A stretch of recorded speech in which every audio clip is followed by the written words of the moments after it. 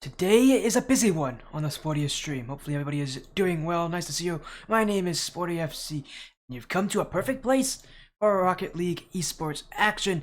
Today is also apparently my affiliate anniversary, which thank you Twitch for telling me about that. I forgot it was today, but apparently it's today. And I guess to celebrate, we've got a pretty heavy schedule. You guys remember those times when I used to have like 3-4 matches in a row? Today's one of those days. We've got 5 here tonight, so we've got a ton of matches here from all of you all around the scene, starting at 6 p.m. Eastern, which is in only a few minutes from now, with 3 Commandments Team Ignition for the Blackline Championship Series, and we'll move on to the Rocket League Surprise Series Tsunami Cup, with aFiestyTaquito. Will be 100x3 a.m. versus Affinity Academy, New Horizons versus Next New Cosmos. And then we'll go back to my LCS, Silly Geese Club, Dino Electronic Athletic Organization teams that have been on the stream numerous times. And we're going to end this thing off with probably one of the most intense matches tonight, the Ascension Cup. Evolve, Skylight, Sunset Splash. Joining me will be Break for that one. As Mike's cutting out. Oh no, not a good time for that to happen. Is it still cutting out? It doesn't sound like it's cutting out on my end. It's good. Maybe I was just too excited. Well, welcome in again, everybody. Let me know, by the way, if there are any more mic issues. You know what? I might know. You know what? I think I might know what the issue is. One sec. Maybe through my task manager. There's an issue with my mic on my task manager.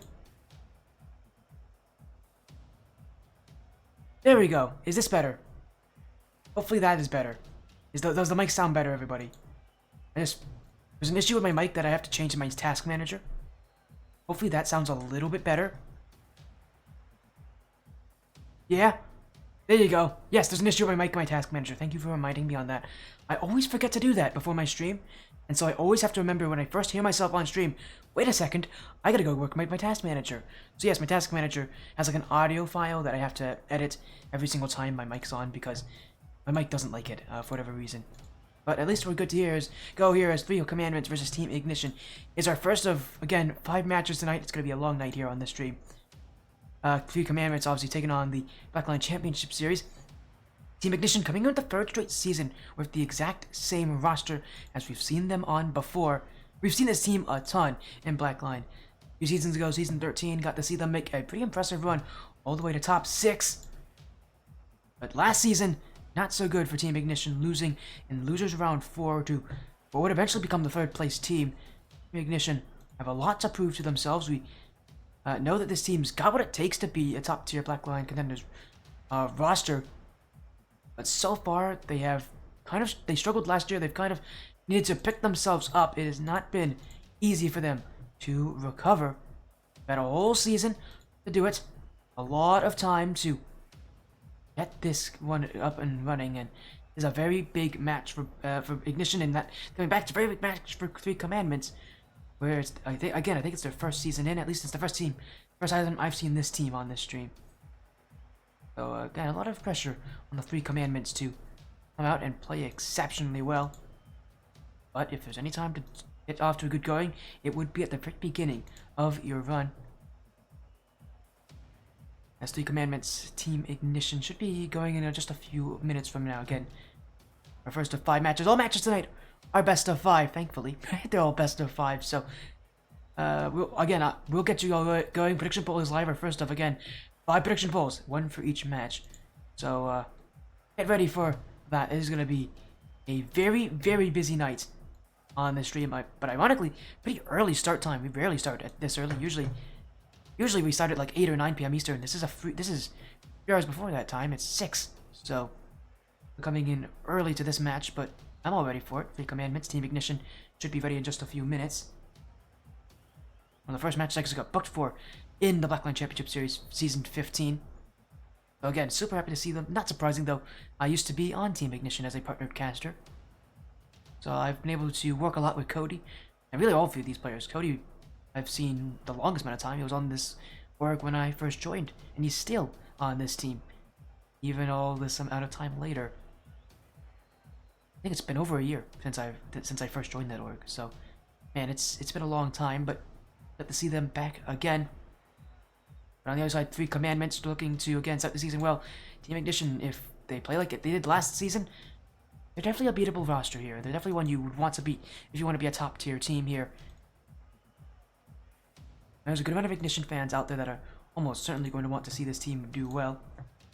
Almost certainly a good amount of fans out there for Three Commandments that would want to see them do well. This new roster coming in is Soka, Mystic, Fellas. Not the same Mystic, by the way. That's that we saw recently on Incorrect White. I think it's a different Mystic. It's a common name. As we have hit our match start time. Team should be joining in just a moment. Again, Three Commandments, Team Ignition. It's gonna be a long night here, everybody. So, if you're all gonna be here for the whole night, thank you so much. It means a lot. If not, even if you're here for part of it, well, still thank you. It still does mean a lot to me to see so many people come out and support this stream. I think it might be maybe my 2-year affiliate anniversary. It might be. Could be maybe 1-year affiliate anniversary. I don't remember. I think it's. I want to say it's been 2 years since I've had affiliate. I think it's been 2. I got affiliate. I think I got affiliate when I started doing casting. So, again, very happy to be here. Again, shout outs to all of you who've made the stream what it is. And shout outs to the teams that are going to be here tonight as W stream. Of course, when you have 5 matches, of course it's a great stream. It's going to be a very long night. But you all are here for it. Again, we are getting messages from these players that they will be here in just a minute, so give them as much time as they need to get in. Again, just waiting on updates. Three Commandments and Team Ignition. The last time we saw Cody was actually not even for Team Ignition, I think. It was for probably the Hornets. He's the coach of the Hornets. Got to see that team relatively recently as well. He's a surprisingly active person for how busy he is. He usually has very little time, and yet he spends so much of it on Rocket League. He's such a busy person when it comes to coaching and playing, and again, credit to him. He's a very hard-working person, and again, we've gotten to see him so often on this stream. This Ignition roster, again, not changing at all. In the last 2 seasons, they aren't changing any for this 3rd season together either, so incredible to see as they are in the lobby here with Cody, Bingo Brian, and Ryan. As we're waiting on Three Commandments. Should be here any moment. I hope they're not having any major delays.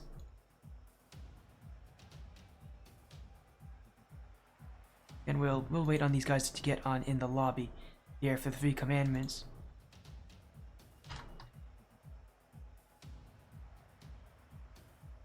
But again, we're waiting on this 5 best of 5s. Just means you need to win 3 games to keep on going. Not an easy thing to do here, but definitely something that somebody's gonna have to do. And again, with how many matches we have, the amount of action we have, the amount of matches, the amount of gameplay, it's gonna be incredible.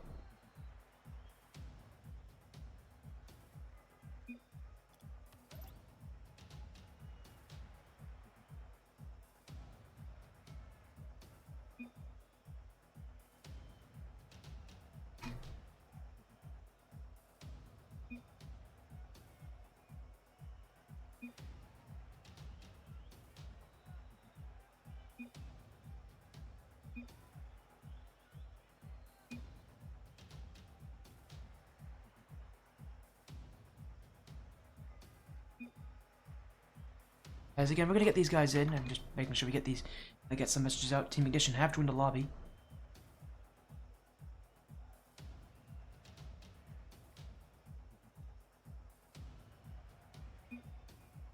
As again, just waiting on it. Three Commandments. It can be so easy to be nervous in these kind of matches, and you know you got that pressure on you. You have to perform well. And it's happy anniversary again. With all of you sending those messages, thank you so much. Again, we'll give Three Commandments as much time as they need.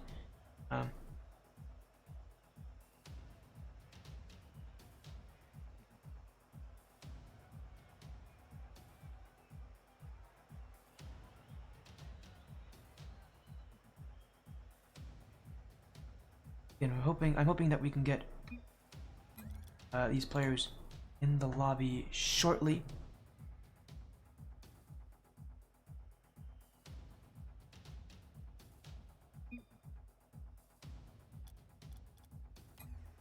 Again, we'll wait on it. Team Ignition are here. Three Commandments actually have just messaged me. They are missing one of their 3 players, so they can't play right now until they get their 3rd.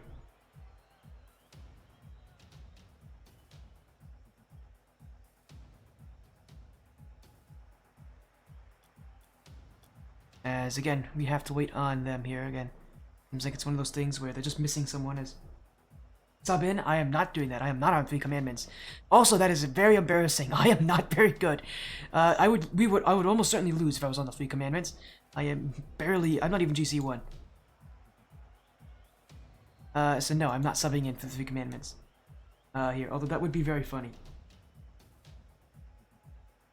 As again, waiting on one of the 3 players here from 3 Commandments.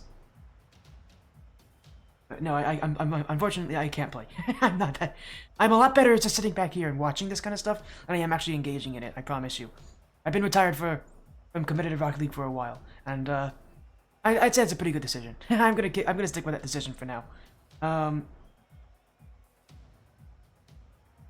Again, we are waiting here. 3 Commandments have messaged me. 2 of their players are here. One of them is not, so we will be waiting on that 3rd player to join. We do have a ton of matches after this, so I don't want this series to be all that heavily delayed. That then means everything else gets pushed back, and I don't generally like doing that to teams. It's not fun to push back matches, even if it is by a few minutes. Well, yeah, we have a ton of matches after this. The problem is, the thing is, on most days I have 2 or 3 matches. It's not that bad, but we have 5. This is not a good series to have delayed. So.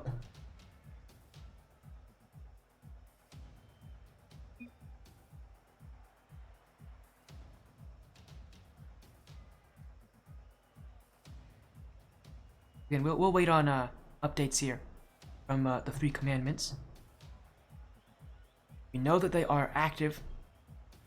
We also know again they're having issues with getting one of their players here. So again, we'll wait on them. As again, apologies on that, everybody. Not much we can really do except wait and hope that they'll return sooner rather than later. And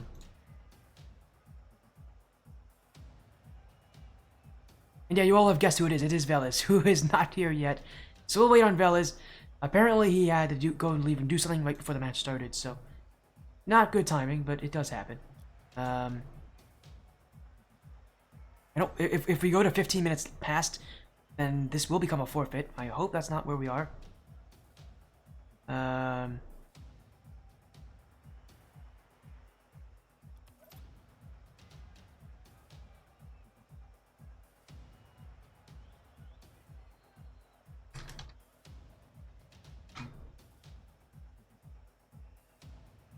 Again, we'll wait on them. I know Hisoka is here. I just got a message from Mystic, so obviously Mystic is here, but Ella's is not.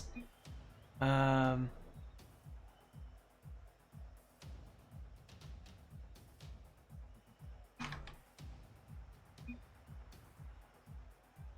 we are just waiting on Vela's. I don't know. Again, I don't know what Velez is up to. I think I don't know what he's doing. He's probably off doing something pretty important. Maybe he went to a bathroom break.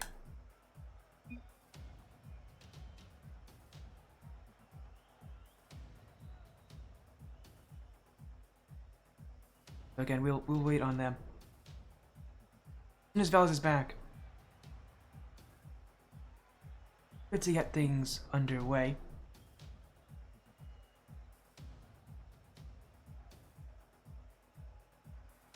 I also see Ziggy's in there. Hello, Ziggy. Nice to see you, my friend, the owner of Team Ignition. Joining in. Our first match today here.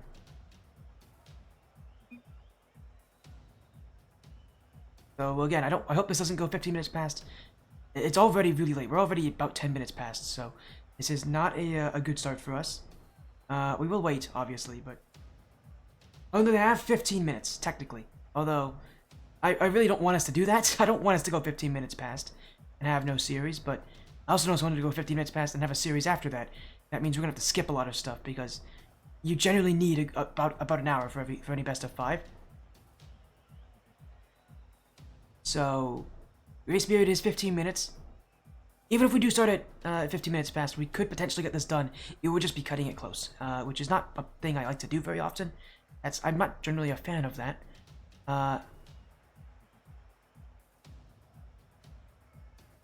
Again, we'll wait there on the 3 commandments. It's rough because apparently, again, 2/3 of the roster is available and have messaged me. Still waiting on that 3rd player. Oh, there they are! Velas came back! And Soka, Velas are both here with their 3rd player in Mystic.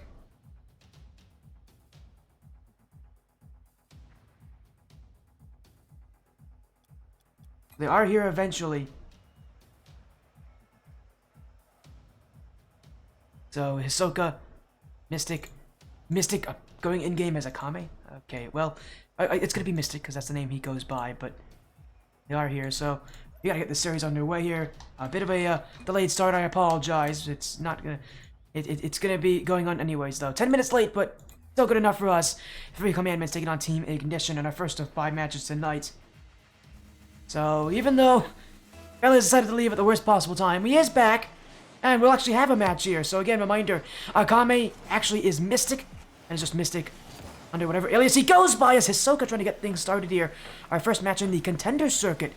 Not our first match in the Contenders circuit, our second in the Contenders circuit this season. Our first with Team Ignition, our first of many, I would assume, for this Ignition roster. They're always a team that generally does well in the group stage of this tournament. Playoffs is where the real issue is, but not a good start here. Cody, without any boost, will be scored on by Hisoka. The 3 commandments getting on the board early as Cody ran out of resources, and the 3 commandments picking up speed. Maybe this delay was just a ploy to slow down Ignition. I won't argue. It's not a bad idea. I'm joking, but Team Ignition are off to a slow start nonetheless because of it.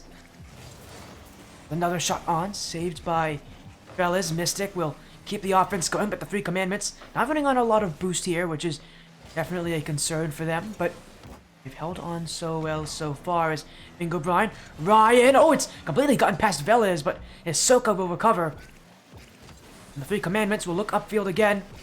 Mystic in the midfield. Velas, this one on, but it's going to be an easy block for Bingo Ryan. And the 3 commandments will head back again, only a 1-goal lead. We know this Ignition side does well when they can get goals quickly. They haven't been able to do so this game. You're seeing that overall slower start that this team has had issues with before. In week 1, not the first time they've struggled at the start of a season as well. Even last season, they lost in week 1. And that actually was also on this stream, so Team Ignition, a lot of pressure on them is... Ryan is Flip Out. Nope, you're thinking of a different team. That's the other Ignition team. Ryan is Ryan. Flip Out is Flip Out. As a shot on from Bingo Brian. And there's one back for Team Ignition. As Frost asking, he was on there. Different Ignition, my friend. Different Team Ignition. Same org, different team. This is their Black Line team. That team plays in Royalty Series. So very different, but... No, but yes, they are both named Ryan. You're not wrong about that, but no, that's not Flip Out.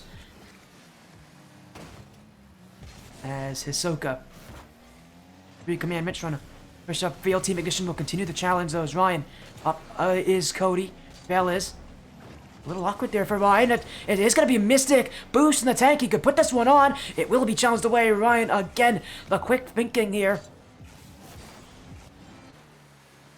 Many consider him probably their highest ranked player. He generally is their highest ranked player at any time.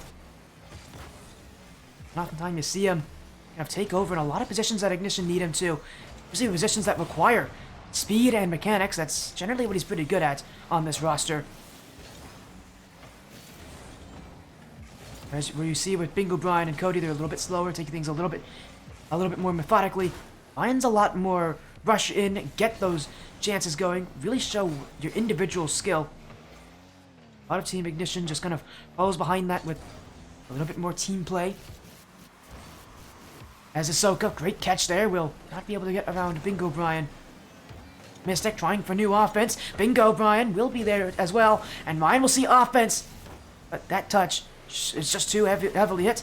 Hisoka will answer back, and Ignition, while they do keep the clears going, 3 commandments Trying to keep that ball in their way, but Cody, chance under the bar, and it is another Team Ignition will take the lead. That first touch from Mystic, a bit too heavily into the corner, but the same 3 commandments, playing a little too much boomer ball at times on defense. You'd think they had a lot of time there to keep control, a lot of time to collect that ball, they just never did it. And it gives Team Ignition the chances they need to score off of, and Ignition will do well, but no one in net. Hisoka's going to have an answer off the kickoff, and 3 commandments quick to score here as that 50, not a bad 50, just nobody in the net there. Ryan and Cody not communicating, and they both left to go for the boost. That will definitely prove to be a little bit more harmful here, as there's going to be 3 commandments. With Bingo Brian having to keep this one away from them. Mystic, though, steals it off his hood. They'll look in the midfield. Ryan with the heavy touch. Velas off the side wall. Team Ignition continuing their offense as Bingo Brian. Up is Ryan off the back wall. Cody trying to drop this to the net. Velas will block. Ryan will keep this one going. Again, a lot of Team Ignition. So often it starts with Ryan and his solo abilities. That's where you see the rest of that team kind of crashing behind him. It's going to be that teamwork that will set Ignition apart from other teams, but they had issues last season with it. This season they're hoping that things can change for them a little bit. Again, the real problem for this team is not the regular season. It's always been the playoffs for them. Last season they only lost once in the regular season. That was to the eventual winners in Dino Electronic. Team actually we're going to be seeing later tonight in the Challengers Division. Team Ignition here. A lot of it here is just holding that ball close, looking for those openings. Maybe they got one here, but Mystic will be ready for it. And Cody will look for the clear. It's a heavy first touch. Hisoka will be on the end of it. That touch straight to Ryan. Off the back wall. Velas demoed away. Missed there. Bingo Brian. And he took it away from Cody. And you think if he gave Cody time and he let him take that one, Cody had the shot. That's a miscommunication that could cost Team Ignition. They still have the offense though late in this game as Brian trying to find Cody again. That miscommunication, Cody and Brian have not been on the same page, and it may cost them here. That shot saved. Velas trying to find one more, and it will be saved away by Brian. This ball kept airborne. The 3 commandments may want to utilize that. Mystic, clear back by Cody. Mystic still keeping it up. Velas wants one more shot. Ryan to clear. Cody upfield. Is that on? It is! Cody ends game 1 for Team Ignition at 0 seconds. An incredible piece of sight by Ryan. He finds his captain and his captain finds the goal. What a start for Team Ignition. And in game 1 of all games, Team Ignition taking the win at 0 seconds. An ending that I don't think any of us saw. I felt like at times that it was them who were going to be scored on, if anything. Yet they held on for that entirety of that series. Impressive showcase of skill, but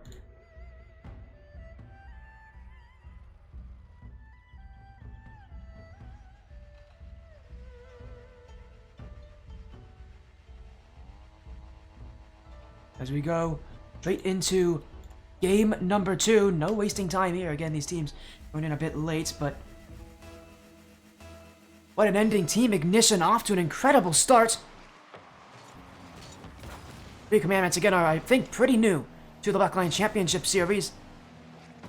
Team Ignition giving them a pretty good battle here. Again, this is a very good team in Ignition. They're a lot of veterans. They've been here for a while. Cody won the Academy Series back in Season 11. But the offense has always been an issue for them, although the bumps have not been. A couple plays there, and that net's looking quite vulnerable. Mystic will be there for it. Ryan, oh, he doesn't get on the end of that shot, but Ryan will. He's got the dribble. 2 have committed. But Cody sitting all the way back. Free space for the 3 commandments. But again, a free clear here for Ignition. That one nearly directed in by Hisoka. Again, the 3 commandments playing a lot more aggressively in that midfield. Much heavier on the push, much heavier on the offense. still, Ignition, that midfield control, that confidence is glowing from that first game win. Ignition, usually when they have that confidence, they become a much scarier team to face off against. It's all about shutting it down, though.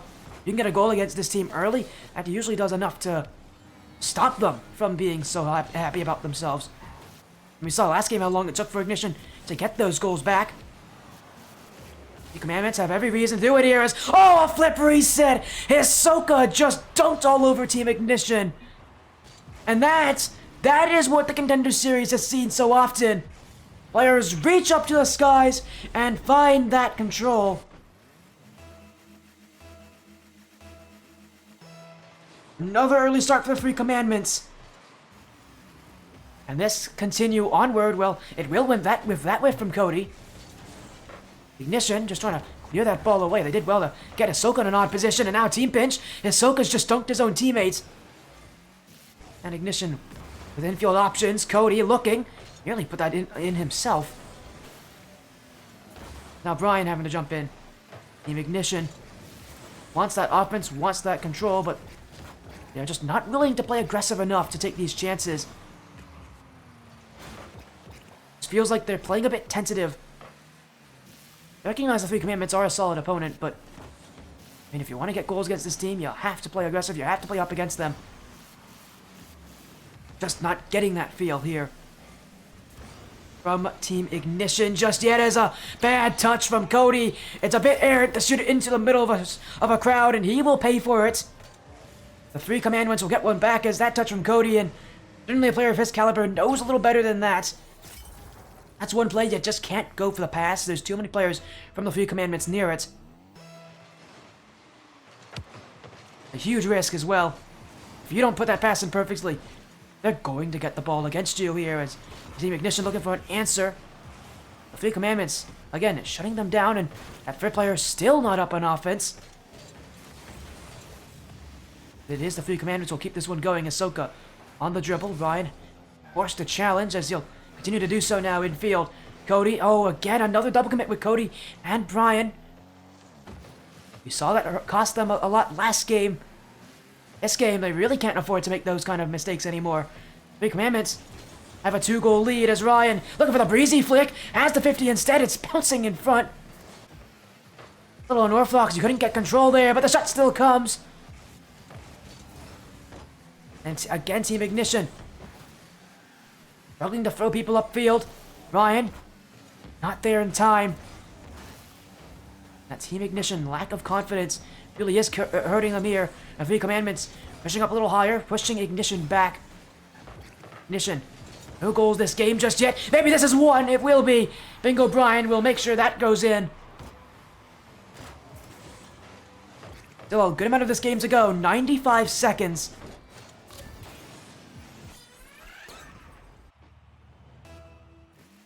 And the pressure still on Team Ignition, but this could be another good game for them if they can just get some confidence, get some willingness to play up. You saw in that goal, that third player did push up, and look at the difference it makes here. At this level, you can't rely on just having a two-person offense. You need all three to really make it work as Cody maybe just needs himself. Oh, what a pass! Ryan tucks it in.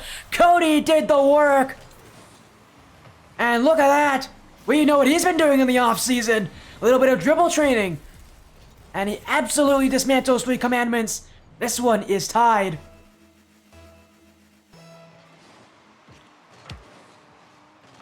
Now, off the kickoff. Three Commandments, though, not very happy with this turn of events. Looking for one more. No challenge coming. And that's an easy one for Velez. Bingo Brian, he went to the back wall first. You must have, I think he was expecting that to roll around the back corner, but it wasn't even close to doing that. Again, that lack of challenge from Team Ignition, a lack of willing to push up higher. It will continue to cost this team. Three Commandments just are playing that playstyle. Really, one great way to play against it if you're Ignition is to just do it against them. Be willing to push up and to really rely on that team chemistry. Ignition have team chemistry.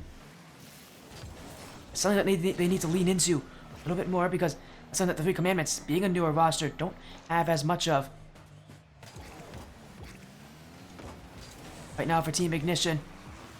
Just trying to find shots. That one saved as 2 from the 3 commandments go. And now a chance for Mystic. Up high, Ryan doesn't get the redirect, but he won't need to here. Oh, but Ignition again still struggling. Ryan now demoed away. Mystic. Ryan needs to go for this, and there's the right challenge to make. Space for Ignition to work with. Ryan, he's got a breakaway chance, but couldn't get the shot around Mystic. And time running low. Ryan on no boost, and oh, look at this from the 3 commandments. Playing defense here, but oh, that's a giveaway touch. Brian's gonna keep this one alive. Maybe another chance at 0 seconds. That one will bounce to the ground though. 3 commandments have tied the series up. 1-1, and the real issue here for Team Ignition is just that they weren't willing to play offense. They weren't willing to play all 3 players upfield. That lack of aggression, it's been an issue for them, for this team ever since they started. They just have been a team that has felt too timid at far too many times. Now is not a good time to do that. We've seen it become an issue for this roster. As we go into game number 3, they've got to be able to make those adjustments. Series really does rely a lot on those adjustments. Really, this whole season will rely a lot on those adjustments. As an early goal goes in, again it's Ahsoka, and again it's the 3 commandments. As off the kickoff, Cody trying to get that demo on Ahsoka, but again a lack of challenge. And it's the second time so far that Brian has been caught not jumping for that back wall. While for Team Ignition it may be a slow start, they've been on a slow start every single game. What about that rebound for Ignition? As another one where Brian's a bit too slow. That time it will be a tough angle though. It will be wide as Orion. Infield for his Cody, and that's an easy one. Right back at their faces, Team Ignition. As we mentioned so much about Ryan starting the offense. So barely is he the one to score it, but there's a reason so many people love to see this guy play. Just is, he's so consistent, so high level. He does create the offense for this team. There's Ryan in the midfield, blocked by Mystic, but it goes straight to Cody. Double commit for the 3 commandments, and they didn't get a good touch there, but Velas has the send back. Ryan, high flick. Already up is Brian. He'll direct it wide of the net, knows the defenders are there, but Cody jumped early. Ahsoka bumping Brian out of the way. Velas needs to score, but he missed the net entirely. The 3 commandments sent everybody upfield on that one. Cody, 1v2. 1v3 actually, he's going across the net, the pop in front, he got the 3 commandments to jump, but he couldn't have a follow-up player get that shot in. Now Ryan in the midfield, Velas. Cody wants it back, 3 commandments, under pressure. Team Ignition barrel down that net, and the low boost that their opponents are on. Brian will score! You knew at some point it would be enough. The 3 commandments have struggled with boost management this series, and it continues to be a struggle. They love to use boost, but when they're back on defense, Ignition are just starving them of their resources. The 3 commandments, if that becomes a consistent problem for them, Team Ignition are very good at doing that, are very good at holding offense when they see that kind of opening. And they're going to take another one. Cody with the win on that challenge. As everyone from the 3 commandments rushing to the back corner, just not aware of where each other are. And Ignition will take another goal. As the goals pouring in. Team Ignition, though, are the ones in the lead. As I said, that bounce back really is what defines them this series. They've never been able to score first yet so far, even as we've gotten to game number 3. But being able to respond to those first strikes, that's really what could help Team Ignition out here against the 3 commandments. As Cody. Ahsoka waiting on the end of this as touch in field, he'll go to the sidewall. Ryan waiting under this. A heavy touch up. Cody's got the beat though, and off the corner. He can get those as well. He will find his teammate, but Hisoka following through on the block, and actually he's gonna look out for Mystic here. That one, not on. Cody still there the time as Velez. Oh, what a touch from Velez! I don't know if that was intentional, but he won't mind. It completely fools Team Ignition, that's for sure. Just look at that. He'll take it, that's for sure. Another great goal from the Three Commandments. They've had a couple like that this series.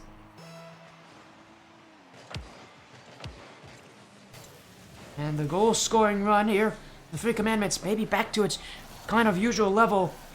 Only one goal away from Team Ignition. We're 2 minutes left. These games have gotten progressively higher and higher scoring. Ignition still wanting that match point early. Cody holding it down. Ryan, I don't know where he's going, but he is preventing that save from Mystic. Not much else though. Commandments have the ball, and Team Ignition just trying to get some demos going there with Bingo Brian. They'll have boost advantage though, as they have so often in the series. Cody just dunked his own teammate. That's not what he wanted, and the Three Commandments will be first to the challenge. Ahsoka. Oh my goodness, he is still keeping that air dribble. That lows to the ground. It might have been better if he just went for the normal ground dribble to the flick. As Ryan, oh, Ahsoka! Oh my goodness! A whiff off the back wall. And Ahsoka will take it.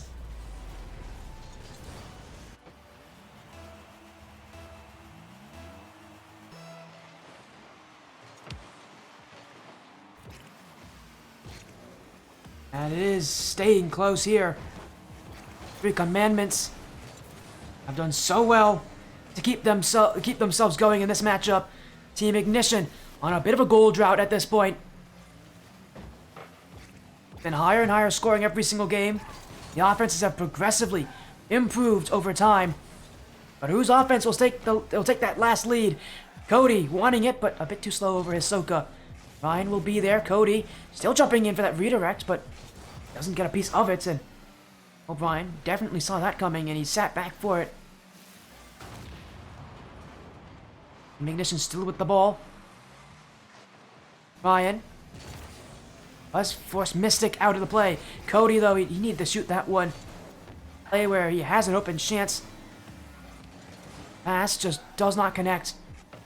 And actually, that means the Three Commandments will eventually have this one here, as Cody up very late to it. Mystic, Hisoka, the dunk will find the net. 27 seconds remain. And what we're seeing right now is Team Ignition falling apart. But the Three Commandments, credit to them, they have improved. Forcing Ignition to play by their playstyle, and it is working well. Cody's still looking for that answer. Hisoka, no boost in the tank. Bingo Brian. Brian, he's got it! Gets the beat on the last defender. This has been a high-scoring affair since the very, very beginning. I have been all for it, that's for sure. Here we see an overtime here in Game 3.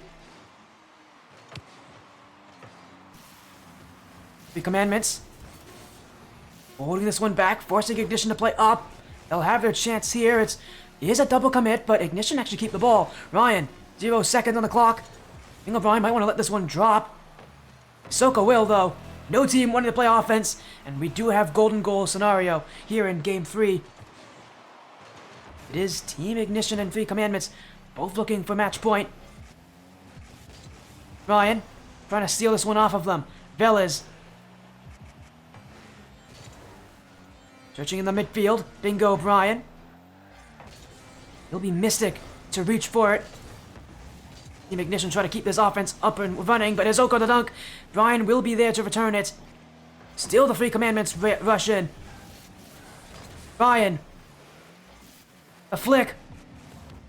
Beaten by Velez. As the Three Commandments, they've done so well on these counterattacks on these quick plays upfield. And they keep them up and running. Team Ignition continuing to just challenge well. We're going to be cutting it very close with our next series, actually, with how these matches have been running. As Ryan, off the back wall, Cody does jump in, and that means it's space for the Three Commandments. Mystic, that pinch goes across, Ryan will clear. We've seen over a minute of overtime so far. Team Ignition is trying to run and play Enforcer, but they cannot and will not send players upfield. Three Commandments, much more willing to play that aggression. It feels like Ignition just waiting for overcommits. But the Three Commandments just aren't a team that's going to do that. There's a whiff from Cody. He'll find Ryan. Hisoka does keep up with it, but beaten by Cody. That shot will be saved by Velez, and Nemo's now reigning from the Three Commandments. Little pop-up touch. Now the pinch in the midfield. Still nothing breaking from either side. Someone's got to get that goal soon. Ryan trying to be the one to do it. Ryan. Off the corner. Cody has this one. Oh, but he doesn't put it on target. The Three Commandments were beat. And the shot just wasn't good enough. Ryan looking for another one. Three Commandments will survive, and now they go the other way. Hisoka finds Mystic, but Ryan is up faster. And this overtime continues. Velez. Ryan. Team Ignition looking to starve the Three Commandments. But Hisoka on a full tank. That's a great outplay. It does give Ryan space to work with, and he's good with this too. The dunk will see two defenders jump against him, but it will be kept away. Now a follow-up chance. Hisoka, another clear. Oh, Team Ignition in a bad position, but not for long. Cody runs in on and plays aggressive. Ryan redirects. It's not going to be near the net, but Brian will shoot, and it was on target. A relatively easy block. The Three Commandments again holding on, as now we're surpassing 3 minutes of overtime. 8 minutes of total gameplay. Hisoka, can he take it? The steal! Oh, what a block from Brian! And we continue in our match. Ryan keeping the ball. Now off the corner. Three Commandments. Hisoka dunked away. Ignition still pushing in. But no breaking happening from either defense. You can feel the nerves, the pressure on both these teams. Ryan trying to pick up that pace, but easily kept up by Velez. No boost left though. Ryan! Oh, and he needs just a lighter touch. Bingo Brian was ready. Ignition just failing to execute. Both these teams are failing to execute. Oh, we see that finisher. Maybe this is it. Hisoka trying to get things started. Velez has the beat. Bingo Brian leaving it for Cody. Little bit of pressure on Team Ignition on their goal line. But it's held on right now as Ryan. Enough boost in the tank to reach this one and get Brian to challenge. Velez still has it. Challenged by Cody. Hisoka. Flip reset. Has this one. The bump as well. Ignition with all three players back. They're not going to let that play get through. As off the back wall, Ryan. And maybe this is it. Finds Cody! That will end the overtime! In just under 5 minutes of gameplay, Team Ignition will take match point.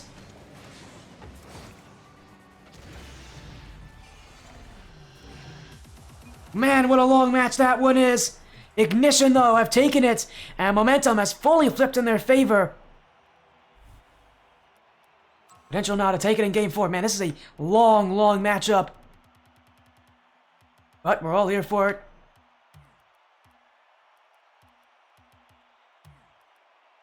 Team Ignition with confidence now. Look at how many shots it's all got. 12 in total. Again, credit to the Three Commandments for keeping up so well. It just felt like they couldn't execute. Neither of these teams could really execute in that overtime.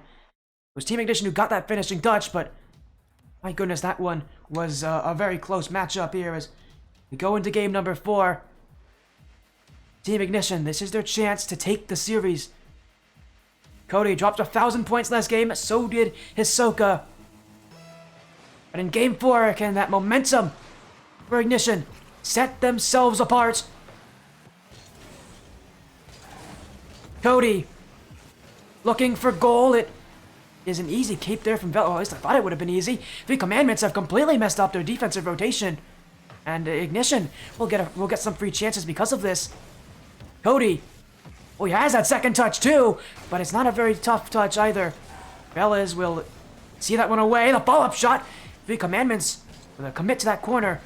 As Ryan again, but no shot on the end of it. A demo. Mix it to throw into the mix as well. Cody. Letting Bingo Brian take this one a bit begrudgingly. He wanted to try to air dribble that one down the field.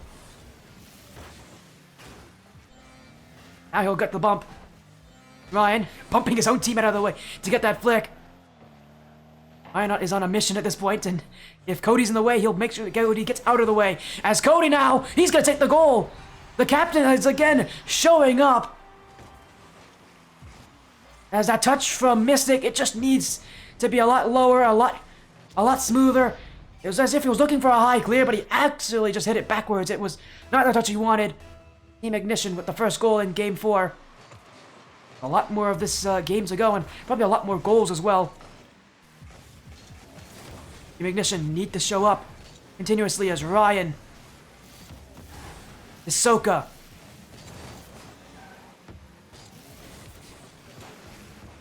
Ryan still keeping this airborne. 3 Commandments. We'll see the net there. But they will keep the ball, and Team Ignition, you have to rely on that offense to try to get a few more. Their defense has been good, but they haven't been perfect to keeping the 3 Commandments out. I think for Ignition, they even know as well. They're going to need a few more plays on that net to really be able to take down the 3 Commandments here. And last game was a scoreline of 5-4, so that should tell you that this matchup has really relied a lot on how the offenses have played. As maybe Bingo Brian can get another shot. Easily kept away, but good catch from Ryan, one-on-one, and he's usually pretty good at those, but his flick a bit weak to that front post, and Ignition will have to try a different way to score as Bingo Brian running out of resources. Cody now. Oh, he couldn't get the bump on Hisoka. That would have set up a great opportunity. He had no boost on the back wall as well. And the 3 Commandments really are struggling at this point just to get something.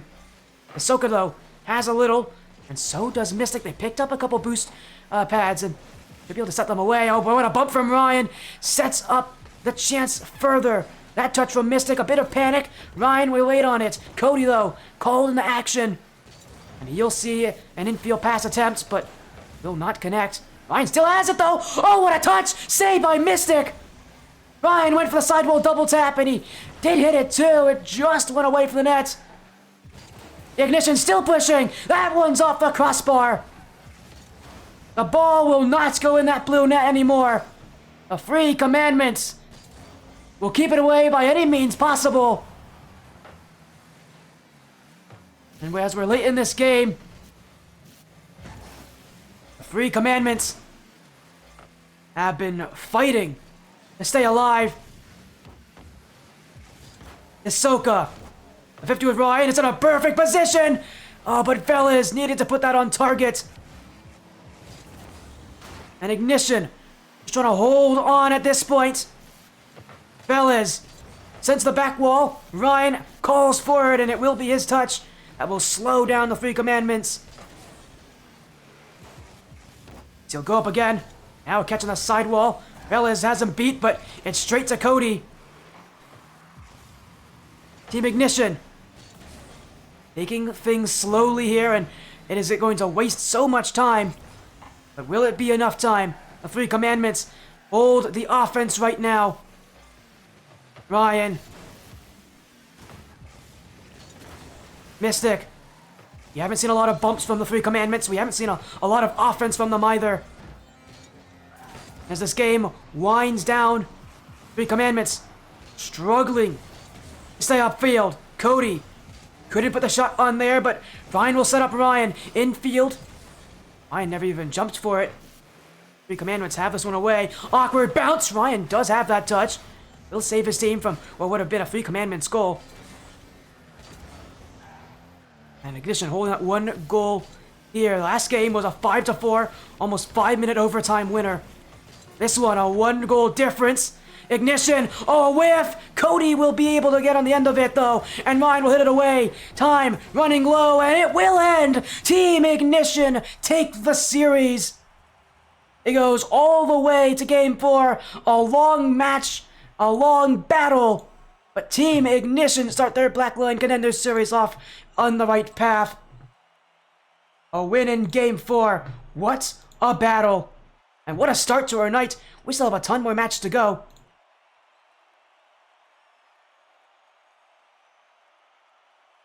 And my, oh my, we still have a lot more matches to go. Again, we're going to have to move very quickly to our next series here, because we actually can't even go to the interview. That match ended so late. Again, congratulations to Team Ignition on taking the victory. Our first of, again, 5 matches.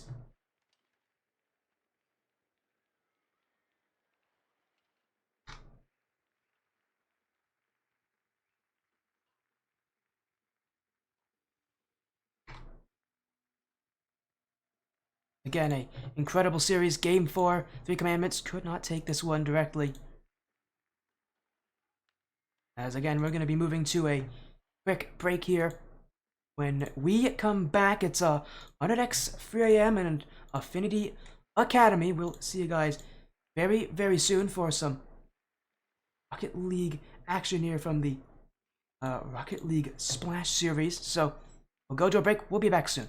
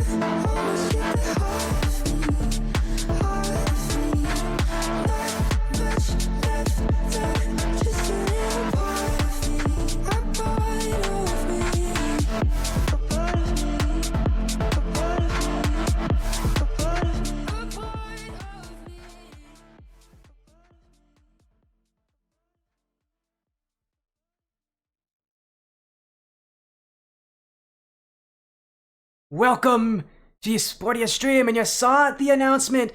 Affinity Academy is now Affinity Gamma. Welcome to the Rocket League Splash Series action as well, and welcome in aFiestyTaquito. How are you feeling, my friend? That was a fun announcement to watch. Now we got some Rocket League.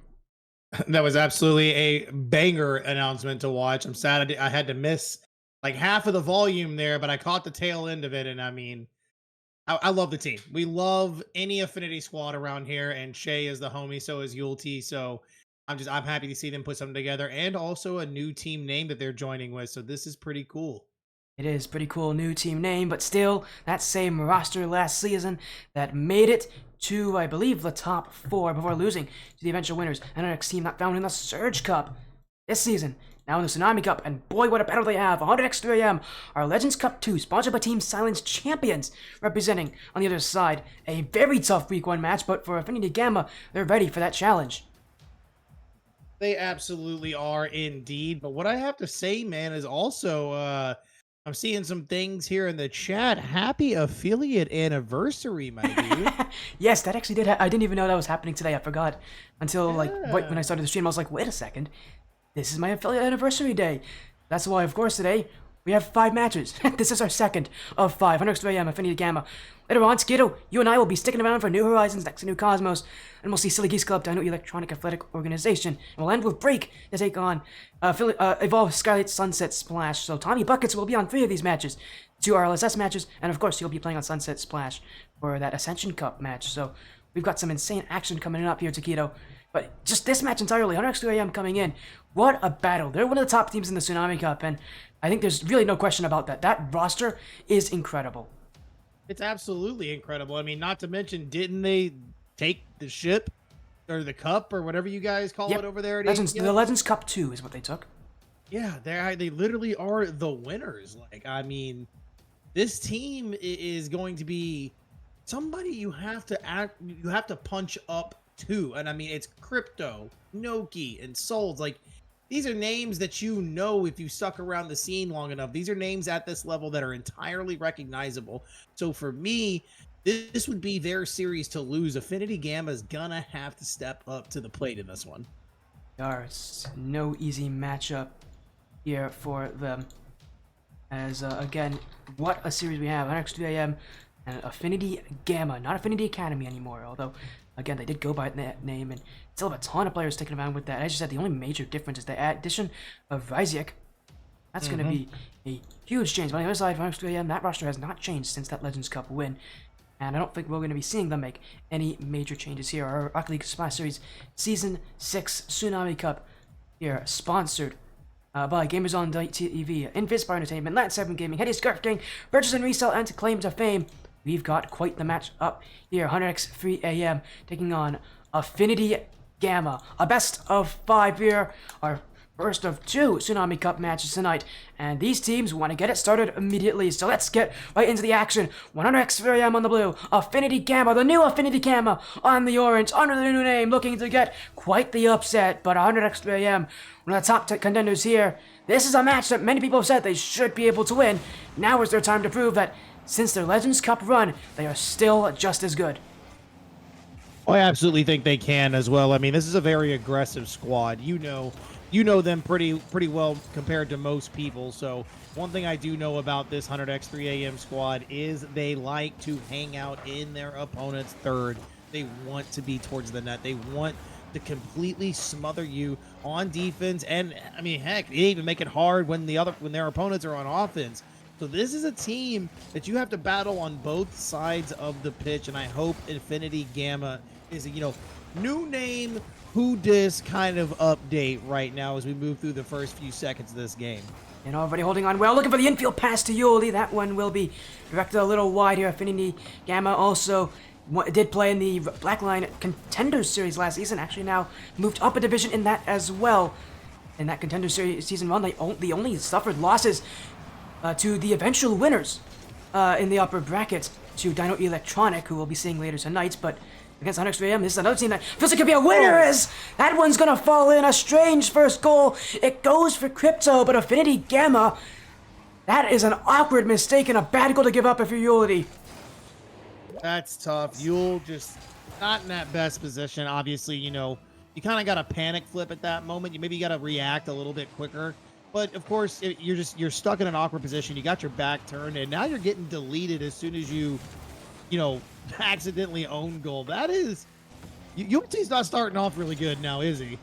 No, it's a rough one for Yoldi, who's been on this team for quite a while. Last time we saw him on before this team was Golden Hour Esports Black, which was another top-tier team that won a couple of events themselves. So we know Yoldi has that skill, but for Affinity and Gamma, it does feel like this division's one where they are going to be a bit outskilled by a couple of opponents, and next 3am definitely one of them. So for Affinity and Gamma, the real question they're going to pose is not always going to be, you know, if they can beat everyone. It's how well do they play against some of these higher ranked teams, because a lot of these teams here are higher ranked. 100x3am has to be considered one of them. They actually, I mean, they are. This is a team that I've seen at. What? That is how you fail the task successfully, 40. Hey, they take it how they come. Noki and Crypto. A little bit of pinball in front of that net. The Legends Cup to MVP and Noki jumping in and getting himself involved in both goals so far. And for 100x3am, off to a good start, and the start that I think a lot of people expected from this ride, just to come out, bring in what they're so good at, and Noki specifically, really being a team leader. So many people mentioned Crypto because he's got so many good mechanics, but people always forget about Noki, always forget about Souls. These guys are just as good as him, and Noki oftentimes can be even better, but that's an overcommit, and that's one of the few issues 3am do have, is that they do overcommit sometimes. And Affinity Gamma, if there's anything they can take advantage of, it has to be that, because that is something that you can trigger over and over again against this roster. You talk about Noki as well, and I want to point out in one of the series I've seen recently where this 100x team has played this specific squad of 3, Noki can be a powerhouse offensive menace when given the chance to. What a save right there from Yulti. But yes, when Noki is activated and playing in peak form, dude is insane on the pitch. We almost sometimes forget about Crypto when Noki's that locked in. Yeah, that's the thing about it. Crypto's been such a consistent player. So many people have made the comparison that it's Crypto's team.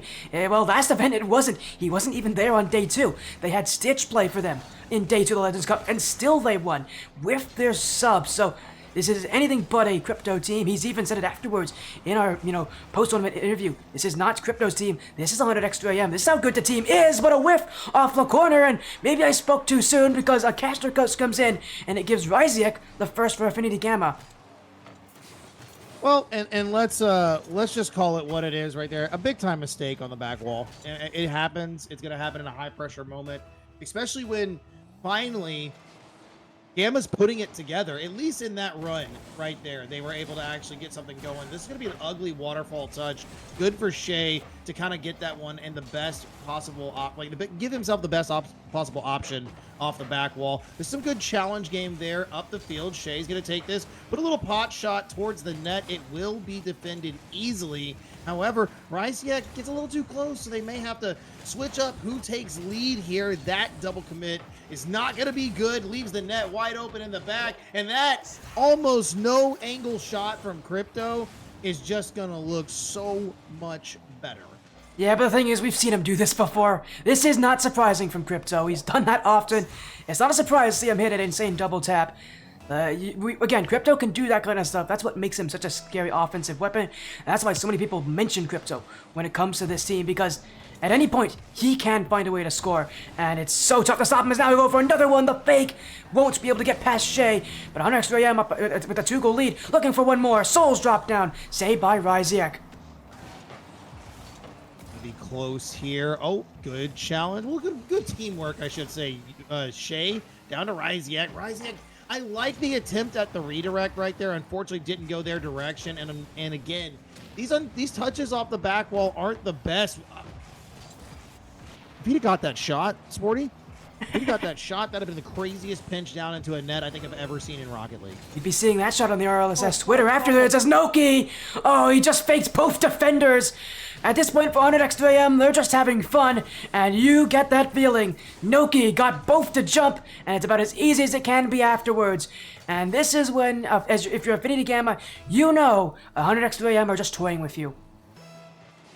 They're, you know what? We can chalk game 1 up right here. I hate to say it already. I don't like doing that to teams early on, but with 24 seconds left, a goal differential of 4 in this. I mean, yeah, let's just move on. But you mentally go ahead and go into the next game. Do what you need to do in these last 24 seconds to set yourself up for a little bit of success on the next map. But for right now, guys, this one's all but done. It is. This one definitely ending with a monstrous run here from 3AM at the end of this game. It was a close start. Affinity Gamma will want to look back at that and see what they did so well. For 100x3AM, the start that many expected from probably one of the favorites in the Tsunami Cup to win here. 100x3AM showing us that they have not changed since their run in the Legends Cup too. And this game one will definitely do that here, as this series starting off in their favor. And we know how good 100x3AM can do. This is consistent from this team as well, as they'll look for one more. They'll get it too. Nobody in net. So 100x3AM will take one more for the road, and that will end game one. A 6-1 scoreline. Affinity Gamma, it's a rough start, but at least they now know that they have done some things right, especially in that first half. That's good. Honestly, between you and I, this is unfortunately what I kind of expected. I expected 3AM to come out and do their thing. Gamma looks a little shaky here in game number 1. Their defense seems to be immaculate. 9 saves total. Only on 5 shots, however. That tells you exactly how often they were on the offensive front. So what I've got to say here is I got to say that I think that if Yule can come online, it'll give the confidence over to Shay, and I think Ryziak will just, benefit from the whole team feeling better. But I really feel like sometimes Yule seems to be the leading offensive force, and of course to start this match with a own goal isn't exactly the best feeling. It isn't. It's a bad start for Yoldi, and as you said, we've seen him pop off. Really do take over these matches. This was not the kind of start he was wanting out of himself, so going into game 2, he's going to need to be able to adapt from this, overcome, and persevere. And for Affinity Gamma, they're going to need to do that same thing as well. We go to Forbidden Temple and to game number 2 with it. Next 3AM off the start that many expected of this roster, and they keep it going. They're absolutely going to keep it going here. But what we like to see is this. Oh, come on. Psionics make the goal just a little bit bigger in that moment. That was a beautiful kickoff from Gamma, and Yule sadly just could not get the touch they were looking for. The flick goes just a little too high. But look at these guys still in offense, still raring and ready to go, looking for that goal opportunity, but unfortunately it is not afforded to them as the ball goes to the opposite side. And 100x3AM, well, they're still going to have to play more defense here. Affinity Gamma coming out quickly, as Souls won't have this one. Does get a piece of it. Crypto on the 50-50, and a lot of low boost scenarios here for 3AM early. Crypto still looking for the offense, and he's got a flick. Just trying to run around Affinity Gamma, waste their resources. One thing 3AM can't have Affinity Gamma do is play fast, but that's what they've got, and it's an open net. Unity will score. Affinity Gamma, their first lead of the series. Look at that. Look at that. They put it together. Okay, Yule, you just stole that goal. That's not fair. Let Shay have a little bit of credit, all right? Let Shay have just, a tiny amount of credit there. Goal number 1 over to the side of Orange. And I think it's the way they started this game that makes them feel and look like they're playing so much better. Someone's got to get up on this, though. Souls is going to hit it away. Maybe Crypto's got something cooking in the corner. No, that will be denied. However, they get another chance. Souls is going to try to set something up. Has a flip reset. Pass it back down. Noki does get the better of the touch. However, Shay is going to have to try to work with little to no boost as they try to push this ball to the opposite side. Next 3AM have struggled to get upfield so far this game. Affinity Gamma, one of the rare times we see teams trying to compete with 100x3AM in that aerial game, and Affinity Gamma right now is winning it, which is a rarity to see for rosters against 100x3AM. Yet 100x3AM trying to keep this a little more grounded at this point, trying to stay a little bit closer. They don't want to play that aerial battle. They know that they aren't winning it right now. That's what is allowing Affinity Gamma to get this kind of space. Crypto, though, low boost, can't get the play in midfield. Noki moving back, won't have this off the corner. Souls jumps in, so does Unity. Ryziak cannot get the shot, and 100x3AM will go upfield again. Shay keeps the challenge away from Crypto, but Noki looking for Souls, and 100x 3am still struggling. When they get upfield, this feels like they can't get a shot. They can't get a chance before Affinity Gamma have that ball away as another dunk. Souls now finally an offense for 3am. Can they get their chance here? What a touch of Crypto! Oh, he's found a perfect pass. What a turnaround. 3am have tied it up. That was really good. Way to beat two defenders in the corner. Crypto, nice jump early and great read off the bounce. Souls has to commit to that while they're already up and ready to go. And I mean, even if you get blocked away, it's still 2-on-2. The pressure very much felt right there by Gamma. This is another good pass up. Crypto looking for the double, but Shay is in the perfect spot, but needs so much help right now. They're gonna have to double commit to at least get the ball in out of this disadvantaged position. And I mean, unfortunately, they aren't still looking that good. Yule is a little bit in no man's land, just looking to get a 50.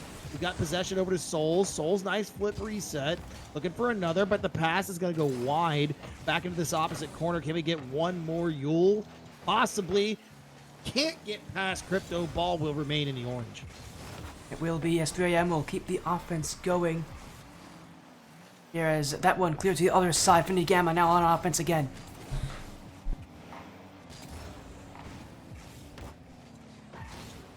Maybe Taquito's not here. I think Taquito's I'm here. I was like, Taquito's like sitting slack jaw, open mouth, watching this gameplay. Here's 100x 3am.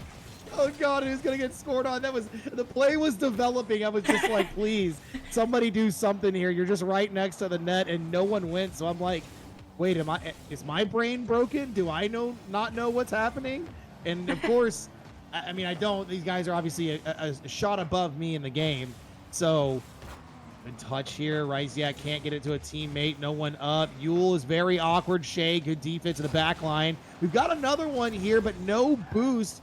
Doesn't allow Shay to continue their possession. Souls is going to have to make a good play out of this low boost situation. Good 50. And another to boot off the back.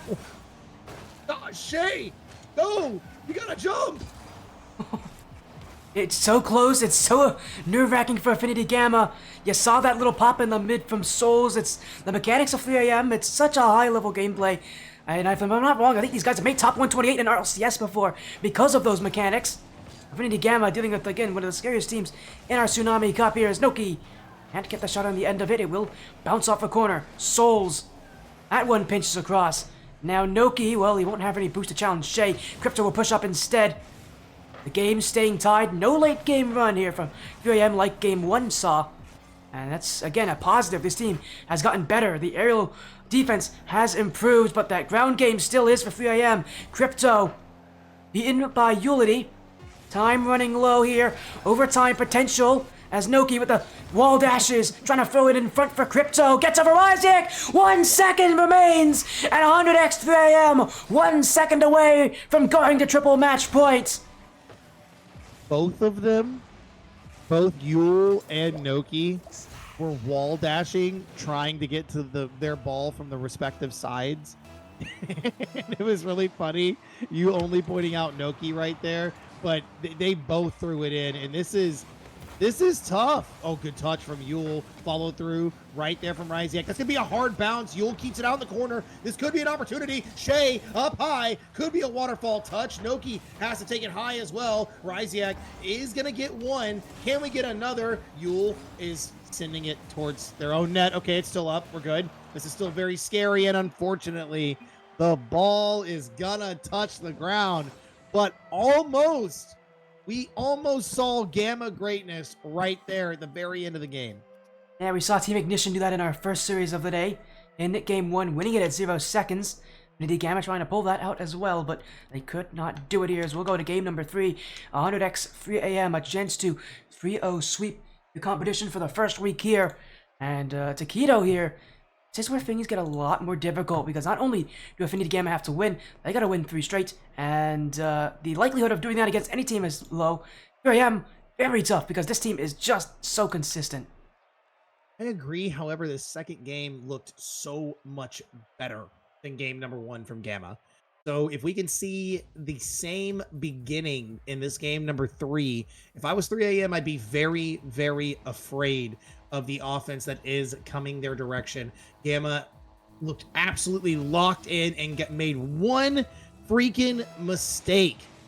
One mistake in the last seconds of that game, and might have started off this game with some more mistakes as they unfortunately let the first goal in over to 3 a.m. Yeah, but you know, the biggest mistake here was you, Taquito, hyping them up. That's your fault. Hey, listen, you can get away with it because you're a recent graduate right now, bud, but you better watch your mouth, all right? You better watch it. It's okay. All I need to do is just tell Taquito I'm going to 1v1 him, and he'll stop arguing with me. You're absolutely right. Yeah, I'm not going to 1v1 you. But 3 a.m. will keep the offense going. A good start for them. 5 seconds in, and again, they're keeping things a lot more grounded. We're seeing that adjustment from 3 a.m. No longer are they trying to play that aerial offense that they usually go for. It's much more defensive, much more based on staying on the ground. They don't want to go in the air against Gamma. They recognize Gamma has the beat in that way, and here's Gamma doing it. Yoldi cleared back by Noki. Open break the other way, but Ryzik will be back. And again, you're seeing Affinity Gamma when they use the air. They are in a good position.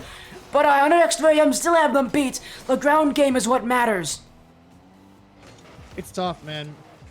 The biggest thing here is Gamma puts themselves in such a good position on the opposite side of the field that I think they lose a little bit of sight on defense. They kind of get too zoned in on trying to get that goal, and when it doesn't go their way, they kind of forget to move to the opposite side of the pitch with a little bit of ferocity. They need to kind of be quick with it. They've got to be able to actually get themselves in an advantageous position on rotation, and I feel that's where just in that moment and in that instance is where they're lacking in the series.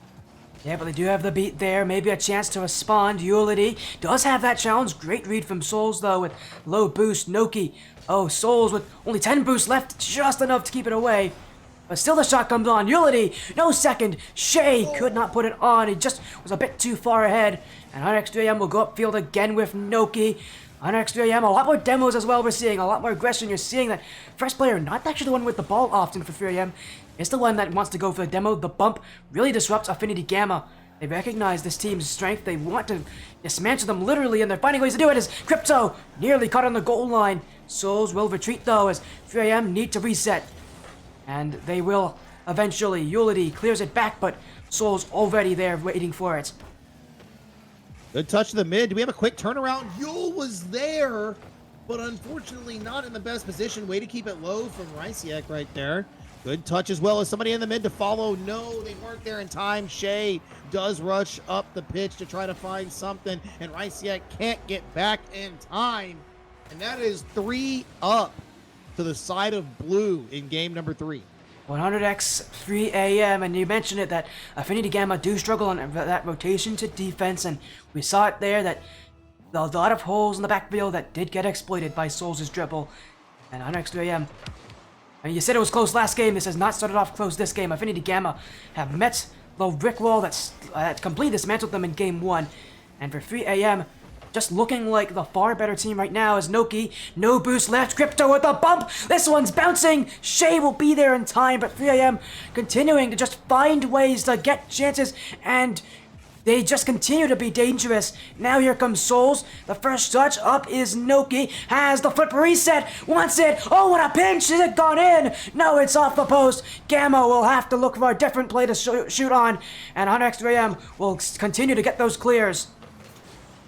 I really appreciate the effort that we are seeing from Gamma. They're leaving it all out here. I mean, I get it. It's week 1. What better time? And I know it sounds kind of silly to say it like this, but what better time to take a really defeating loss than in week 1? You've got so much notes to take. You're also playing one of the best teams in Tsunami. So like, you got to kind of take it all in at this moment, and you've got to understand that this is where you are now. This is a learning curve, and 3 a.m. is just gonna double up the goals. Look at that with the hat trick as well from Crypto. My gosh. Yeah, and again, he makes them look so easy too. Crypto taking over, and you mentioned as well, what a time for Affinity Gamma to play against 3 a.m. Again, a team that, as you said, is one of the favorites to win this whole thing. The only team they're rated behind this season is Affinity Reborn, who are also at this top division themselves. That team with Soj and Elites.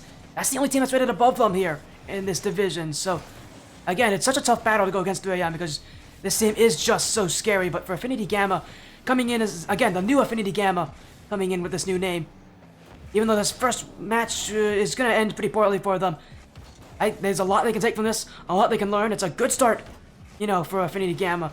It may be a field sweep, but as you said, the learning is where it's really going to matter for this team. That's what's going to define this series for them, is how much they grow from this. And I think that they have this whole replay is chock full of things that they can take note from. Big time on the reset, big time on, you know, or I said reset, silly. Rotation is what I meant, the other R word, rotation.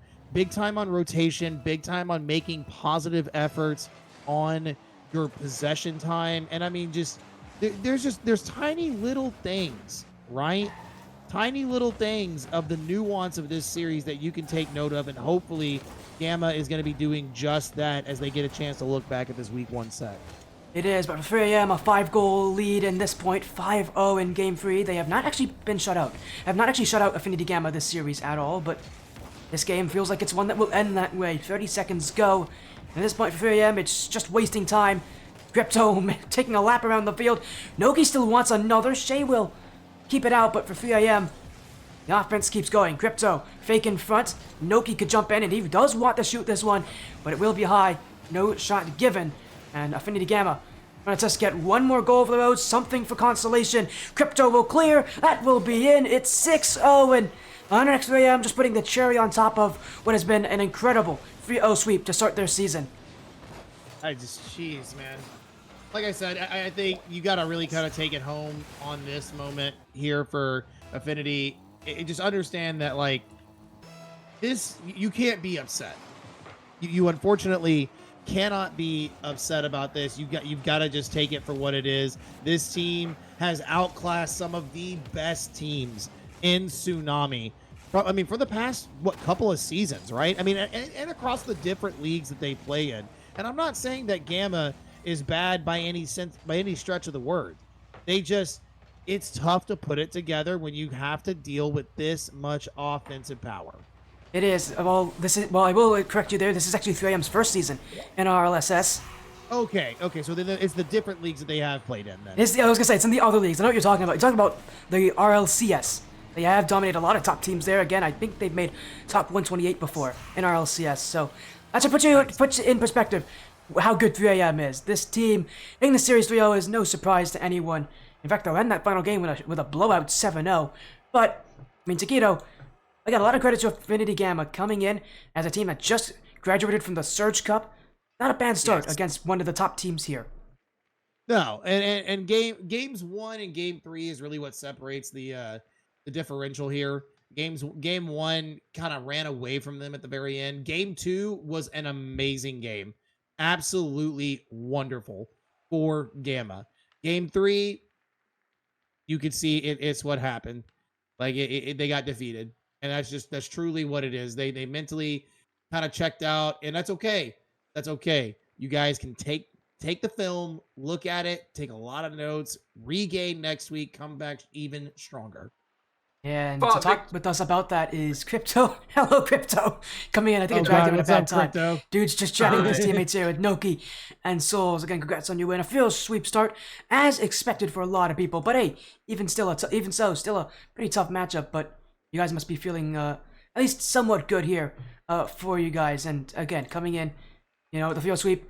Again, your first season in, I believe, the RLSS. How does it feel to kind of start off with a perfect sweep win? Pretty good. I mean, I'm expecting all the series to go like that we play. So it's not really any feeling. It's kind of the same thing when we always play teams. So wow. Wow. Hey, let him talk his talk. All right, let him talk his talk. It's a good win. It's a good win.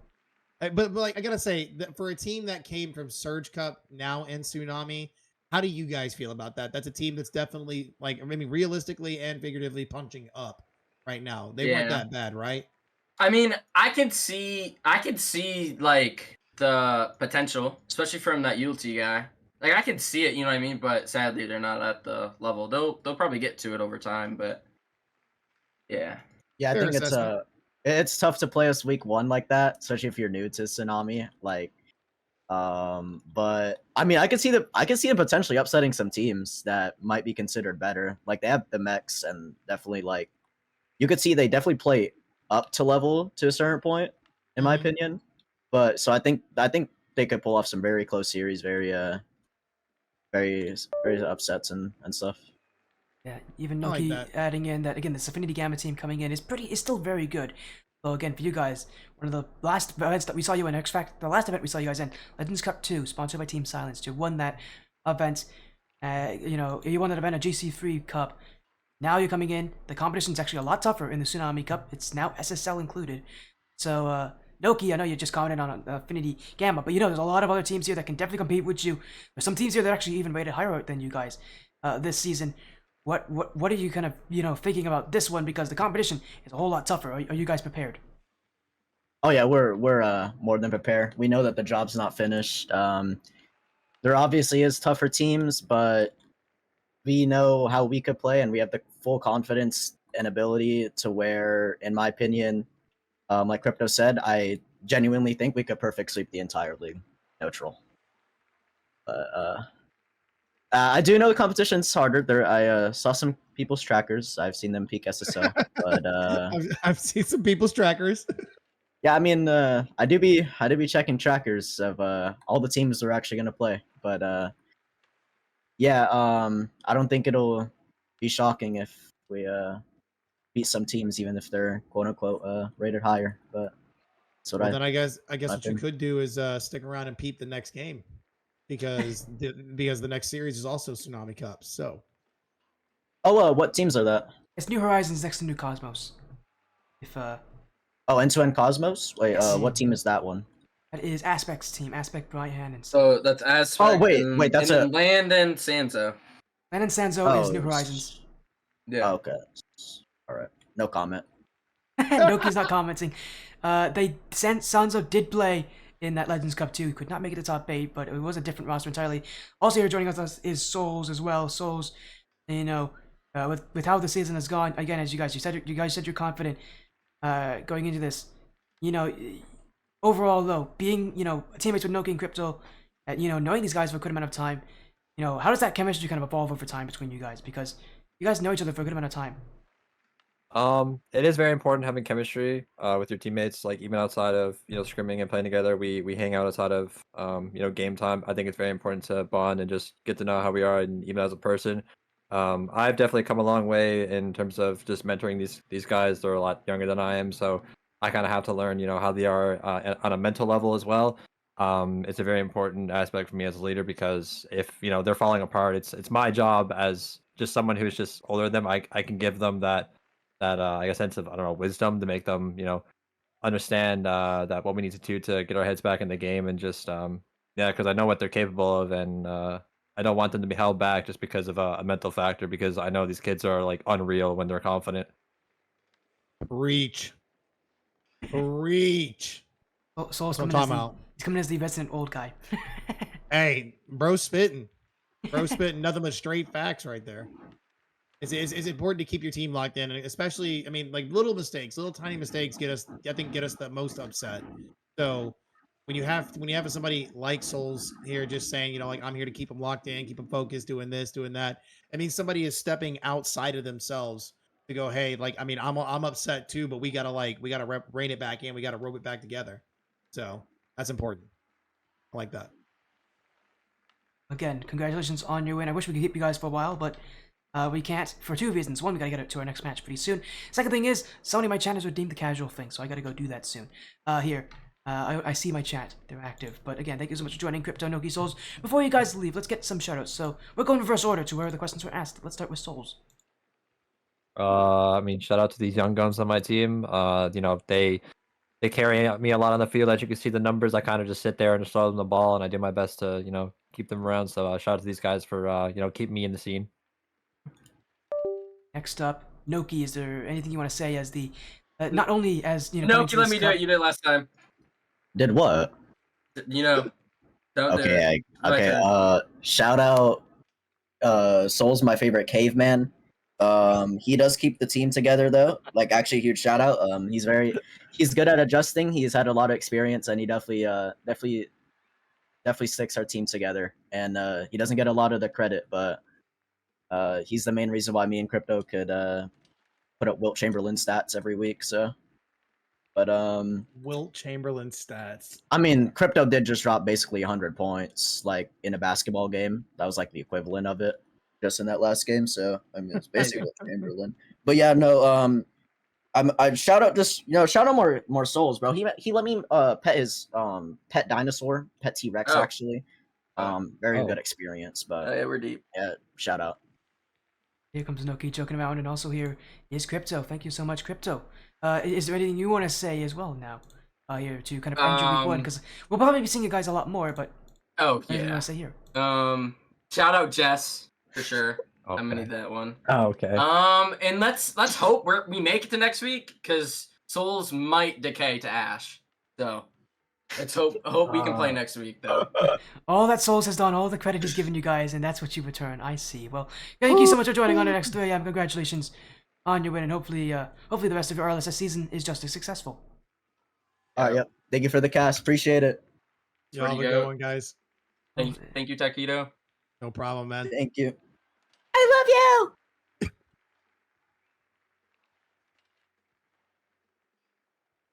Well, that got Taquito going here, but also is going to get us going. I see Frosted got us with a casual, so we'll do a casual match with Frosted. Why not? Here. You take the first one. He redeemed 2. Take the first one. Play a game. I'm gonna go to break, if you will, when you turn the game screen on. I need to do something around the house real quick, so I'll take the first game to get that out of the way.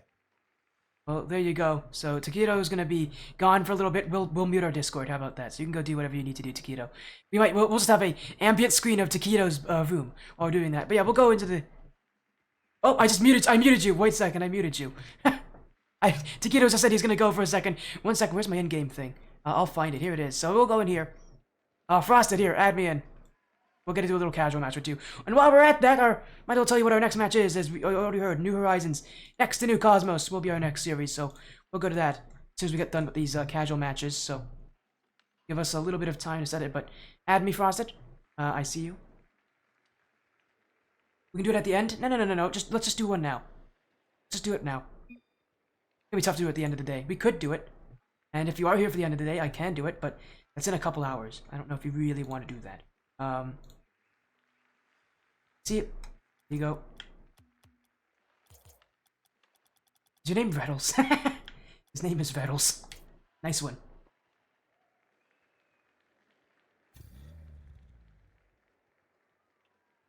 His name is Reddles. That's great. I love that. Again, I'm just making sure we get things sorted out. Again, our next match, New Horizons.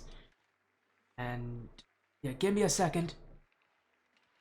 So I need to make sure I get my post up for social media purposes.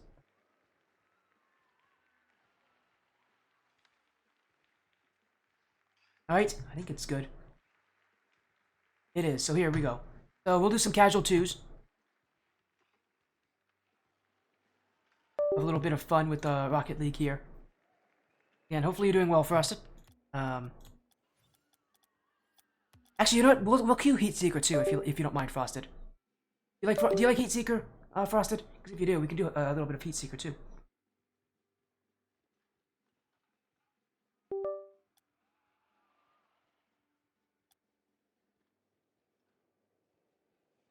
You alright with it? Good to hear. We'll do one of either then. We'll do a little bit of 2s here. We'll have a little bit of fun with this matchup. And we're gonna get into this one, so it's gonna be a little bit more chill.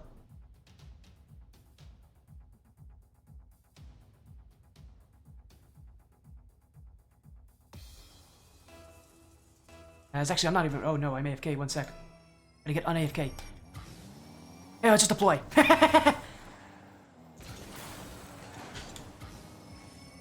Oh, my bad, Frosted. Good save. You know what? I'll push up for you, Frosted. Oh, that's open. Good shot, Frosted! Let's go! That's what I came for, is Heat Seeker? Well, I'm happy you dog. You get to see some Heat Seeker. Nobody ever plays like Heat Seeker 1v1s on the stream. We really need that, honestly. I would be totally down to see Heat Seeker 1v1s. on this stream. Whoa! That's all I shot. Good save.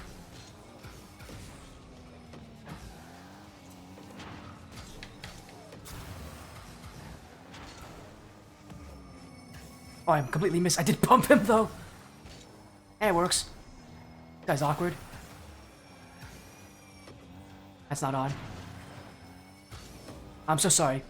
I should have had that one. Watch out. Oh, my bad. Bastard, I should have had that redirect. It's alright. It's alright.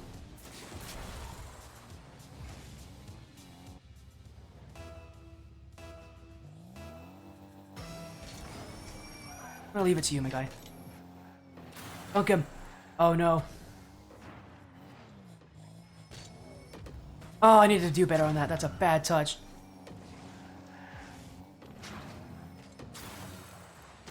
I don't know what I'm doing there, I'll be honest. Okay, you know what? Here, we'll switch. Here, let's switch places, Frosted. I'm not really doing so well up here. Switch places. You go upfield.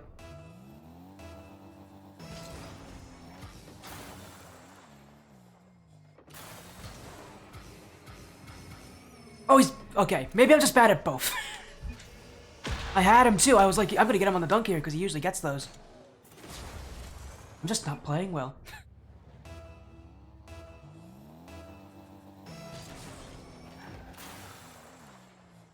Oh, his nameplate is gigantic. I just noticed.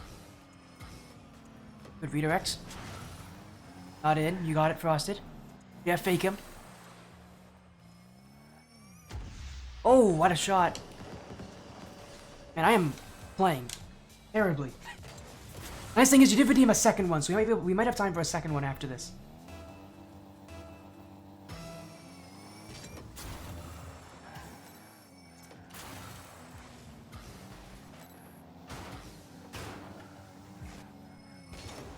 There we go. Finally. This is playing super annoying.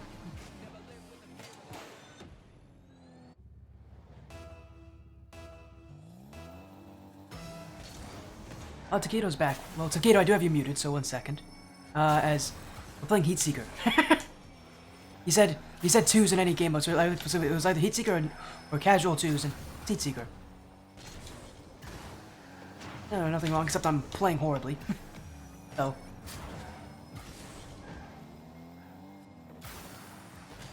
By the way, Zach. I just bumped him. Oh, I just Goomba stomped Frosted. Oh, it's not in. Big save. Alright, thank goodness.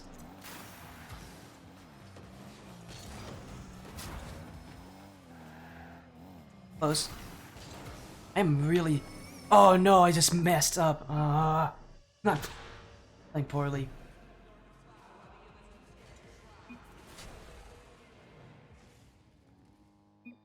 So sorry, Frosted. By the way, Taquito, here, 1 sec, let me unmute you. You're on OBS. There you are, you're unmuted. Woo, Say hi to people. let's go. Taquito's back. You just did some cleaning. I don't actually know what you did. You might have been cleaning. Oh, well, okay, so not cleaning. I had to feed my dogs. No worries. Would you want to do like a casual freeze match with Frosted? Yeah, absolutely. Okay, cool. Because he did redeem 2, so we have time for a second after this, anyways. Yeah. Why not? Ooh, it's above my head. You know, you're watching on a delay, so however I react, you're gonna be like, oh no. The fun part.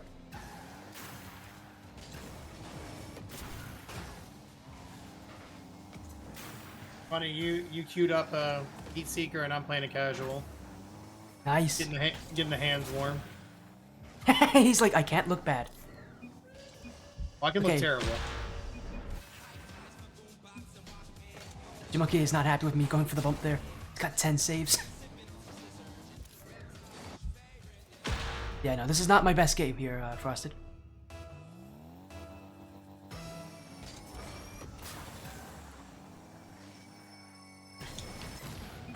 Oh no, it didn't go in. Oh, and it's gonna go in the other way. Frosted got bumped. Oh no. Oh no. I got the bump too.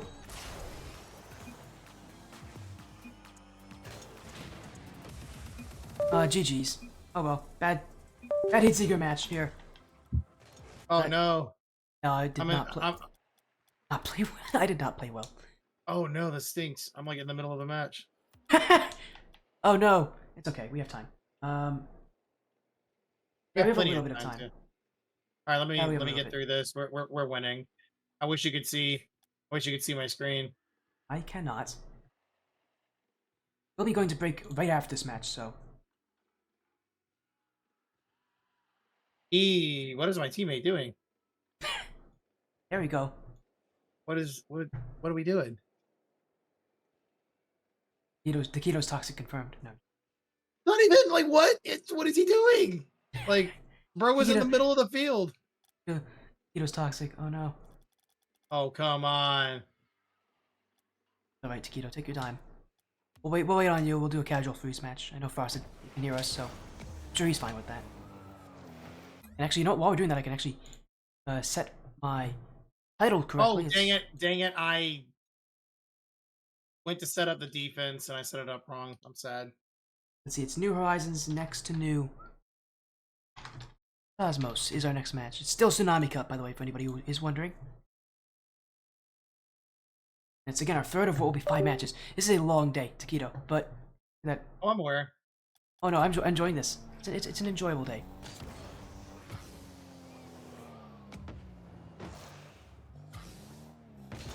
Why are you not off the back wall and receiving a pass, brother? How much time do you have left in your match? 2.5. Oh boy, you know what? I'm just gonna do a 2s match right now then, because that actually might be an issue if it takes this long. Because we'd be ending at around like 10 minutes before, which is when I need to be ready by. So we'll do it. We'll just do a casual 2s match. How about that? Well, I wish I could just like forfeit. I wish we were low enough score, but I can't. It's all right, buddy. You know, you do your thing. You win your match. See if Frosted and myself can win ours. We're doing normal 2s now, Frosted, because obviously I've done pretty badly at Heat Seeker. Comms? Not really, Frosted. I don't really. I know I can trust you, but if I do that, it sets a precedent that I can let other people join, and I can't really do that. We've had, you know people who you can't trust on this stream, so I don't really want to set that precedent. Sorry, I trust you, man, but on stream I can't really set that precedent. Oh, you're. There you go. Okay, that's goal 1. See, I'm better at 2s because the goals are just given to me. You know, that's how it is.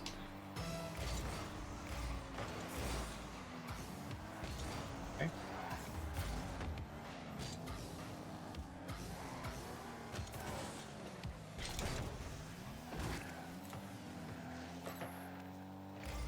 You can do it, Frosted. Oh, what a flick! He's just skied that one. Up.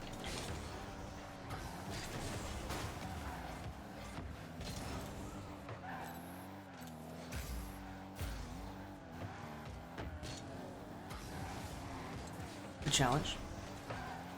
Hey, Frosted's playing well. You know what? I think we're just better at 2s, Frosted.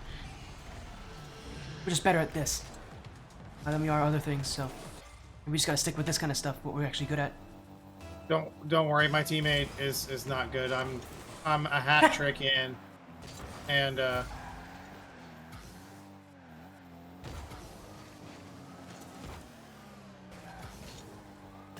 Don't worry about it, Taquito. Taquito's. I'm sure you're enjoying yourself. Well, oh.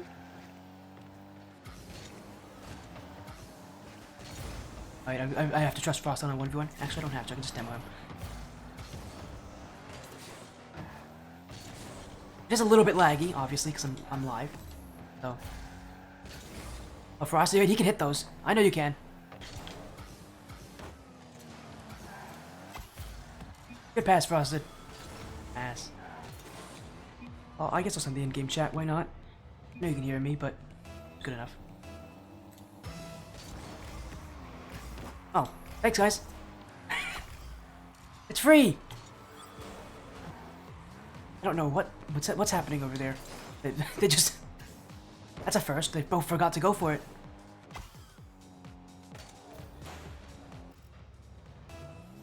If only I could join the game.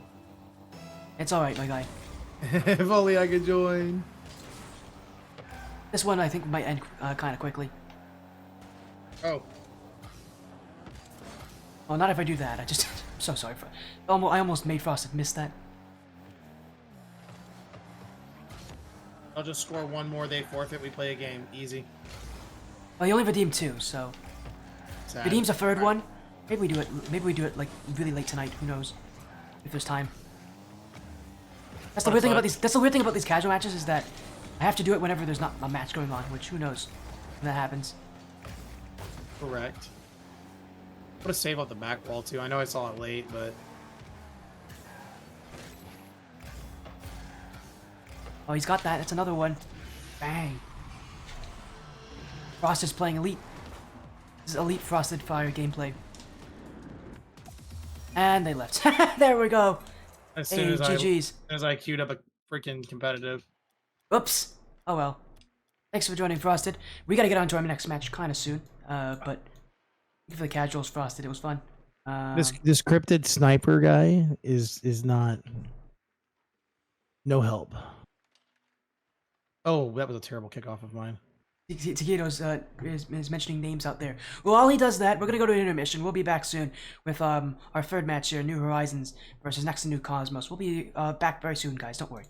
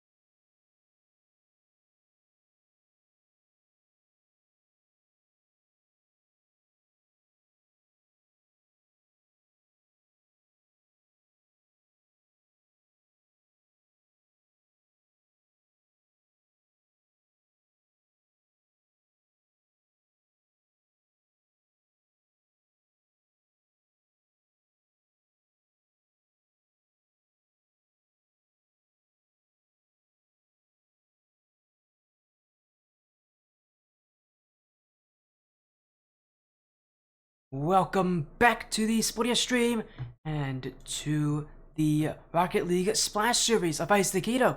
We'll stick around for one more match and our last of the RLSS matches tonight. New Horizons next to New Cosmos. Another Tsunami Cup match here, my friend. That same level of gameplay, but this one a little bit closer on paper and still quite interesting because we got a new team now who is playing here in end-to-end Cosmos.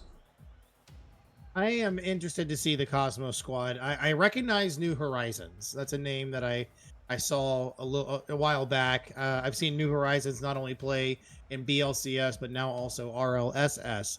So it's nice to see that team name pop back up. But the end-to-end team here, the next to new squads, they always pique my interest. I always like to see who they bring to the table.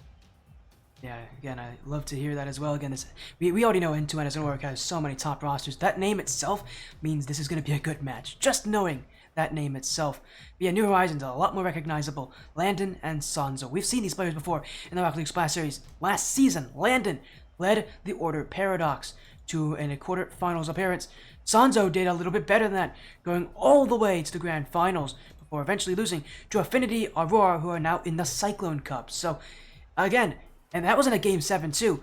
This New Horizons team has some really good expert talent. For end-to-end, they have Aspect, who himself is a pretty solid player, but yeah, they're much more of a question mark in this match, but question mark's not always a bad thing, to say the very least. No, definitely not a bad thing at all. I think that we like new. We like to see fresh faces, especially at this rank. You know, you want to see new people when you're GC2 and above, pretty much. So it's nice to see that an Affinity squad went ahead and squeaked on into Cyclone. But I do think that we are going to have ourselves a very, very, like you said, it's close on paper. I want to see it. I want to see it in action, though. I want to see how close it is in practice, rather than just, you know, looking at statistics and the what ifs, if you will. As you said, what can these teams do?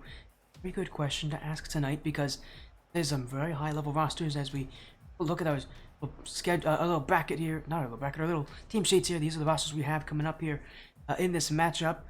If we take a look at our schedule, action still stays pretty intense. Later on, we'll have Geese Club, Dino Electronic Athletic Organization, and we'll have Evolve, Skylight, Sunset Splash, two undefeated teams in the Ascension Cup playing against each other for our last match tonight. So, again, we're about at that halfway point at this point, and still a ton of action still to come. And yeah, as you said, this match very, very fun here. Hey, Blackjack coming in. Cosmos is the youngest squad in RLSS. So I was just about to point that out.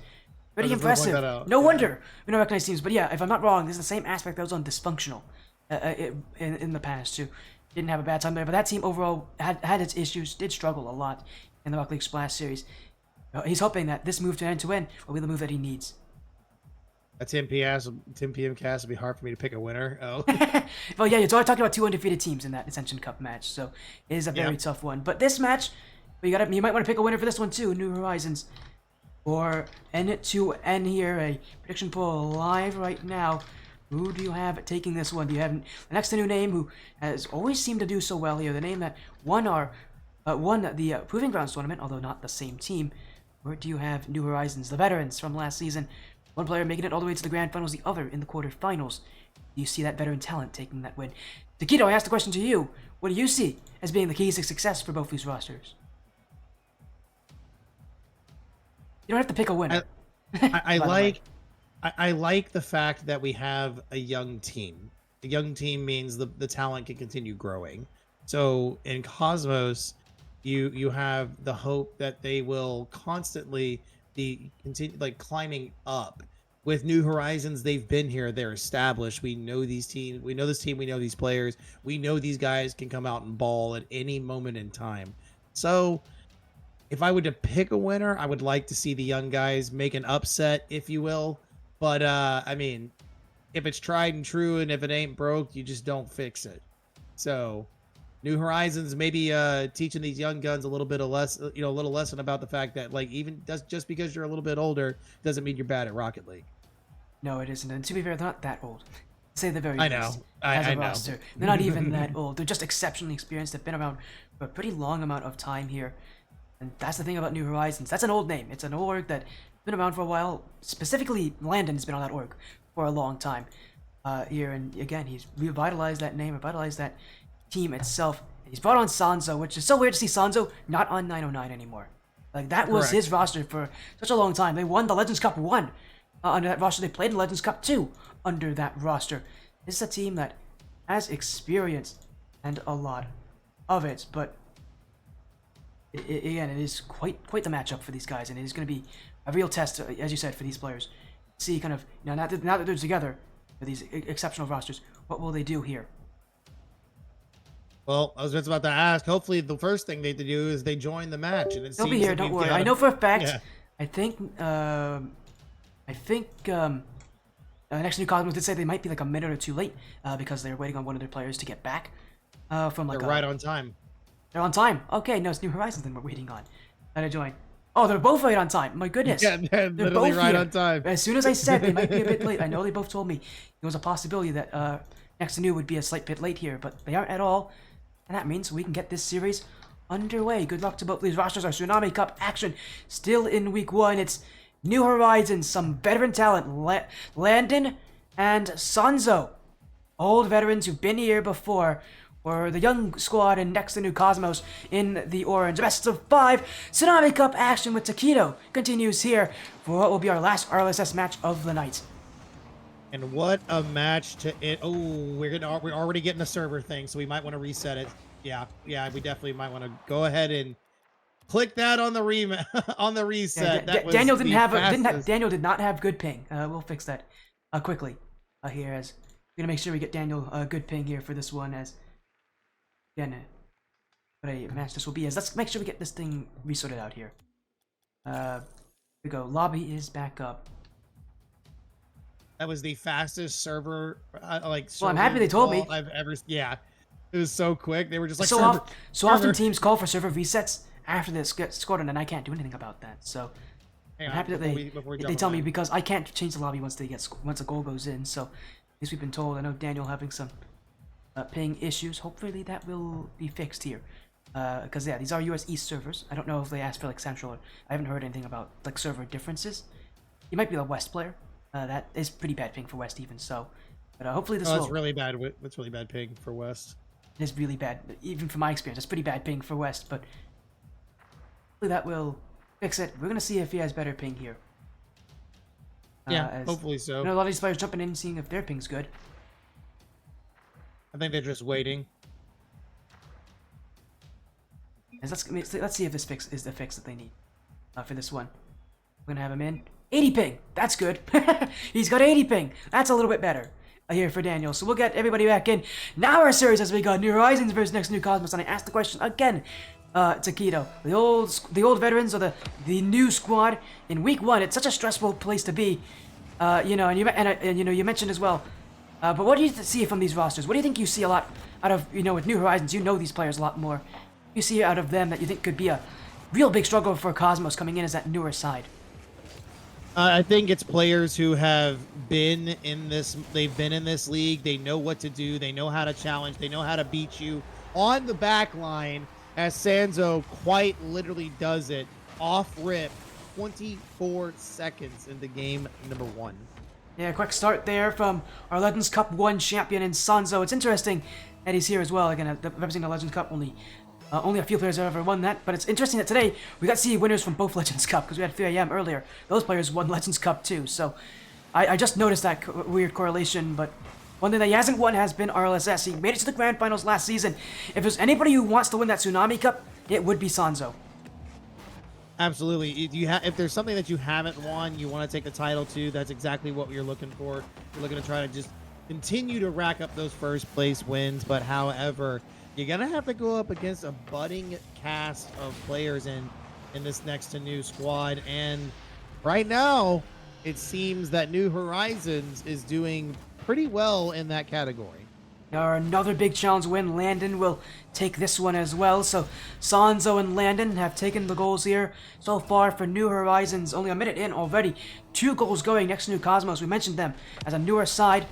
Not a favorite in this matchup for most people with what we've seen before, but that's a good response. Aspect, the only one I think on this roster that I remember having seen before in the RLSS, and that's the kind of goal that you want to make to lead your team, because next New Cosmos needed that. Oh, they absolutely needed that. That's what you got. You gotta, we call it getting your get back, and that's exactly what that is right there. Cosmos putting a goal in, and it may, you know what? Let's just kind of call it what it is here. If it is the only goal they get in game number 1, then so be it. That's the momentum and confidence booster you need to move through this series. Obviously, like we've said, this is going to be tough. You guys are playing up against veterans, so you are punching up above the caliber that you may or may not be used to. But it looks like they're doing just an absolutely wonderful job at that right now. Yeah, they are. They just need a little bit of time. So often game 1 can be a bit of a game where you need to reset off of, just kind of get yourself into the series, especially against players like Sanzo, Landon, and Daniel. It's going to be a matchup where for next new Cosmos, just got to get used to these players and their playstyle, because it is tough. Sanzo himself is one of the most complex players that I see out there, because he can do so much with the ball, so much on the ball, and really so much off the ball. A lot of what Sanzo does that I really like is his positioning and where he puts himself, because he's usually the one that's the last one back in a lot of plays, but he plays up, he plays back. He's such a versatile player. That's what makes him, one, he's hard to understand, but such an asset to so many teams, and why so many times he's on rosters that always make deep playoff runs. Well, it's just consistency of the player, my friend. That's exactly what you have to look at. You have to understand when you were just that good, people always want you around. Your name continues to be talked about. So, oh, that is a wide open net opportunity as we're talking about the player himself. And Or themselves, I should say. Excuse me. a whiff there from Daniel, and that is about the last time he'll want to see that happen there. Next new Cosmos have tied it up in an unorthodox way, Taquito, but as you said, this team, again, punching the older competition, punching up, at least based on what the ratings would have been for these teams coming into this, and, well, they are definitely proving that, at least compared to that last match, this one is a lot closer, and it's going to be one where there's a very good chance we see both these teams taking games off each other. I hope that's exactly what we see. I would love to see teams take games off of one another. The first one being a sweep, it was disappointing only in the fact that it was a sweep. It wasn't disappointing for any other reason. I was hoping that we would see Gamma, on their kind of like breakout session, their breakout season here, and the new team name and everything. They kind of get that new name buff. Sadly, we didn't see that. So hopefully in Cosmos, we see this young roster kind of break out, get themselves maybe an upset win, or at least punch up to that competition. This is going to be a good save there from Brian on the back wall. That's another good touch for the side of Cosmos. Can they plus off this advantage state? Good pass to the mid, but sadly, no connection will be found. Landon downfield, but Aspect keeps the shot out, even if it was for just a brief moment. It is. Next to new Cosmos, just kind of playing patiently at this point. It's very even. No team really taking all that many major risks. They're letting New Horizons have the ball for a lot longer amount of time, because they know as soon as they can win a challenge, they can control things. But again, that New Horizons positioning, this team full of so many good positional players. That's a reason why they're going to be on the mall more often. Cosmos knows that. But New Horizons now too. Sanzo in. Daniel, can he score? Foot reset. Double tap. Aspect comes up huge. And that one's blocked off the goal line. Now Cosmos the other way. Self looking for the bottom post. But that will be blocked by Sanzo. Aspect on. Landon will get that first block. And all of a sudden the offense coming out from both these sides. And it's a bit of chaos here at the end of game 1. That save, 40. That save, immaculate. That's all we can say about that. That was insane. Do they get scored on here? No. Sanzo, who kind of had a freebie shot there for a brief moment, doesn't actually hit the ball with their car, and that goes by the wayside, leaving them still tied at 2-2. Sanzo, the player you mentioned just then, who couldn't get that shot that needed to go in. New Horizons still tied up here in game 1 as Daniel off the corner. Aspect waiting, but he can't challenge. Neither can Stealth. Daniel one-on-one, but Brian will block. Sanzo, the bump. It's open. It's in front. Where's the follow-up? Nothing there. And next to New Cosmos will survive again. Brian blocked by Landon. Daniel could push, but he's not there for him. And it will hit the ground for overtime. Game 1 will see one more goal determine who will win and who will get off with the early lead. Good start here for the side of Cosmos. That was an interesting interaction. Brian, the shot, the save from Sanzo. Stealth off the back wall. Landon can't get a touch. Sanzo needs one here. Aspect is going to have to act quickly. That's not the best touch. Good cut there from Stealth. Brian will have to awkwardly play this one. Sanzo almost gets one. Aspect gets past the approaching offense, if you will. Daniel trying to snipe out their opportunity. Sanzo wants to put a hard shot upper corner, but can't. That leaves 2v2 as they collide in the corner. Can we find something possibly next to New Cosmos? Did have a good look going the opposite direction, but it is going to be tough when you've got such a force of an offensive team approaching your net, and Landon threads the needle to close game number 1. And that's the positioning of New Horizons, one after the other, follow-up after follow-up. They ran the midfield, they controlled the offense, and they will take game 1. The start for New Horizons, exactly what you expect from this team. Just good positioning from Sanzo and Landon, and we know that these guys have done it before. It's no surprise we see it again. Insane, dude. Absolutely insane showing from both teams. Truly. Cosmos looks amazing right now. Everybody on the pitch getting involved from the squad, just the same as New Horizons. All 6 members working together in tandem to get a better advantageous position for their squad. Sadly, it does end to the side of New Horizons if you are a next to new fan, but that doesn't mean that this squad is down and out by any means. It doesn't. It's still only the start of the series. With it going to overtime, it does bring a good amount of confidence here to next to New Cosmos, but I know that New Horizons as a team can do this again. Next to New Cosmos, though, they brought that battle, but I want to see more from them. Just felt like there wasn't enough from Next to New Cosmos brought into this game. If they push a little bit further, I could see them totally taking game 2 and onward. I will hold the statement on onward, but game 2 I will give you. If they come in and they play with that offensive prowess they found halfway through game number 1, I can absolutely see them taking one from New Horizons here in this best of 5 series. Already off to a good start there with that shot from Sanzo. Land into the back wall. Daniel! And he's beaten them to the challenge. Another one here for New Horizons, and the scoring continues. They're right behind it. They were right behind that opportunity right there. Oh my gosh. Cosmos on the rotation a little bit slow, and that's what happens when you play a team that's got nothing but speed to them. These veteran players in this league, if you will, definitely know what to do. Oh no, the shot just a little sharp on the angle, will not find the net from Cosmos, and they're gonna have to play a little defense here. Gets a good breakaway opportunity, but the save from Daniel is just even better. But it doesn't matter because Stealth, to their namesake, was hiding on the opposite side of that ball, and they put in the tying goal. Yeah, you can see Daniel there under that pressure, forced to jump earlier than he wanted to. He was looking for a carry to that back wall, but he lost the handle on it. And again, that's that kind of pressure. Sometimes just throwing players upfield, throwing a player upfield can make the difference. Just saw Daniel there fall to that kind of pressure. And now New Horizons have to see that this game is tied as they look for another chance upfield. Landon's going to be blocked by Brian. New Horizons again have to play a little bit far back as Brian off the corner. Aspect needs to do a little bit better with that, but it's only gone to the corner, and he doesn't have boost. Team pinch for New Horizons, and offense is back in their favor. And again, overall as a roster, relying on that position, but you can tell, waiting back a little bit further here, they're recognizing that Cosmos as a team can definitely improve as this series goes on, and they need to be ready for that.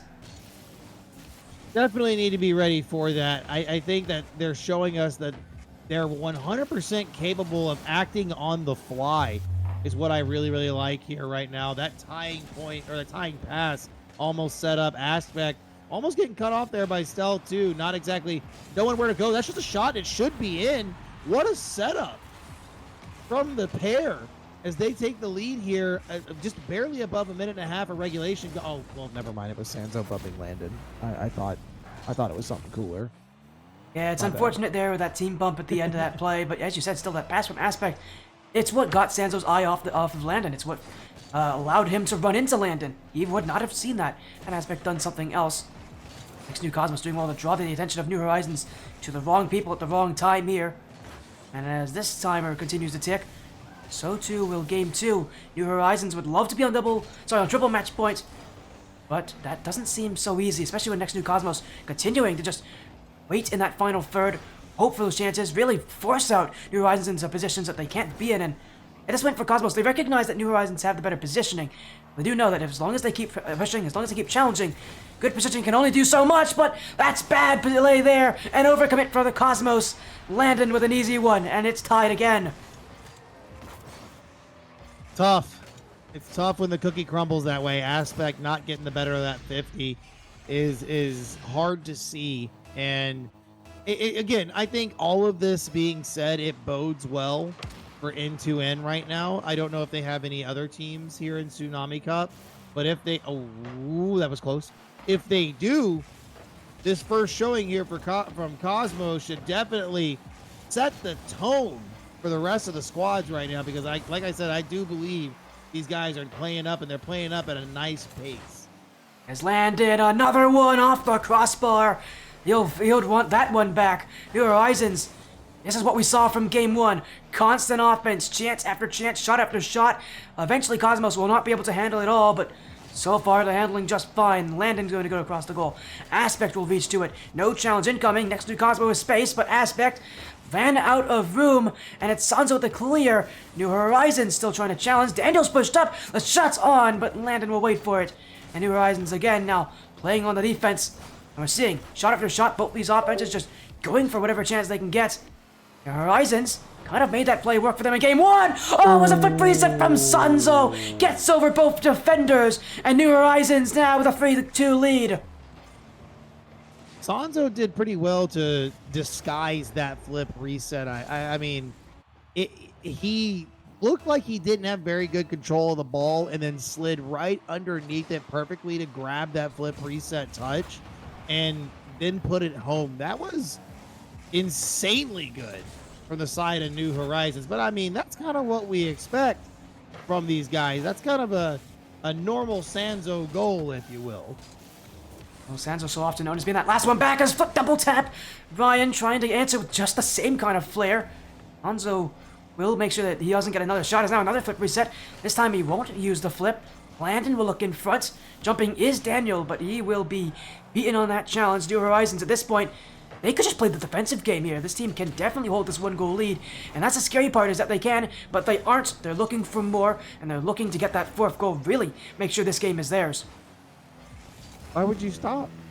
You don't, like you said, you don't, they can play defense. What you should say, though, is they don't have to look for the goal, because that's exactly what they don't need to do. They don't need to hunt for the opportunity. They need to let it come to them. And that one almost,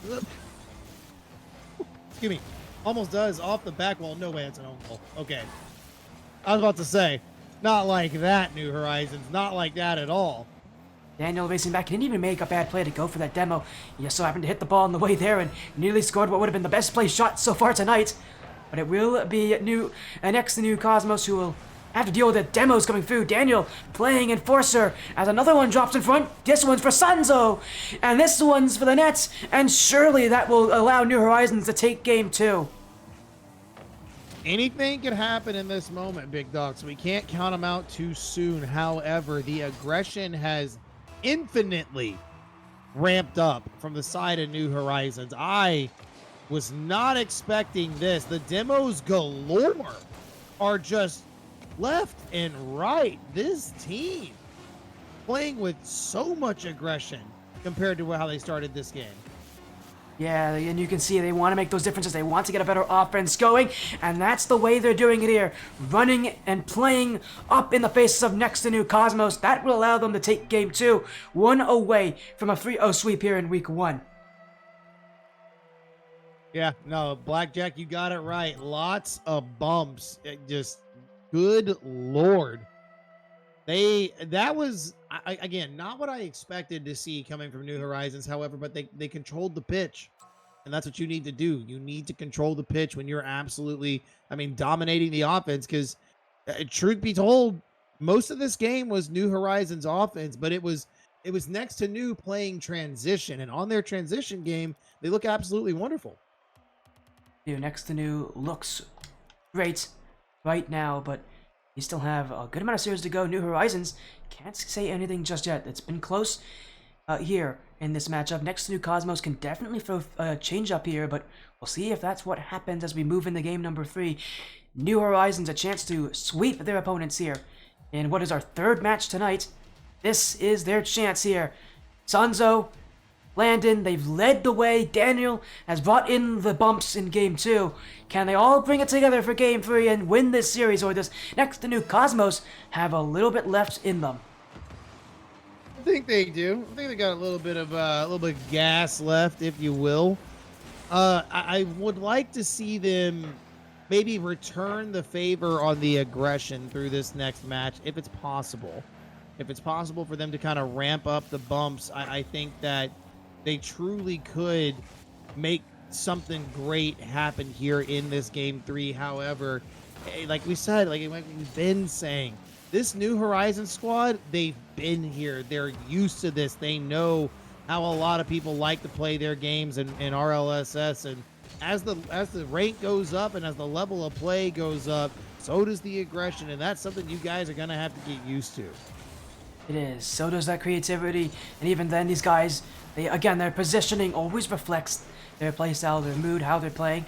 And you can tell today they're feeling pretty comfortable so far. Sanzo will be back for this one. Stealth will meet him on that challenge. Landon's already in the right position, though, and he'll look for it. Sanzo's going to turn it in, and it's goal 1 for New Horizons. And again, it's like they have a sixth sense. They just know where the play is going to end up. You know, it just... What do you expect? What do you expect when you've got a tried and true team that have been playing plenty for long enough together? I mean, Landon and Sanzo, we've seen those two play. We know what it's like. We know how they can link up on the squad. Daniel seems to be a newer name for me, but obviously I'm sure they've been around for quite some time. It's been a little bit since I've seen the New Horizons roster, so you're gonna have to knowledge check me on that one. But what I like from next to New Cosmos here is, if this squad is actually pretty fresh, pretty green as a three stack, I mean, they look like they've been doing a lot of practice and playing pretty freaking well together, I'd have to say. Yeah, I've seen a good amount of Stealth in my time as well, admittedly. I've seen both Stealth and Aspect play before, although I think only Aspect's actually ever been on this stream. And I can tell you, these guys are definitely at that level where this is the kind of division where they can definitely succeed in, but you can tell New Horizons have that veteran talent. You can tell these guys, Sanzo and Landon, you can tell these guys have made very deep runs in the playoffs before. This is not an unfamiliar position for them to be in, and they continue to show that, you know, with good positioning, you can really be a top player for as long as you want to be. As long as you put yourself in the right position. Sanzo and Landon are good examples of players who have stuck around at this high-level scene for such a good amount of time, such a long amount of time, and they're still just as good as they were in day one because their playstyles are versatile as they just connect so well. Sanzo's going to get another one, and look who makes the assist. It's Daniel. New Horizons now double their lead to 2. Time is still very much not a factor at the moment. You have 2 minutes and 43 seconds on the clock next to New. I would hope that you guys are doing whatever you can to work with what you got right there. That in the mid, Brian with the shot, and guess what? Like Moses said in the Bible, we part the, blue sea in this case, not the Red Sea, and the first goal is given to Cosmos. Cosmos is first in a very long time, and it comes at a time where it was needed. A goal that was desperately forced out in that kickoff, but they'll take it there, and now they'll look for another one. Stealth, what a shot! Sanzo's already up for it, though. New Horizons were ready, and they'll see that chance away. They don't want to see any more of that for the rest of the series, because that's a very scary opportunity. And for this late for Cosmos, only 1 goal's needed. All he needs is a good chances. Here's another one near Lando. Will be the one on it. But can't get any more. Aspect will demo. Stealth will clear. Next to New Cosmos, potential for more offense. Ryan with possession has to opt for the ground pinch. Doesn't exactly get it, but goes for a bump instead. Can't exactly disrupt the back line the way they want to, which I understand in that moment. You've got to kind of cut in on whatever possibility to open up a lane for your teammates. And I like this too. Challenge game is good. Aspect is there. But Sanzo stands tall on the wall of defense. 2-1 still the score here. But next to New, definitely feel like they're playing with some heat. And that's what makes Sanzo's name so recognizable. This is not the first time we've seen him go on a absolute defensive run for his roster. He makes another block there. Landon trying to get this one out, but it will go straight to Stealth. Sanzo now, his chance to jump. He'll have the corner, and he'll have space to work with. Around 2, now around 3. Aspect will be there, though. And the dunk will come through. New Horizons still looking for the clear. Landon, Stealth, kept away. Sanzo, the defensive mastermind so far, has 3 saves already this game. Now just looking to see if he can seal this one and send New Horizons on a perfect start in a 3-0 sweep. Daniel in the midfield, Stealth, 3v1, Aspect getting the bump on Landon, and it will go in. Stealth will drive it home next to New Cosmos, not out of the running. They absolutely were owed that goal early, or right before when they were on offense and they were in the final third of New Horizons.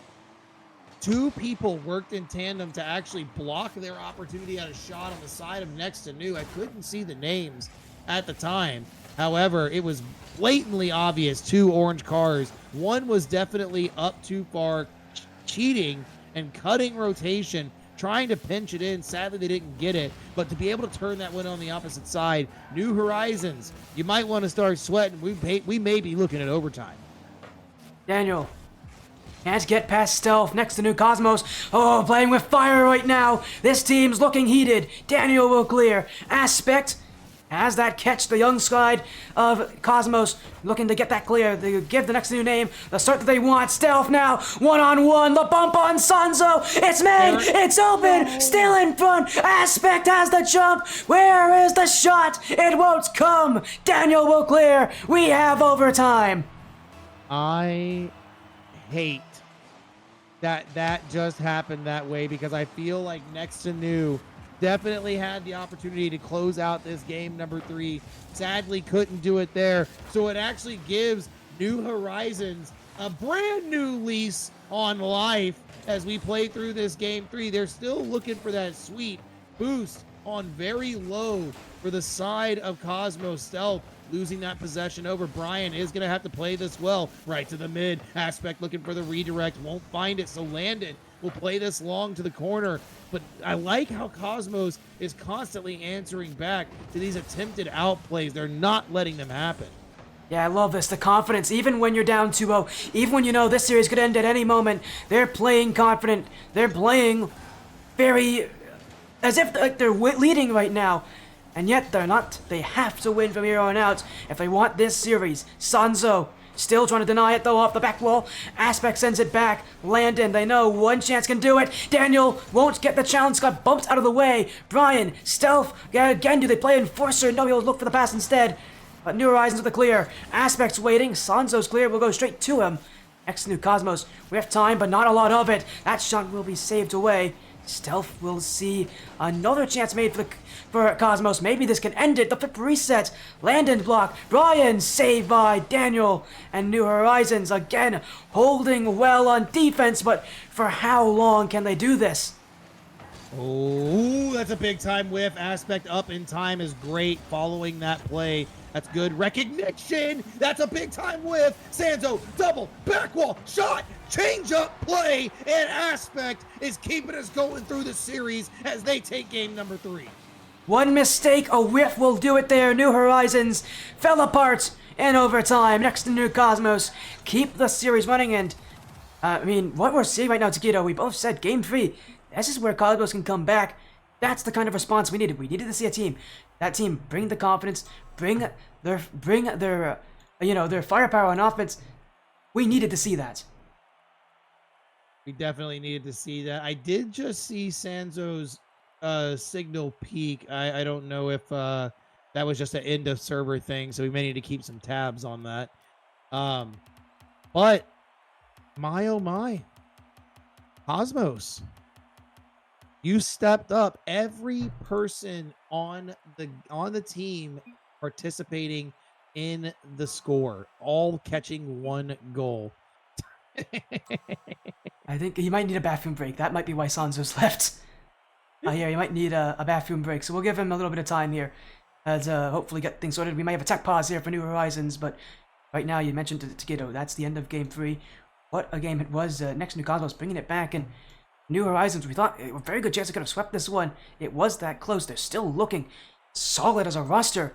But now for Cosmos, the question isn't if they can beat them. We know that they have since the very first game. It's can they beat them again? Precisely. Can they beat them again? And that's what we need to look for.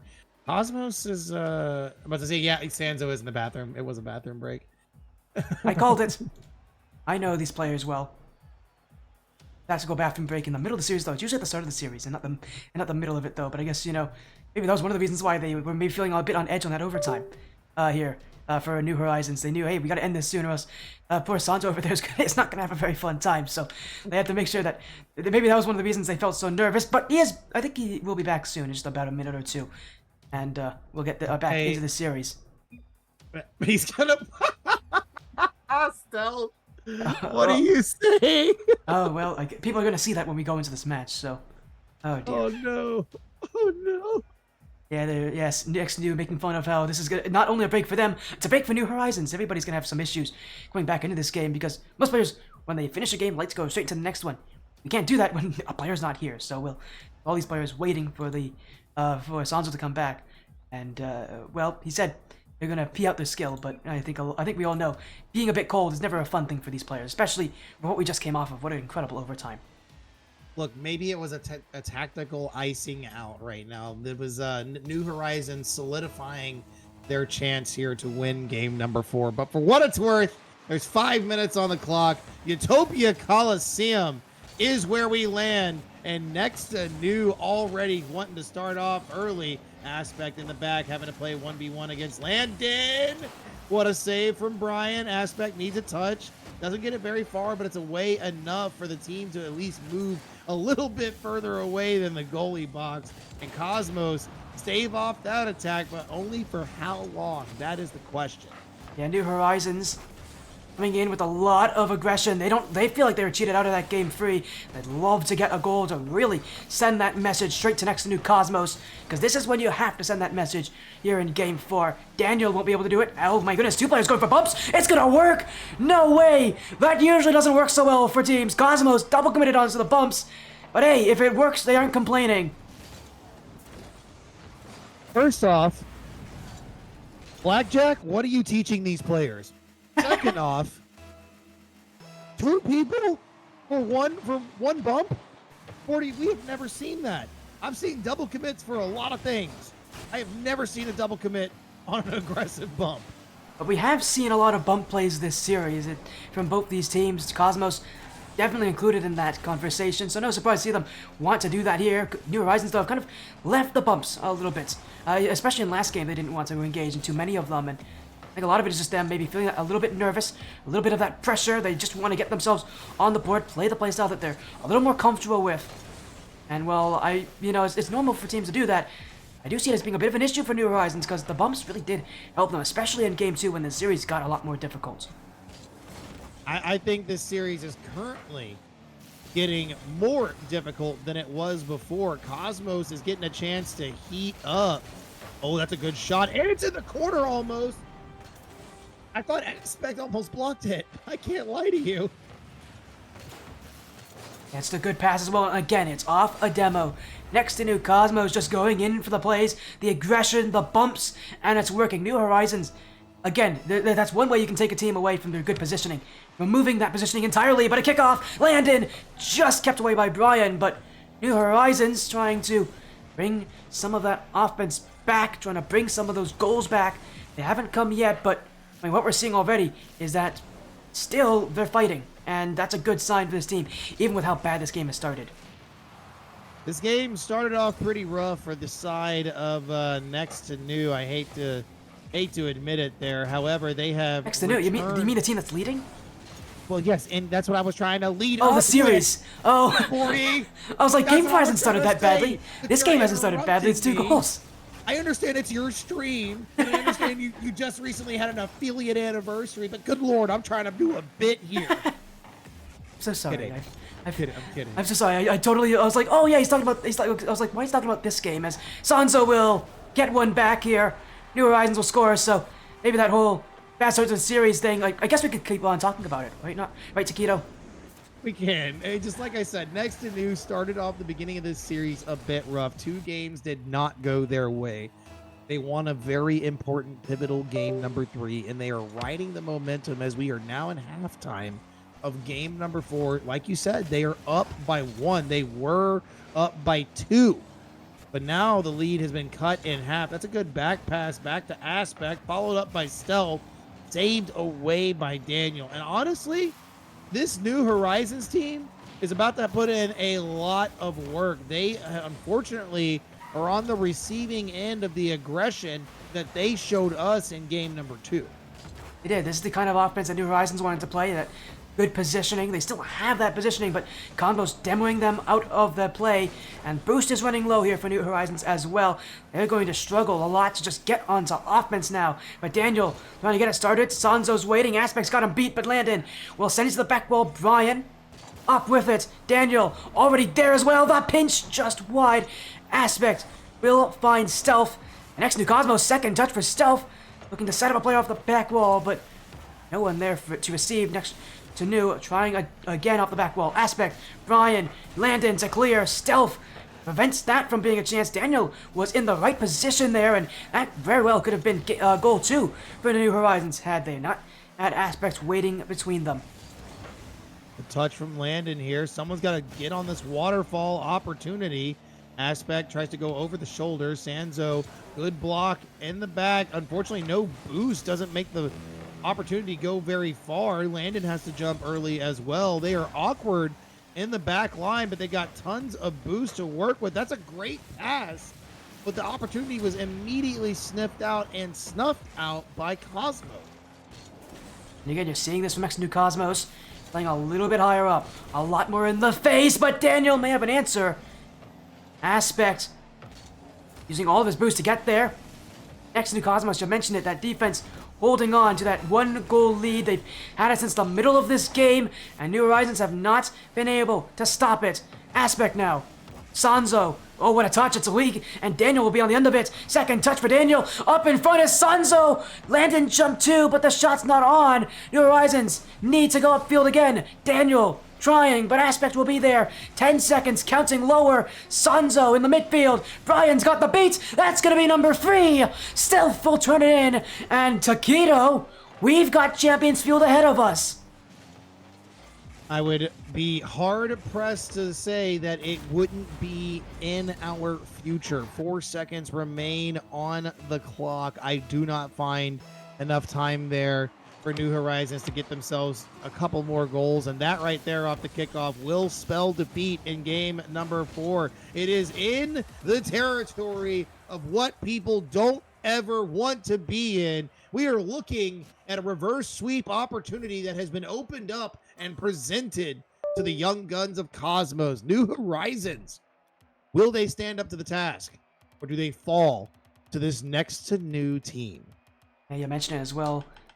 Nerve-wracking position for New Horizons. That game feels close. This game wasn't as such. It was definitely a little bit more one-sided, a little bit more one team with control, the other team without. And you mentioned it, reverse sweep. We haven't seen one in a while on this stream. The last time, and I actually have stats of every reverse sweep that has been on the stream, the last time we saw a reverse sweep was back in April. So it's been about a month and a half since we've had one. Will we see it here? We have seen a good amount of reverse sweeps in our time here, but we haven't seen one in a while. And I mean, geez, we've seen it. It happens. We know it can happen. But do Next New Cosmos have it? And really, do New Horizons have the ability to shut this down, because they started off so well, Taquito? What happened to them in the rest of the series? I think it's nerves. I think truly the ramp up from Cosmos in game number 3 caused a little bit of nervous play here from New Horizons, and they're going to have to stand up to the task here. I mean, it's going to be tough. Like, these guys are playing with a lot of momentum as we move into this final game. So New Horizons would love to be the ones to score first, especially with how this series has gone for them. Next New Cosmos continually shut them down, and late in games when offense is what New Horizons need. And they put the pressure on next to New. Daniel might do it! Oh my! Flip reset ground pinch! That is an incredible start! Oh. Oh, Daniel, I apologize. I guess none of us were familiar with your game. That was low. Low and fast, too. My lord. Like, that is... I didn't expect Daniel to actually get it. I thought the pinch would get a little bounce, but brother just put it on the ground and said, stay there. As it rolled into the goal, point number one, goal number one to the side of blue, and a much-needed goal for New Horizons, in my opinion. They were in the Sahara Desert. It was so dry on that scoreboard. It was, and they almost get a second one too. What really has hurt them in the last couple games is that they have not been able to score first. But now they have one, almost make it two with that shot from Sanzo. Chance is still falling. Daniel coming back from to life here. He'll get the bump. Sanzo doesn't shoot on it though, and Landon rushing ahead, but Sanzo still calls. Second touch. Oh, he's got it. Landon was not ready for that pass. And his New Horizons will look again with Landon. That pinch goes away with Stealth. And on side next to New, Aspect has been stepping up heavily. This is where you really need to see that clutch factor come in. I hope they do clutch up, because I don't want to see Cosmos crumble like this in game number 5. You guys get all the way here. You put in all the legwork to continue this series to its final game. Do not quit now. Oh, that's tough. Okay. Aspect Landon gets away with one. Sorry. Yeah, it was. Yeah, you mentioned as well. They got away with that, but they do get a shot here. It's Stealth next to New Cosmos. They may have been a little fortunate on defense, but they'll take the offense too. As that touch from Daniel, he was not ready for it. He thought that Sanzo had that hit himself. By the time he noticed, wait a second, my teammates doesn't have it.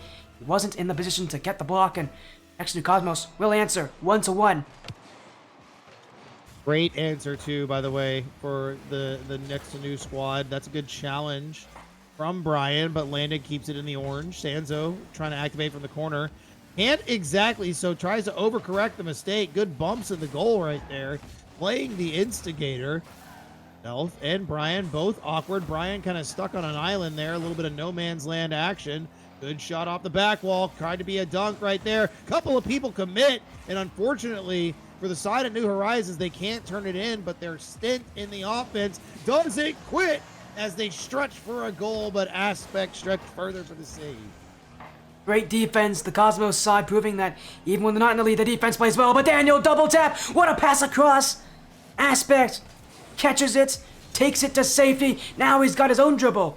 Ryan next to New Cosmos. The confidence is still there, even with them not off to the start that they wanted to. The confidence stays high. We saw in Game 3 and 4 them build the confidence. This is where it's unleashed. New Horizons, though, have brought their revitalization. Daniel trying to get the bump. Landon doesn't have the challenge. It's a 3v1, but Sanzo expertly avoids the bumps and the shots. And next to New Cosmos can still not find that net. New Horizons have kept them at arm's length away from scoring for the entirety of this game so far.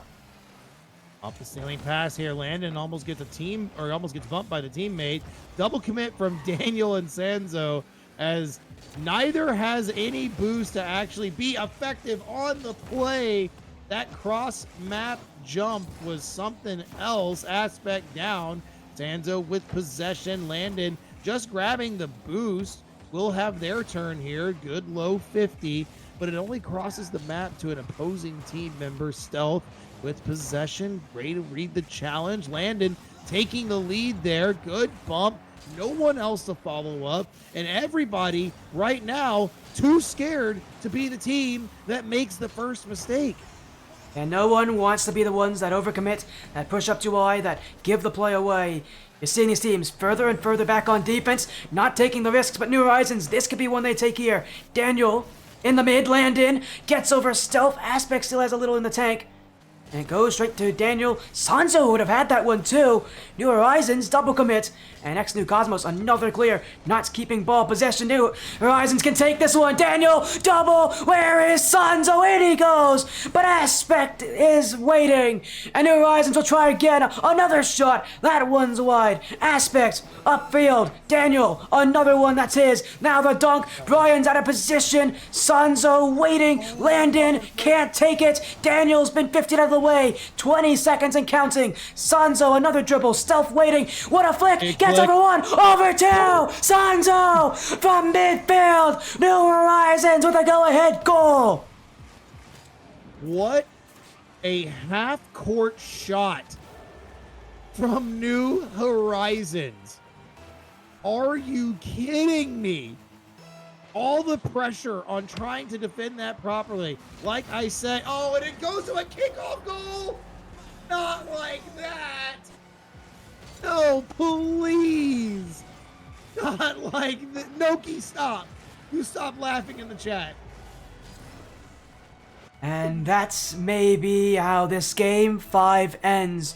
New Horizons in the final seconds, stripping any chance for Cosmos to make that reverse sweep. We've waited a month and a half. We'll have to wait some more.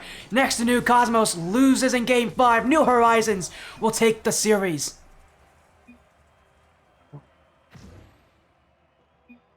That was such a crazy ending. Honestly, Cosmos looked amazing through that series. Tough end. Tough end in that game right there. It is. It's a tough matchup, to say the very least. New Horizons, the veteran talent, do take this one, but as you said, a much closer series, a Game 5 that we were all looking forward to. But again, it's New Horizons who will take it in 5. There's a reason these guys have been here and done that before. They're proving to us that, yes, that experience does have its impact, and we're going to get another interview here, Taquito, with the New Horizons players here. And we'll get to talk with them again. So really, before we kind of talk about this, is there anything you really want to talk about specifically that you saw in the series that you think people should really take away from this matchup?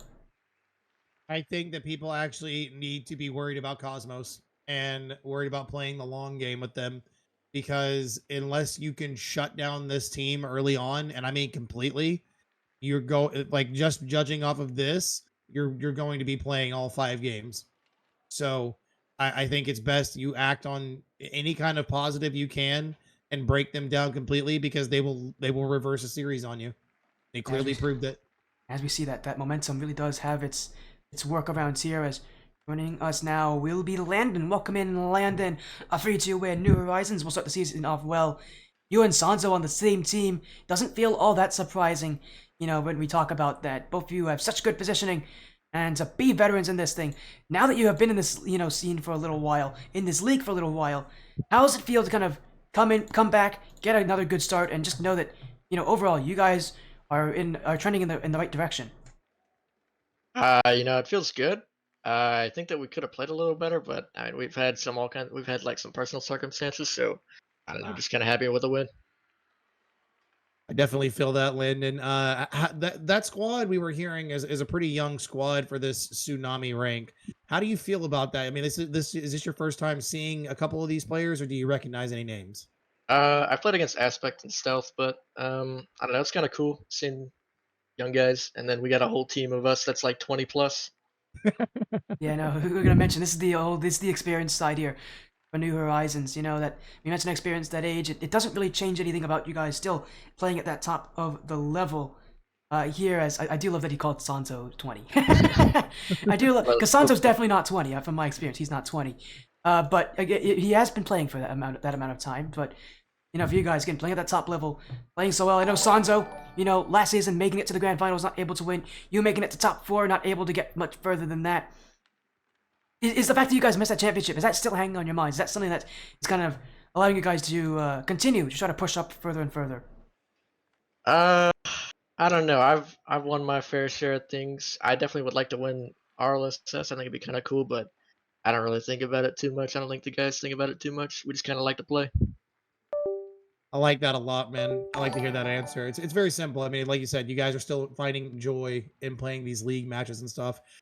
As we kind of like wrap up the talk here in this series, are you expecting a result for you guys for this Tsunami Cup? I won't exactly ask you to answer what you think the team thinks, but in your personal opinion, if you watch the stream before this, do you think that you guys have what it takes to finish out on top? I think that if I don't know, we have like we have some personal stuff going on. Like I'm moving. Sanzo's got like Wi-Fi issues. I think if we get everything settled, I think we can be one of the best teams, if not the best. So it'll be a fun season. I love to hear I that like confidence that. here from Landon and from the rest of New Horizons. Again, thank you so much for joining us, Landon. Before you go, any shout you have any last things you want to say before we go to our next match? Shout out my team. Shout out Adam for like having us on New Horizons. Shout out Daniel's dad for watching. Let's go. Nice. Yeah, we love dad. We love the dad support. Shout out to Soj and Chad, of course. Hey, big Soj. Yes, big Soj fan. Oh, And mom and dad. My phone. There we go. there you go. Well, Oh, again, mom and dad. hey, That's everybody's here. awesome. Okay, the whole family watching. We like that. Hey, the whole family's coming in. But again, and shout out to them as well. Shout out to everybody who got to watch this. We still have more matches today, but again, thank you as well, Landon, for joining us here. Congratulations on your win. Hopefully, we'll see more of you guys in the future. Thank you for having me. Of course, Taquito, this is also the end of your time on Yes, it this is. stream. I mean, it has been an amazing time having you for both these matches. Is there any last things you want to say before we go to our next match, which is Silly Geese Club and Dino Electronic? Is there anything you want to say before we go to our break? Just appreciate you having me on, man. It's been a while since you and I have actually had this opportunity to kind of just be one-on-one in the booth without having, about 4 or 5 other people involved in the whole call while we're all trying to talk. So this is really nice. The games were excellent. I'm happy that we got a game 5. We got the best of both worlds. We got a sweep and we got a full series. And so it doesn't get much better than that right there, man. I mean, so again, shout out to you. Big shout out to your graduation recently, your Thank you your very much. anniversary, your anniversary on the affiliate. Like you've got a lot of things coming up, man. So I'm proud of you. Actually, you know what? Out of all this, screw what everyone else says. Shout out to you, dude. All the work you put in and everything else you have going on. Big shout out to you. And I hope the rest of your night goes smooth. All right. Well, yeah, well, so far it has, and we're crossing my fingers. Seems like these last matches hopefully won't have any issues, but who knows? Maybe we're just cursing it. Again, thank you so much for joining Taquito. If you all want to support Taquito, aFiestyTaquito on Twitch with the Zevo at the end, not an O. Go support him. He streams often. He does everything out there that I do when it comes to community streams. So you all should support him whenever he's live. But again, thank you so much for joining Taquito. I know you got Spate coming up this weekend, so you got to leave to go do that. But have an amazing rest of your night. You too, man. Thank you so much. We'll see you.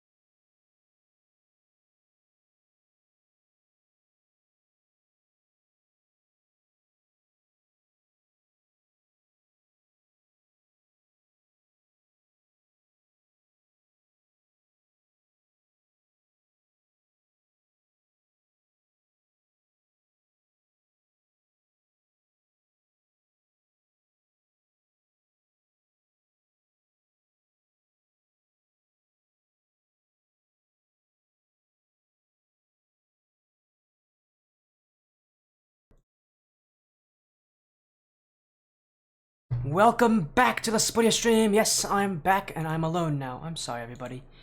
But we are still here for some Rocket League action.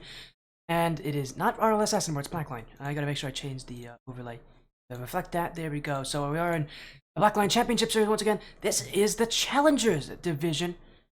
A little different than what we saw before. We saw before was the Contenders Division. Team Ignition did win over the Three Commandments 3-1. Obviously, we just saw our two RLSS matches, one after the other. 100x3am winning their match 3-0, and then New Horizons winning 2. So, again, some good matches, really good action. We got match number 4 now. Silly Geese Club, Dino Electronic Athletic Organization. And yes, some returning sides. As you maybe saw online, Silly Geese Club have been on this stream 12 times. They've been on, been on here 12 times. This is number 13, Dino Electronic 7. But a little bit more prolific. Dino Electronic are also 7-0 in all matches on this stream. They have not lost yet. That was last season in the Contenders division, where they went perfect, never lost, and won the whole thing. Now they take on Silly Geese Club here in the Challenge division, a much tougher division, much tougher action, but Dino Electronic, the same players representing. No changes made here for this roster. Again, it's the same players, the same kind of feeling we're going to get from this team. Solid, but for Silly Geese Club, they've been in the Challenge Division for a little while. We've seen this team a lot longer. Their last couple seasons in the Challenge Division, they have done well in the group stage, 6-3 in season 13. Season 14, their record was 5-4, so not bad, but their run in the playoffs haven't been that well. In all of the matches that they played in the playoffs, they have only won once, and of all 5 matches they've played. So it has been rough for Silly Geese Club in the playoff bracket. But in the regular season, again, they don't usually do too poorly, so we'll see how they do here. This roster hasn't changed all that much either. They've added Vox and Mini, but the same 3 starting players are here tonight. So, in Arm, Aha, and Delve. So again, we've seen these players a lot. We know how good these players are. It's really going to be a season for Dino Electronic to prove themselves at this higher level. It's going to be the season here where Silly Geese Club are going to have a lot to prove that, they can actually take the playoffs. Because so far, they have struggled to do that. But enough about that. Prediction poll is live, so get your votes in on who you think will take this one. Silly Geese Club or Dino Electronic. I really don't know which way this is going to go. Silly Geese Club may have the slight advantage, but we don't know how Dino Electronic is going to play through this tougher competition. Because this is very tough competition here from both of these sides. Getting anyways here is get Dino Electronic in here just a moment. Both these teams have been on the stream a ton. No surprise again to see them playing here.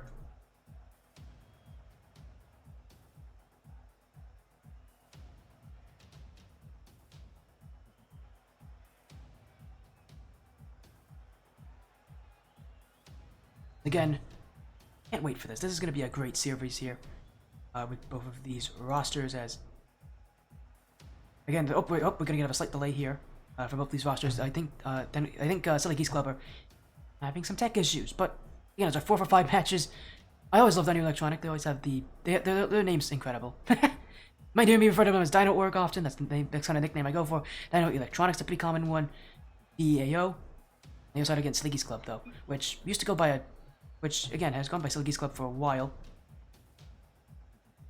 As again, we are just waiting on them to all say that they're ready, but our 4 for 5 matches later tonight, we'll see Evolve, Skylight, Sunset, Splash for our last series of the night. Should be a good one here for both of these teams. And we'll wait on them to be ready for this matchup, our last match for Blackline Championship Series here tonight. It's been a long day. I've kept saying it's been a long day. We still have more though. This is match number 4 of 5. And hopefully all of you out there are enjoying this. Well, thank you, Warbles. Shoutouts to you as well. Thank you so much for watching. And shoutouts to, by the way, shoutouts to Frosted Fire. I think he's still here. Dude's been here since the very first match, and I think he's gonna stay here all night. So, shoutouts to you, Frosted Fire. You're amazing. And also, you've been perfect on predictions so far. We'll see if he's perfect here. You know what? He hasn't voted yet. I think he's waiting to see who he will vote for. But he might need to vote soon. Here, Frosted Fire. He's been perfect all night. Geese, thank you for casting. Of course, Aspect. Thank you so much for joining in. And playing. Hopefully we'll see you guys again in the future. It was a tough match you guys had, but good job playing against a really tough New Horizons roster. Again, we'll Again, we're waiting here. Geese Club, Dino Electronic Athletic Organization.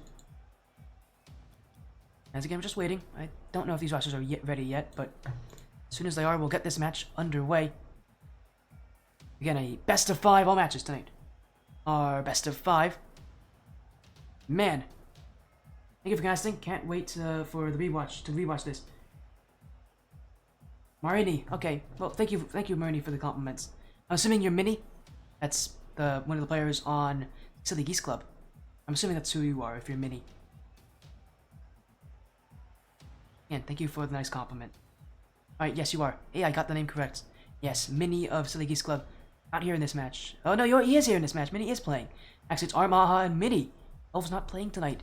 Usually Delve is on the starting roster for this team, so... But Minnie's playing instead, so good. Again, good luck, Minnie. As Frosted Fire is making his prediction, if you all see, he's voting for Silly Geese Club. We'll see if this vote pays off. That would also be the team I'd be probably putting my vote on as well. If I had to think one of these teams was better, I would probably vote Silly Geese Club, which is a bit crazy because again, Dino Electronic have gone 7-0 tonight. They have been perfect all the time. I actually don't know what the record is for Silly Geese Club, but it's somewhere probably around like 8-4 or like 7-5. It's a little bit more even for them. They've had a little bit tougher time getting wins on this stream, but again, they've been here like 12 times. So they've been here a lot more than Dino Electronic has. And also, they've also been playing in Challenge Division a whole lot longer. It's a much tougher division to play in. We just get to see how these rosters will play tonight. And we're waiting on the go-ahead call from both these teams. They're not ready just yet here. Tonight is again later tonight. If you guys also don't know, Break's going to be joining us for that final match. He's actually one of the players in the ATS Apex Cup. He used to play in the Ascension Cup. Going to commentate with me over the Ascension Cup match again with the Valve, Skylight, Sunset, Splash, and 2 undefeated teams playing in a very big match to end off our night. So again, that'll be a fun match to end things. That's going to be a tough one to vote. Good luck on that one, Frosted Fire. Because I know who I'd vote for probably, but either team could take it. It is very close. I think this match is also pretty close. Both these teams are 0-0 on the record. It is week 1 after all, so we're waiting on the okay from both these rosters. So again, apologies on those delays.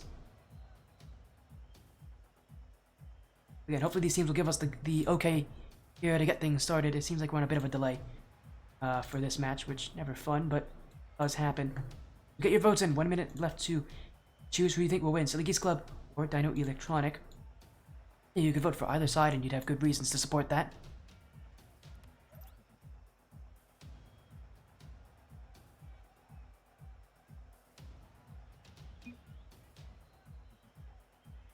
I'll make sure that these players are ready as soon as we can. Okay, we're getting the call. They are good to go. We'll get this match underway. Sorry about that delay, but we will be here. Silly Geese Club on the blue, or Dino Electronic Athletic Organization on the orange. And again, the long night of this affiliates anniversary continues. Silly Geese Club, team that's been in the Challenge Division before, but for Dino Electronic, their first time here. The Contenders Series champions, looking to surge ahead in a much tougher division with much tougher teams, as they're already trying to get to a good start there. And one of the things about Dino Electronic that I remember so well from them is that this is a team that is just elite at churning from defense to offense. It's a team that explodes out the midfield. So the Geese Club overall are a team that's a little bit slower, much more based on passing and team chemistry. A lot of it is led by Arm, who's going to get the shot there, but it will be Kobe on the end of it, as both these teams with a very slow start. Surprisingly slow for both these rosters, but not too surprising, especially with how these teams are going to feel, because again, both these rosters coming into this will be trying to shake off that off-season rust. Electronic didn't play in any tournaments between last season and this one, so they're coming back together, trying to relearn each other. For Silly Geese Club, obviously, I don't think they have either. Back, looking to keep things going, but not the touch they wanted to. Aha will whiff on that, and Dino Electronic will be in the backfield here, as Arm, Spoody, whiffs on it, but Aura does too, and Dino Electronic in an awkward position, but the Geese Club can't really get a shot from that point. A bit too close to the net. And man, a lot of whiffs going on right now, and a lot of demos too. As that net's open, Aura's gonna drive it in. Dino Electronic. You won't ask how they got those goals. I don't really think it's worth asking. But it does fall in. And however it goes in, I won't question it. Dino Electronic have the lead.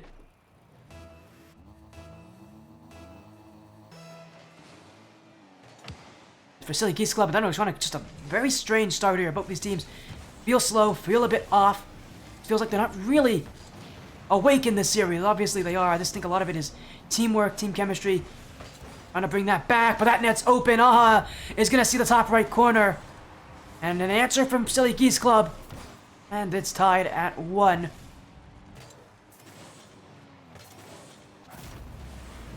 As Silly Geese Club with the answer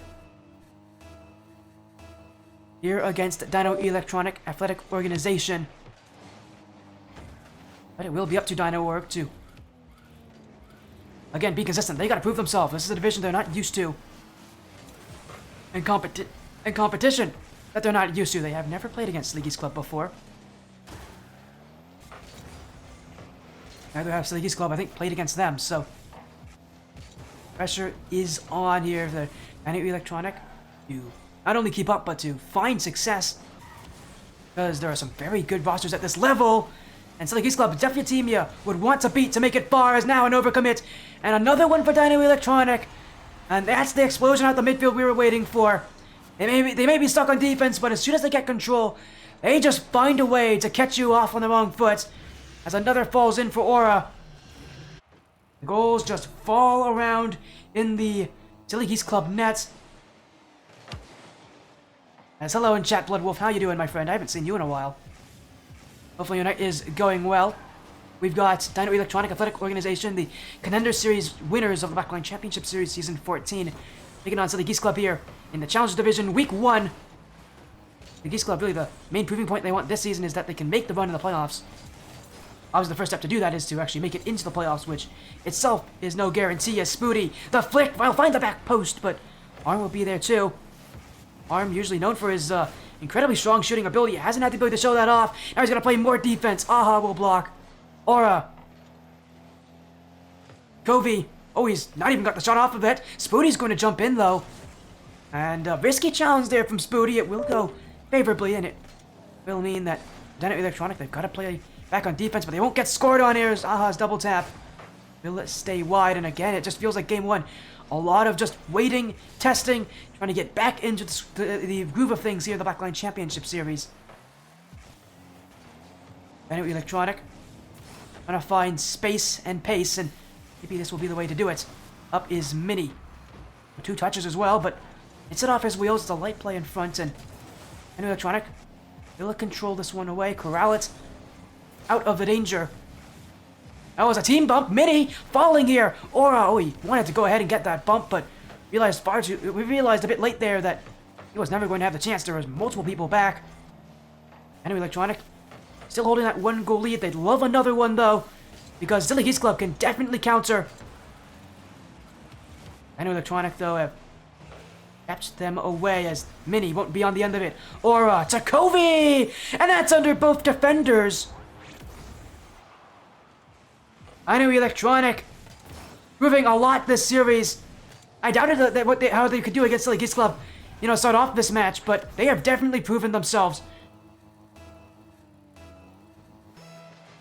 Coming off of a perfect season, it's going to be tough to replicate that here, but they're already at the very least proving that. At the very least, they can definitely keep up with these teams and play to their abilities, which is better than a lot of teams that rank up into new divisions. As double tap from Spooty. Won't be on target. Aura will keep that ball away as Covey, the roller, saved by Aha. As again it's Spooty. So the Geese Club with the clear. Aura. Well, Spooty does not reach it. 10 seconds left, and time is running low here as that one off the back wall. Arm can't reach it in time. And Dino Electronic Athletic Organization will be your Game 1 winners. Putting pressure not only on Silly Geese Club, but on Frosted Fire, who, maybe we both made a bad prediction here. But Still only game 1, and for Dino Electronic, a very different playstyle this time around. It's much slower, much more methodical and controlled. Not the same kind of fast-paced, go out of the midfield as quick as possible kind of playstyle we saw before. This is a lot more matured, I would say. And Silly Geese Club trying to kind of replicate that, but they don't have as many shooting opportunities and players up on offense.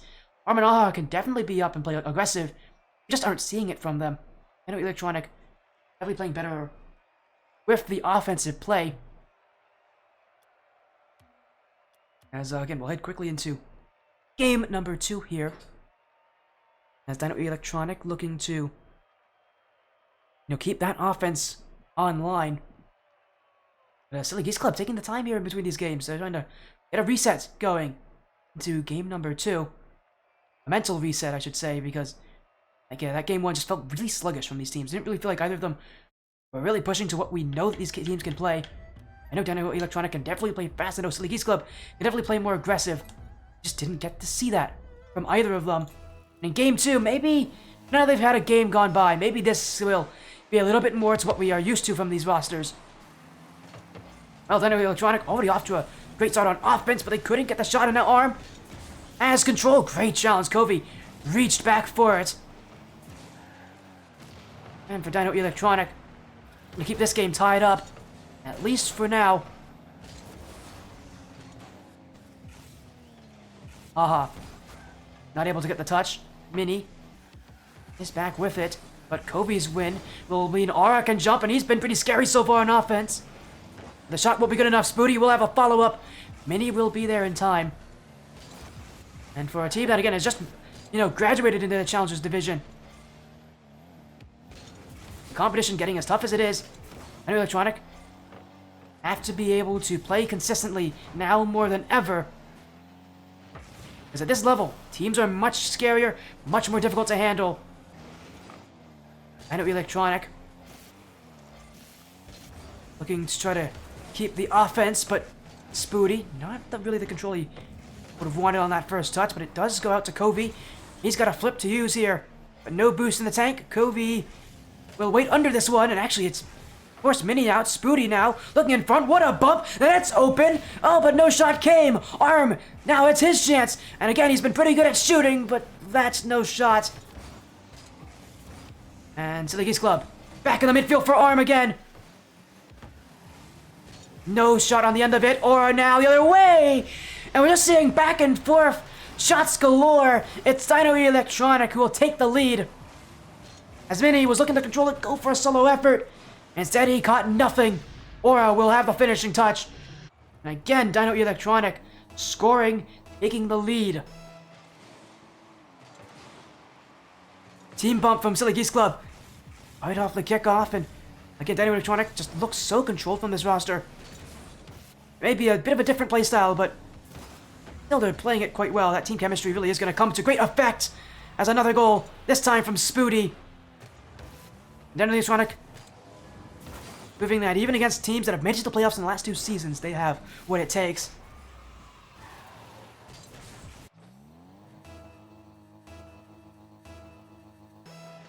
(2-0) lead. Dino Electronic looking incredible so far, but that still has a lot more to go for. 3 minutes still left on that clock. They'll want more. Covey, the dribble, blocked by Arm. Silly Geese Club with a massive ground pinch. Oh, Aura's gonna send one right back. Mini to the back wall. Spooty will clear, and Dino Electronic, not only has their offense been playing pretty well, their defense has been too. That slower, methodical play. They're just doing it better than Silly Geese Club right now. Silly Geese Club again just struggling to have all that many weapons upfield. We've seen in the past that same issue where it feels like Arm or Aha is taking control, but nobody else is stepping up with them. And this game, we're not seeing anybody lead for Silly Geese Club. And that's an issue because Dino Electronic will score and just look like the better team overall. The more well-kept, more well-rounded roster.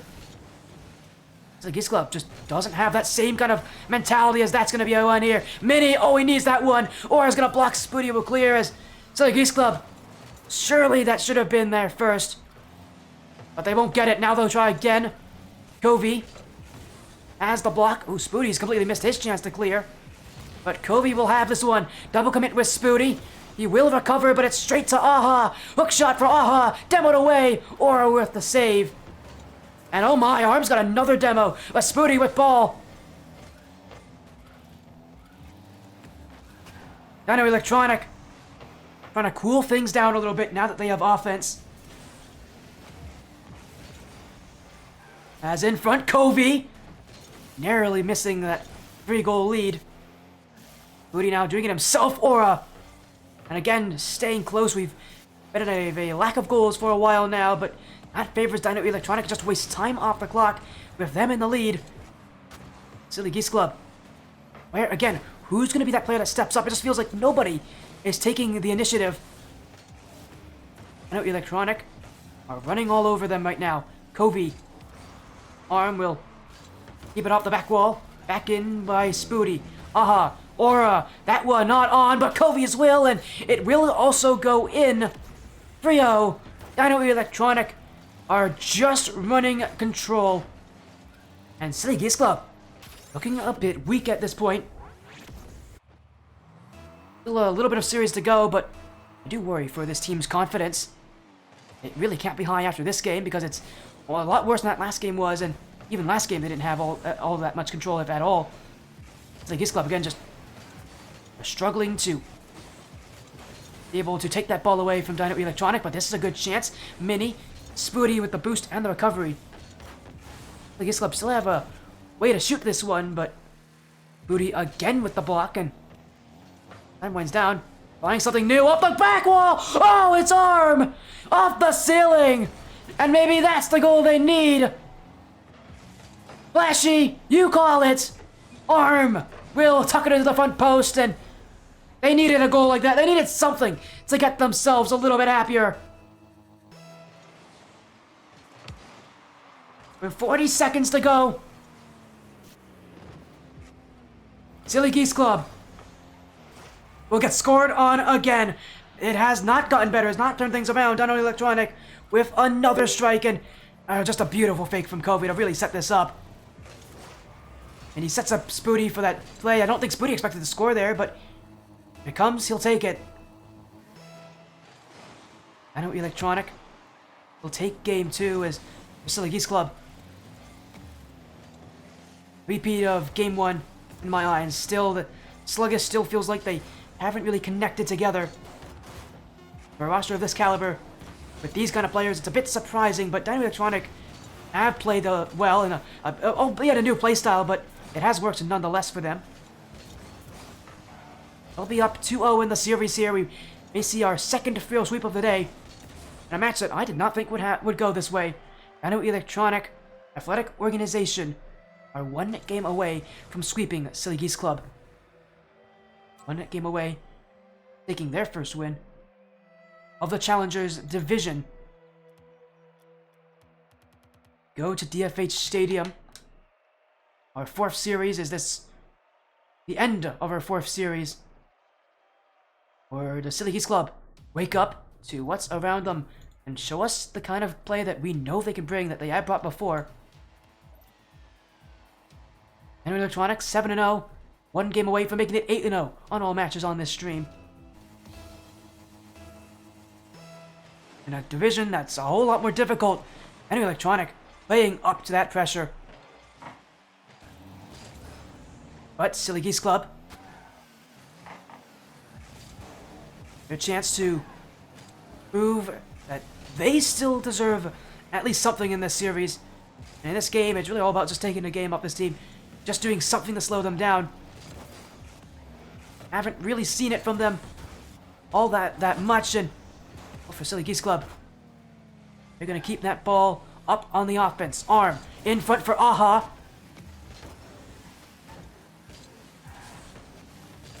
It's Dino Electronic who will keep it away. Now fighting for the midfield. Arm again looking for that goal. Aura will be there. His touch a bit weak, but Aha bumped. So was Aura though. And that ball again just resting in a midfield battle. It's one that Silly Geese Club is winning. But Dino Electronic continuing to just send people up to keep it away. Aura now around Arm. Spooty trying to get the bump on Mini, but without any boost. He really can't commit all that heavily. Again, I love what we're seeing from the Electronic. I love that they're not afraid to go for those bumps. They know already, and even in the Contenders series, if you want to be the top team there, you gotta be good at getting bumps and demos. This division feels just the same as Arm will be back to keep that one away. Still no first goal for either side. Spooty now. Kobe will take over. Good first touch, the 50 around Arm, waiting in front. Or wanted it.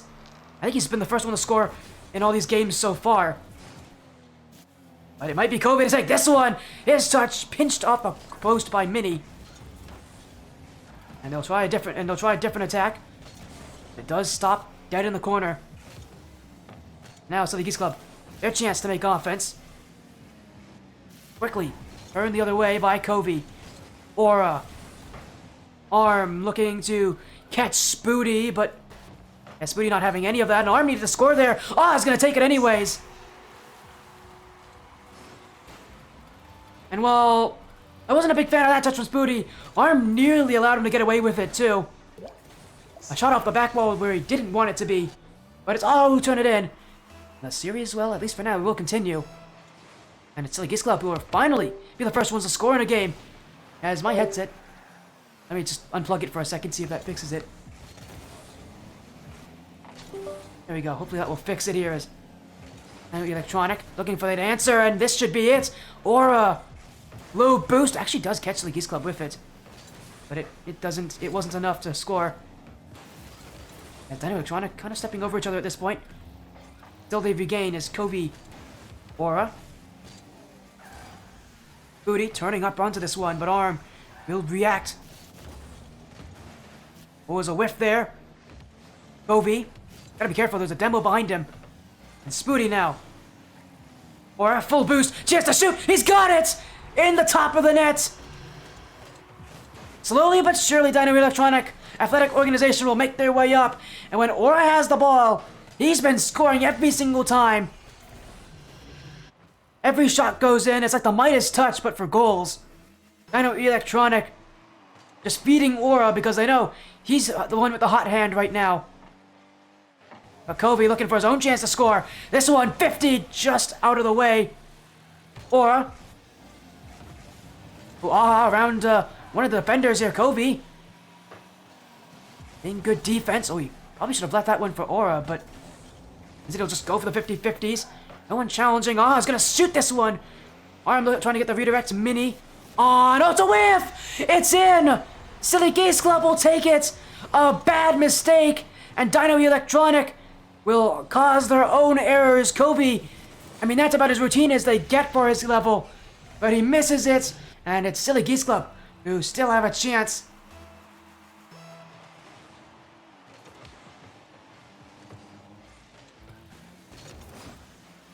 Dino Electronic still searching for the offense, and Kobe will be the one to take it.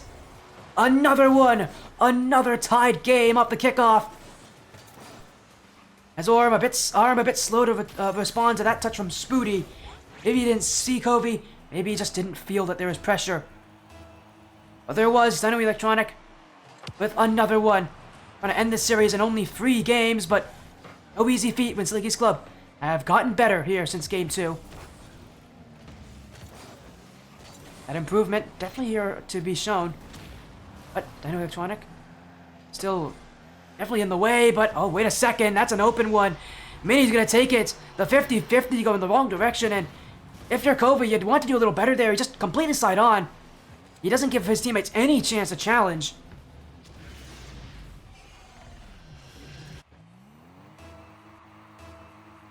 And again, Silly Geese Club is getting a little bit of fortune, but when you challenge like that, the fortune will favor you. I know Electronic have struggled to find meaningful offense often in this game, and the defense has struggled even more. You just win a lot of the 50-50s that they should be winning. As they'll go for another one. Oh, what a tap from Kobe. Spooty, infield pass attempt. So everybody committing for Silly Geese Club. No boost in the tank. Kobe. Aura. Mini. Won't challenge. He'll leave it for Arm.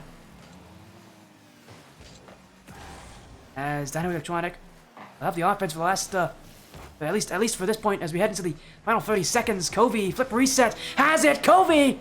All of them commit! Arm will prevent the shot that would have gone in. And Silly Geese Club. Paying attention to Dino Electronic. Now they've got to wait even more. Another chance sure to come. Spooty, though, can't get the 50. Covey already up for it. He must have thought someone was there in front of him. But there wasn't, and this is going to be another one on. Dino Electronic, well, that's going to end game 3. So the Geese Club, I have answered back. Dino Electronic just struggled on defense this game. It was a bit of a shocker from them on defense that allows the Geese Club. But again, credit to the Geese Club taking advantage of mistakes when they come. They don't come often to a lot of rosters, but you need to be able to score off of them when they do. That means we'll go to game 5. It'll say there's only one sweep so far tonight.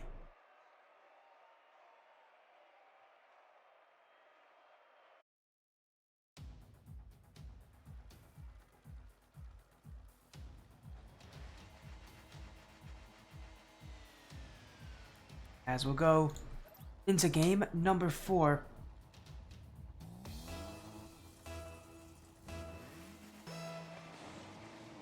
Silly Geese Club and Dino Electronic. Dino Electronic could still take the series, but the Geese Club giving them a little bit of something to worry about. And we're seeing the Silly Geese Club just like improve game by game. Dino Electronic, though, it's gonna be a lot of it's gonna be on them. But a lot of what happened in that game was resulted of just whiffs and simple mistakes.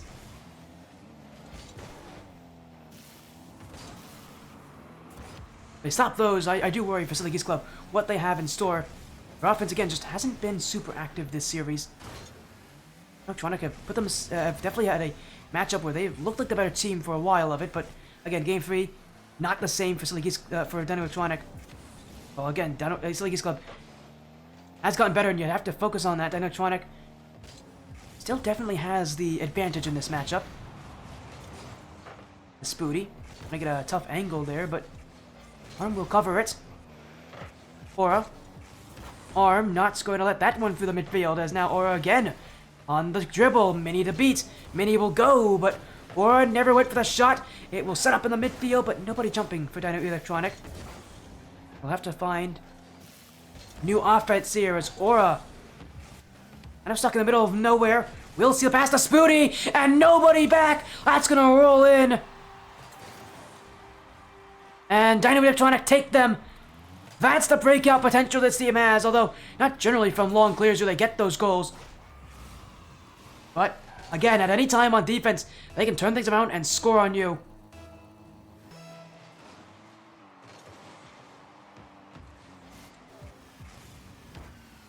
One goal to Dino Electronic. As they'll go up to the ceiling.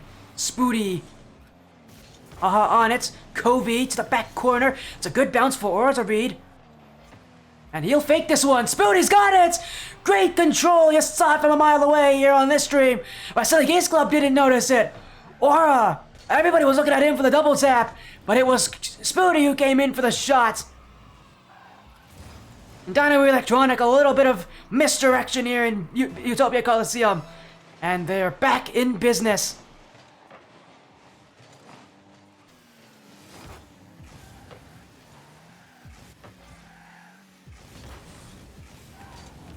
Do they have another in the waiting? Covey, Spooty, saying yes they do. Arm will send it out to Aha.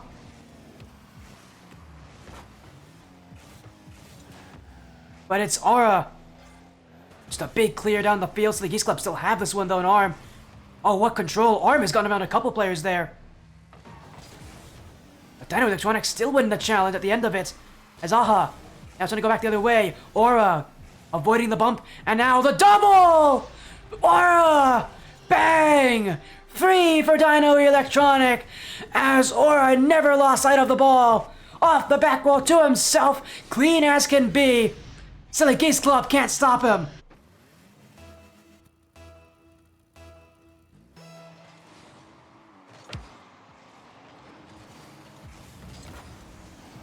So many games, so much action.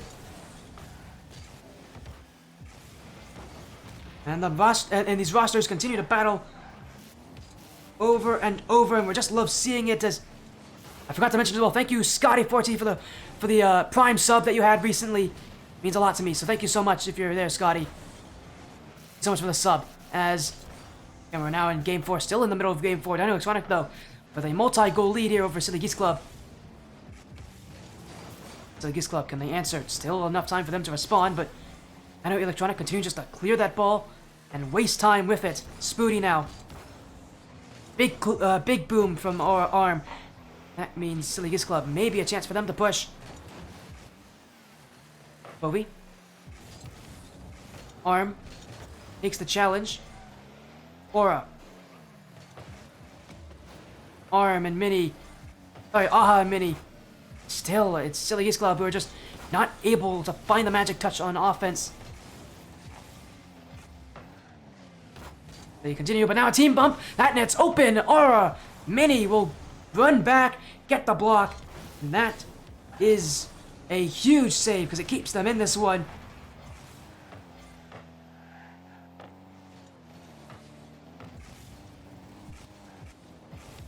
His arm will dribble this back, demoed by Spoody though. Dino Electronic looking for more on offense. But Aha, sending it the other way. Off the back wall, Aura does not have it. Arm stopped by Spoody. And a big Cookser pinch. That's going to go the other way. As Dino Electronic infield to Covey at one on the goal line. But it will bounce in. And another one for Dino Electronic. It does seem like they're going to go 8 for 8 here on this stream. So the Geese Club cannot slow them down. And once again, it's a bit of a different playstyle from Dino Electronic. You still see the same playstyle, that same midfield explosion that I have mentioned for this team before. That midfield from them, they don't like to be there very long, that they always transition quickly. As the series has gone by, they've gotten faster and faster, a little bit more to what we expect from this roster, a lot more of what we expect from their playstyle. Silly Geese Club, a rough start to their season. This roster didn't have a very good time in the playoffs last season, went 0-2, losing in the lower bracket very quickly. This season not going to start off well either for them. As Dino Electronic Athletic Organization will take the series. Spoody will make sure he gets his hat-trick, though, before we do confirm that. As there's 6 seconds remaining, just another goal to rub in the faces of Silly Geese Club and take this series. Unfortunately, for Arm, Aha, and Mini, week 1, not a very good-looking week for them. They're going to go back to the drawing board and come back in week 2 with a little bit more for them there. They did take 1 win early this season. I actually forgot to mention that. My scoreboard's incorrect. They did take 1 win, so they're now, the record's 1-1. For Dino Electronic, it's 1-0. Of course, I forgot to list that they did win earlier in the season here for Silly Geese Club. That will end our 4th series here. Dino Electronic Athletic Organization will take the dub.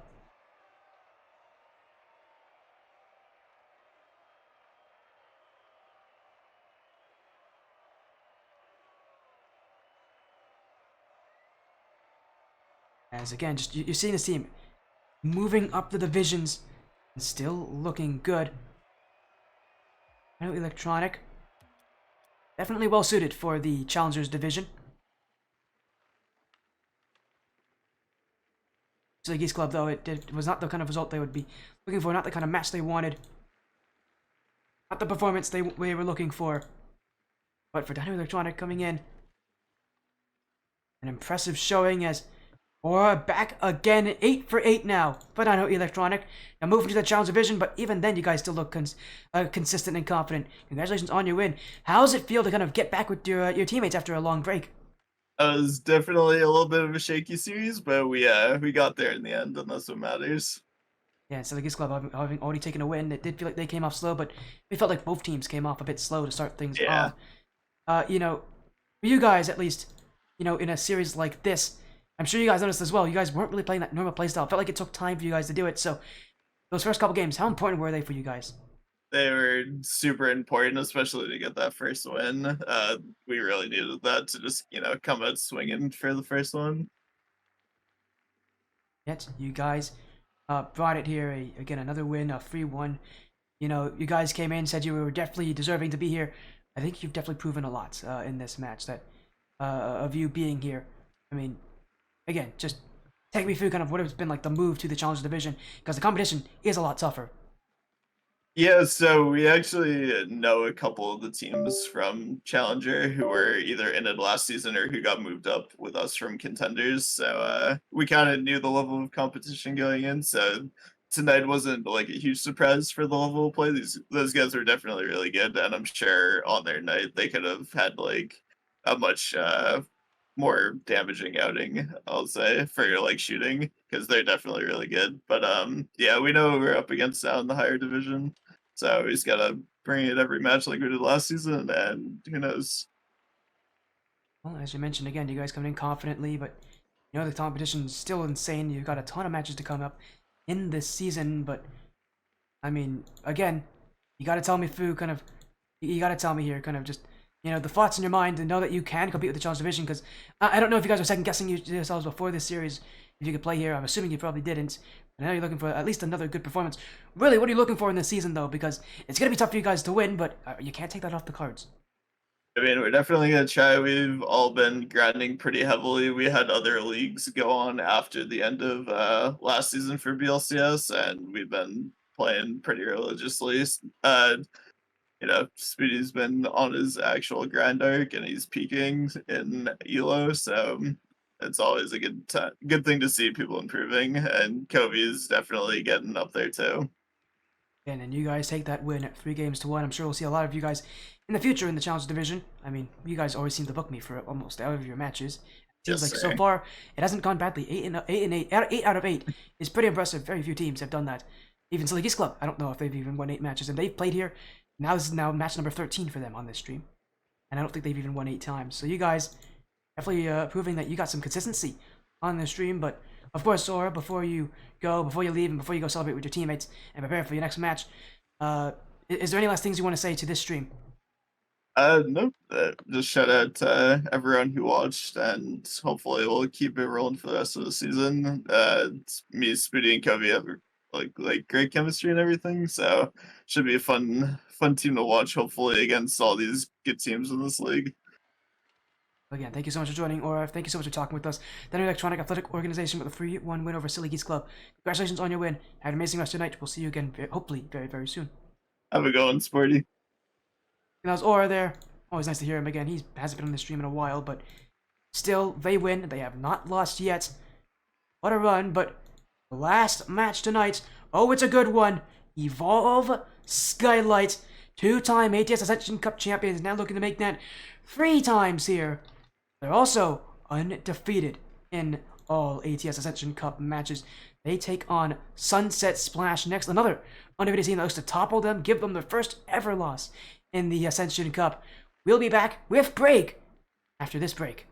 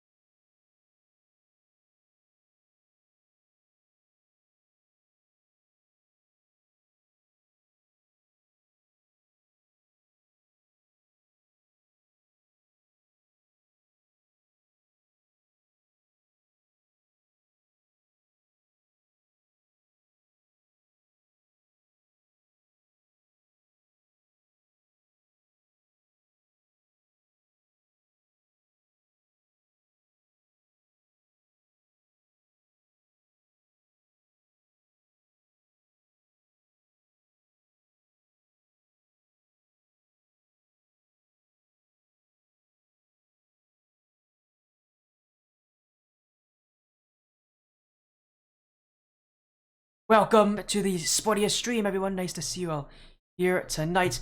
Joining me here is Break for our final match of the evening, the ATS Ascension Cup Season 2. The two-time Ascension Cup champions in Evolve Skylight take on the undefeated Sunset Splash. What a series we have here, my friend, and this one's going to be a very big test for these rosters. I'm excited to see both these teams play, both of them being undefeated, and they are Skylight, rather, excuse me, have not lost a series since ever in the ATS Ascension Cup within the 3 seasons now that it's been existed. So maybe Sunset Splash can make history today, taking them down. And maybe we'll see something very, very new here. Again, Break has played in the Ascension Cup as well. Actually, on my team as well, in the 135 Team Evo side. But I mean, we already know how good Evolve Skylight is. They've won the last 2 times. They haven't even dropped a single series. You mentioned it. The Sunset Splash on the other side are 3-0, and have had some pretty tough competition to boot, taking down some very tough teams. They took down the Hornets, and they took down Legit Purple, and most recently they've taken down Evolve No Evo. So they've taken down some good teams here. Someone saying, what rank is Ascension? Champ 3 is the highest rank you'll be seeing. Champ 1 to Champ 3. Here, as again, they are there. Evolve Skylight, though, have also taken down Legit Purple and the Hornets. So far, both these teams having incredibly good starts to their season, and well, I feel like there's a couple teams that could potentially give Evolve Skylight their first ever loss this in, as you said, ATS Ascension Cup history. You know, Team Kokui from 100X, I think that's the team to do it. My boy Altman, Power Pro, and Hero God with X-Fabs, I think they can do it later in the playoffs. I don't think they're in the group. But let's focus on now, though. Tommy Buckets, the owner of our SS, playing in ATS. I'm gonna keep it real. I didn't think he'd do that well, but from what I've heard, he's solid on defense. So let's see how that holds up today against the pressure of Evolve Skylight. You mentioned as well, Evolve Skylight, such a scary team to go against. They have so many good talent players, and of that roster, of the players that played last season, 4 of them are still here this season. Stixler, X-Light, Astro, and Borb. All here last season, have come back this season in the same roster to win again. On the other side, I said Sunset Splash, Tommy Buckets playing impressively. But also what's impressive is the fact that we've got a ton of players returning from the past. Burio was on 5CE Dream Team in Season 0 of the Ascension Cup, making it to the top 8. Hazy Days was on Unknown Legion, who made it to top 4 in that same exact season. They're coming back to take what they thought was theirs, their championship. A tough battle, to say the very least, but we know how good these players are, and we know not out of the ordinary and not impossible to see them potentially take this matchup. Yeah, the thing is, though, in this Champ 3 division, anytime these players can elevate to the Grand Champ level, you can see it after that pressure, maybe a minute-ish in the offensive zone. You can watch them starting to link up, and you can see the progression from the beginning of the game to becoming basically Grand Champ level. It's so exciting to see. As you said, so many of these top players playing at that kind of Grand Champ level, although they aren't actually Grand Champion, gotta be pretty good to win the Ascension Cup. You gotta be pretty solid, because these teams, though, still early in the season, still, though, for Evolve Skylight, they gotta defend that title. There's a good amount of pressure on them, I think, Break, to do that, because when you're at when you're at the top, it's so easy to fall off, because everybody else wants to be up there with you. Sunset Splash would love to be the first to take down Evolve Skylight. No, it's 80% mental, 20% physical. Or in this case, well, yeah, physical. But they need to not get ahead of themselves. It looks like they haven't. I believe they've won, I think that'd be 20-ish straight series. 25-ish, if I had to take a guess. I can't count exactly, but if you want to, I can go back and check and give you a number on how many times they've won. It's been that would be a lot. 23 straight series. I just did the math. Dang, dude's just counting here. That is insane. Did you include all the best of 7s? Yeah. Dang, dude just did all of the counting. Mm-hmm. Here, impressive to say the very least. But yeah, you mentioned as well, these guys have been incredible since Season 0, since even before the Ascension Cup. Known to go on for this long. It was meant to be like a one-time tournament. It's kind of expanded to more, and Evolve Skylight have always been there to compete. And now, we get to see them here in an incredible matchup. Undefeated so far are these Ascension Cup players, but can they keep it going? And on the other side, Sunset Splash, you mentioned as well, we mentioned how good those players are. Still a lot left to battle for, because there's still so many matches. We know how good these rosters are. Yeah, you mentioned it again. 7 matches, plus all their playoff matches in the final bracket for season 1. That was 10 in season 1. How many did they win in season 0? They won all the matches. I know they won all of them. matches. 7 plus 3, I think it was. Yeah, that's it. It was the same 10, format. 10, 23. They did win 23 matches. Total, you're right Looking about for that. 24 straight. That is Couldn't have- insane. Well, and guess who's playing in? Xlight, Snickers, and Astro. I believe that's their probably their starting roster for most of their matches. So that's gonna be a scary sight for Sunset Splash, because we know how good their defense is. This is a team that has a really good defense. This is where it's really going to be tested. Break. Yep. And Curio used to that very offensive style with Gray, and I believe it was Solono on 5th corner. Dream team. But it's David versus, well, not quite David versus Goliath. It's the unmovable force versus the unmovable object. Or unstoppable force, rather. You can compare it In that that way. defense. Definitely compare it that way here, as again we're gonna hopefully get the series out in just a minute or so. Both these teams have been given the lobby info, and again it's gonna be such a high level matchup. I know Tommy Buckers has been waiting for this one. Again, he's not excited only in his own stream. not only again is he a pretty good player and his team's doing well. He's also one of the casters here at ATS. He's casted a ton of the grand finals with me. He's been here for a pretty long amount of time. Obviously, we just got to see some Rocket League Splash Series action. We know that Sunset Splash can take this team down. You mentioned Team Koki as being a good team as well. They're also very, very good. I think their record is also currently undefeated. They're not undefeated. I must have to talk with Altman. Get on my alt. Yeah, maybe. they are currently undefeated. They're 4-0 right good. now. Well, actually, they're 2-0 right now, but they are guaranteed to be at least 4-0 with two of the matches already given to them as forfeits. So, Team Koki doing very well. Sunset Splash, Evolve, Skylight. Also, I think, Ryzo, this is future matchups. Evolve, Skylight. You don't have to play next week. Unless they are playing that +1 match against Ants Ball Chasing for their opponents in Sunset Splash. They play Vortex Rift next week. So, not only would this match be good, not only just to do really well here, but also be just a good match to try to, kind of set yourself up for the next week. Yeah, and I personally, to keep it honest, I don't know many of the teams. I know Koki, some of the Evolve teams. I think there's another 100X team. I'm not entirely sure. There's a couple. I think there's 2 in a season. Okay. I know Team Koki is here. That's one of them. I know they have a second as well. I think it's Cafe and- Con Leche. No, it's Or not. Leche. It's not Oh, Cafe it's Con not. Leche. That's not a team anymore. Actually, let me take a look now. No, they only have 1 in Ascension Cup this season. Okay. They have more in the higher divisions though. They have like a couple teams in Yep. the Apex Cup. They have 4. They have a ton in the Apex Cup. So Yep. In my opinion, I think that the season zero Ascension Cup was the most difficult competition, and I think they're used to that. I think that it's gotten easier for them because in the season 0, right, they had Call Red, you had Snowda, you had, I'm not going to say me, but me, you had Altman, you had so many solid players that are now solidified themselves in that Apex and Surge divisions. Now, most notably Colorad doing his thing up in Surge. But that's what this is for you players to mentioned it develop. might for be them to easier ascend. this season. They are the #1 overall team this season. They were not #1 in season 0. Again, I think a lot of that comes from them winning. They're still really good competition. Sunset Splash could beat them. Team Koki could beat them. So many teams could beat these guys. As we are still waiting on them to join. I haven't gotten a message back from Curio. Ami is in free play. Oh well, there you go. Maybe they're just doing some warm ups. As we're waiting on Sunset Splash. They should be here any minute though. Or it will be our last match tonight. If we just take a look at our schedule though, see all the action tonight. This is our last match. It's also match number 5. We have been here all day. Got to see Team Ignition beat 3 Commandments, Next to AM beat Affinity Gamma. Then we saw New Horizons beat Next to Cosmos. And we just recently saw Dino Electronic beating Silly Geese Club. So our 5th and final match. It's been a long day break. I'm happy that we get to round it out with this though, because this match, probably the one with the most intensity in it. Oh, of course. This is like the match of the week. If we had to have that, if there's a mainstream for Ascension Cup, this would be the match to see it.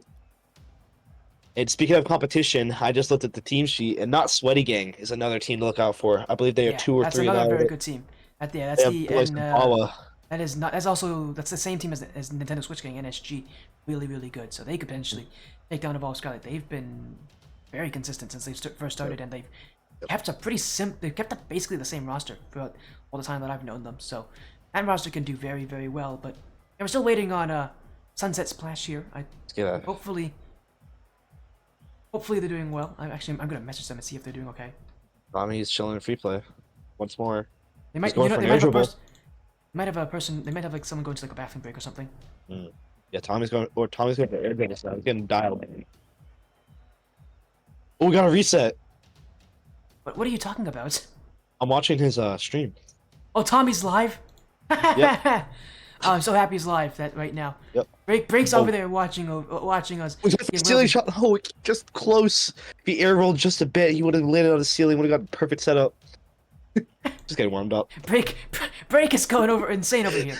Wait until the match actually starts. Now then we can talk about that kind of stuff. Just getting warmed up. Don't blame him again, as I know Evolve Skylight waiting here, but Sunset Splash will be joining us in just a minute. I'm assuming they're probably off with like a bathroom break or someone's AFK, so we'll wait a little bit. But You could ask me in the chat. yeah, if you want to ask him, you can. You could also just DM All him. right. Yeah, no. You I'll could also ask just in the DM chat. him. He answers pretty quickly. Oh my god, he peeked. Break, stop looking at that stuff. Break, Bless you. save the commentary for like the actual match itself, not the warm up. And we'll wait on these two teams, but we all know about how good Evolve Skylight is. This is a team that has such good team chemistry. And that's the scary thing about them, that their team chemistry has gotten better. These guys have known each other for a while. They had a whole season together. Now they go again for another season. That team chemistry is going to be a huge advantage for them because Sunset Splash don't have that same team chemistry. These guys have been teammates before, but they haven't been teammates recently. This could really definitely set them back a little bit. The connection I'm looking to see is Excite and Snickers. I believe they're playing together for a long time, even before Ascension Cup. To be able to see those infield passes, just them pre-jumping each other. I want to see a pre-jump from Excite to Snickers or Snickers to Excite. That'll be great to see. And maybe next season we can see them in Apex. See how they do there. I think they'll do fine. Joining us Although now, the competition is a bit faster. joining us now is Curio, Tisco, and Tommy Buckets. So, No Hazy Days. and no Hazy Days, but still have an RLSS Riptide Cup champion. Hazy Days was one who made, I think, the made it to the grand finals. Curio, if I'm not Days- wrong, has won. Yes. No, I Hazy think Days I think we won last season. I think he Hazy won Days as has well. won. Curio's won in previous seasons. Scal's made it pretty far as well. I think he's made like top 4 before. Here, but again, what I'm asked this will be is, let's get these teams in. We've been waiting a long time for this, our final match of the night. Here, Evolve Skylight undefeated. I mentioned it, 23-0 in all ATS Ascension Cup matches. And the other side, Sunset Splash coming into this season. We have some players who are looking for their first championship in the Ascension Cup. A team that has never lost versus a team that is looking to win it all. Evolve Skylight on the blue, Sunset Splash on the orange, in a match to determine who will be the kings, the leaders of the Ascension Cup. Let's get started, Sporty, as already it's just tied up in the middle. A little stalemate. Tommy tries to get it around, but Snickers doesn't dump that one in. And Tisco. Tisco? Tisco or Tisco? Let's go. Tisco. Trying to take it out. But here's Astro looking for a double. Can't get the touch he wants. Now it's going to be cleared out by Tisco out middle. It's Tommy laying on those demos. He might not be the best mechanically, but he'll go for those demos and mess up the other team. Yeah, Curio and Tommy running the same car? I think they are. They are as well. throw me I off. love to see that as well from these guys, but you're already seeing it already, a lot of that aggression that these teams love to throw. Evolve Skylight bringing it, Sunset Splash though returning it with those demos, and you love to see that so many teams kind of die out against Evolve Skylight, don't really have much to answer. Evolve Skylight may be winning the pressure, but when it comes to that aggression, Sunset Splash is making it known early they can do just the same in response, and personally, I think, that's a good start for Sunset Splash, if they're willing to take down a team as good as Evolve Skylight. But in comes the pass, Snickers, not the shot yet, he'll keep it away. It feels like right now for Evolve Skylight, just trying to set up the play. Snickers, the dribbles, the back wall, trying to leave it for Excite, but Tommy Buckets with the block. Sunset Splash still struggling to just get out of the backfield. That's that defense you're telling me about. Tommy Buckets on the back line making that crazy save. But I've seen Excite and Snickers in the air on the backboard, going for those backboard plays like I thought they would. And that's where they're going to dominate them. If they hit off the backboard, if they get those great backboard plays. Speaking of, almost one slides in there. Snickers is going to save that last ditch effort. Physical the other way. It's 50 by Curio into the Skylight corner, and Excite's going to try to get something going. He's unable to do so.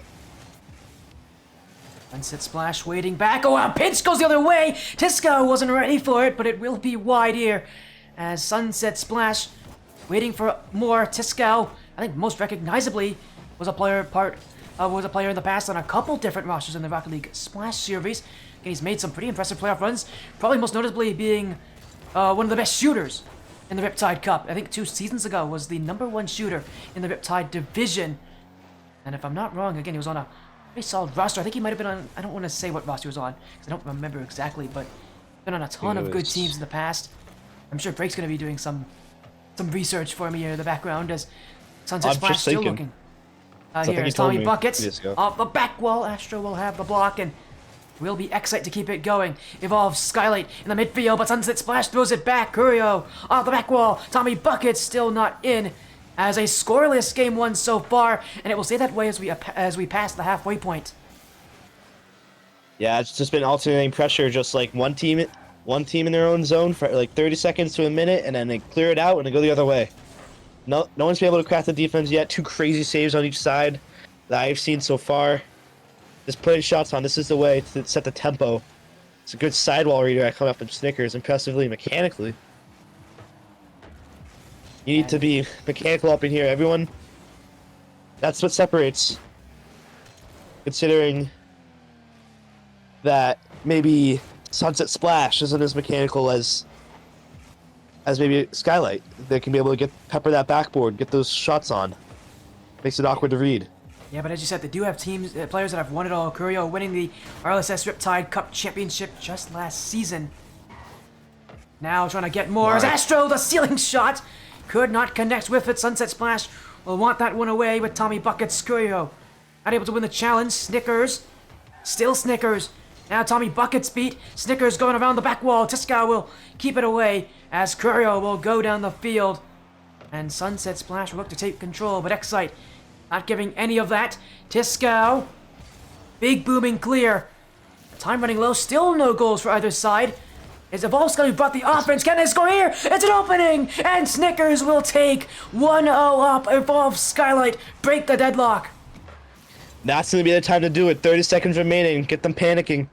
Tommy Buckets just hits it away his third man. You can't be doing that in these type of games.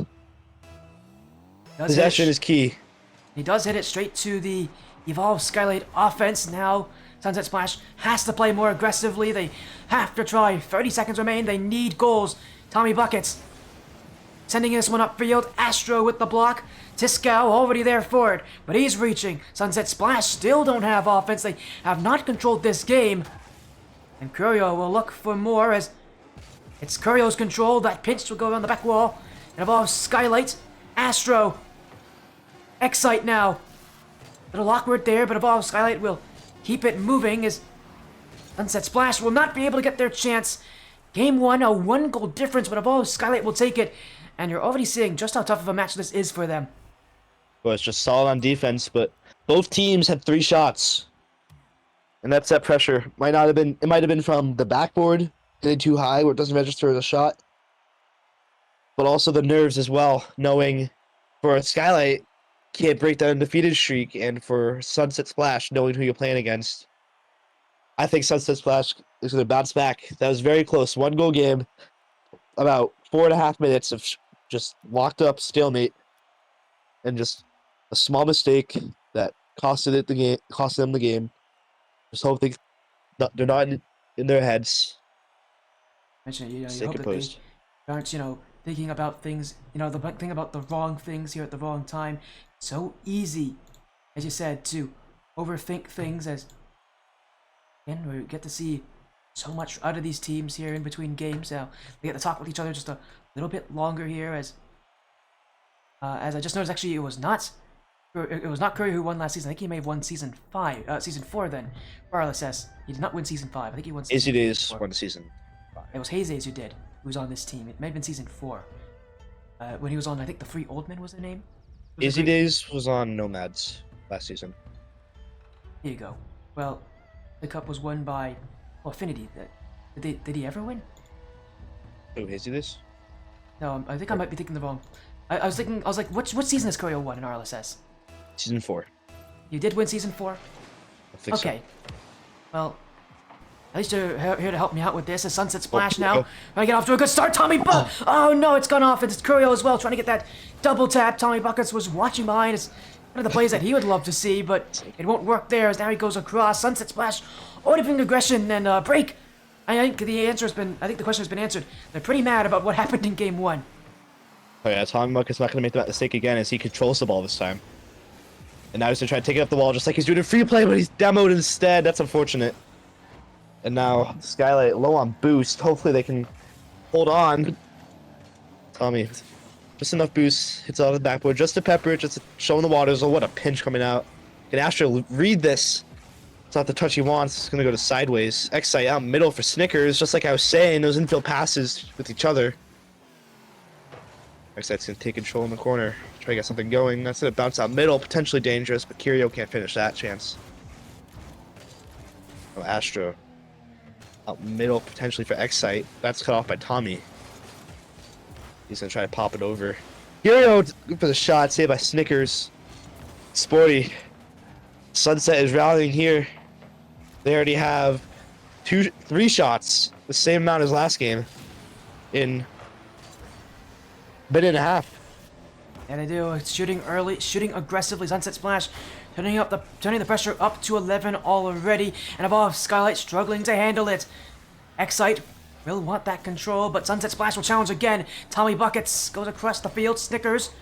It's Curio on the end of this, and he's got space to work with, but he doesn't get the touch past Astro. Disco now. Excite looking for goal 1. Above Skylight jumping, and it will go off the back wall. Oh, what a second touch. Tommy Buckets in the right position will read the back wall touch as well. And Sunset Splash now again on offense. Curio, the dribble. And it is time here for them to work with. Curio in the midfield. Astro, another clear above Skylight. A little bit panicky on defense here, break, but they have not broken just yet. You know, Tommy, I've been seeing him sitting midfield as that third man taking possession. You see an attack, you think it's dying out, but he'll be there and he'll rekindle that flame. And Snickers trying to get a play going, can't get the first touch he wants. That's going to slide out under. What a shot from Snickers. As I was saying, that first touch, I might have been a bit wrong here as he runs out of boost and gets it under Tisco.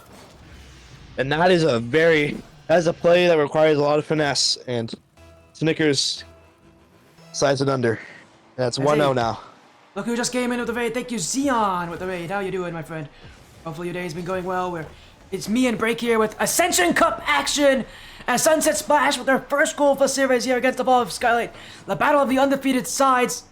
As Sunset Splash looking to try to end the ball of Skylight's winning streak.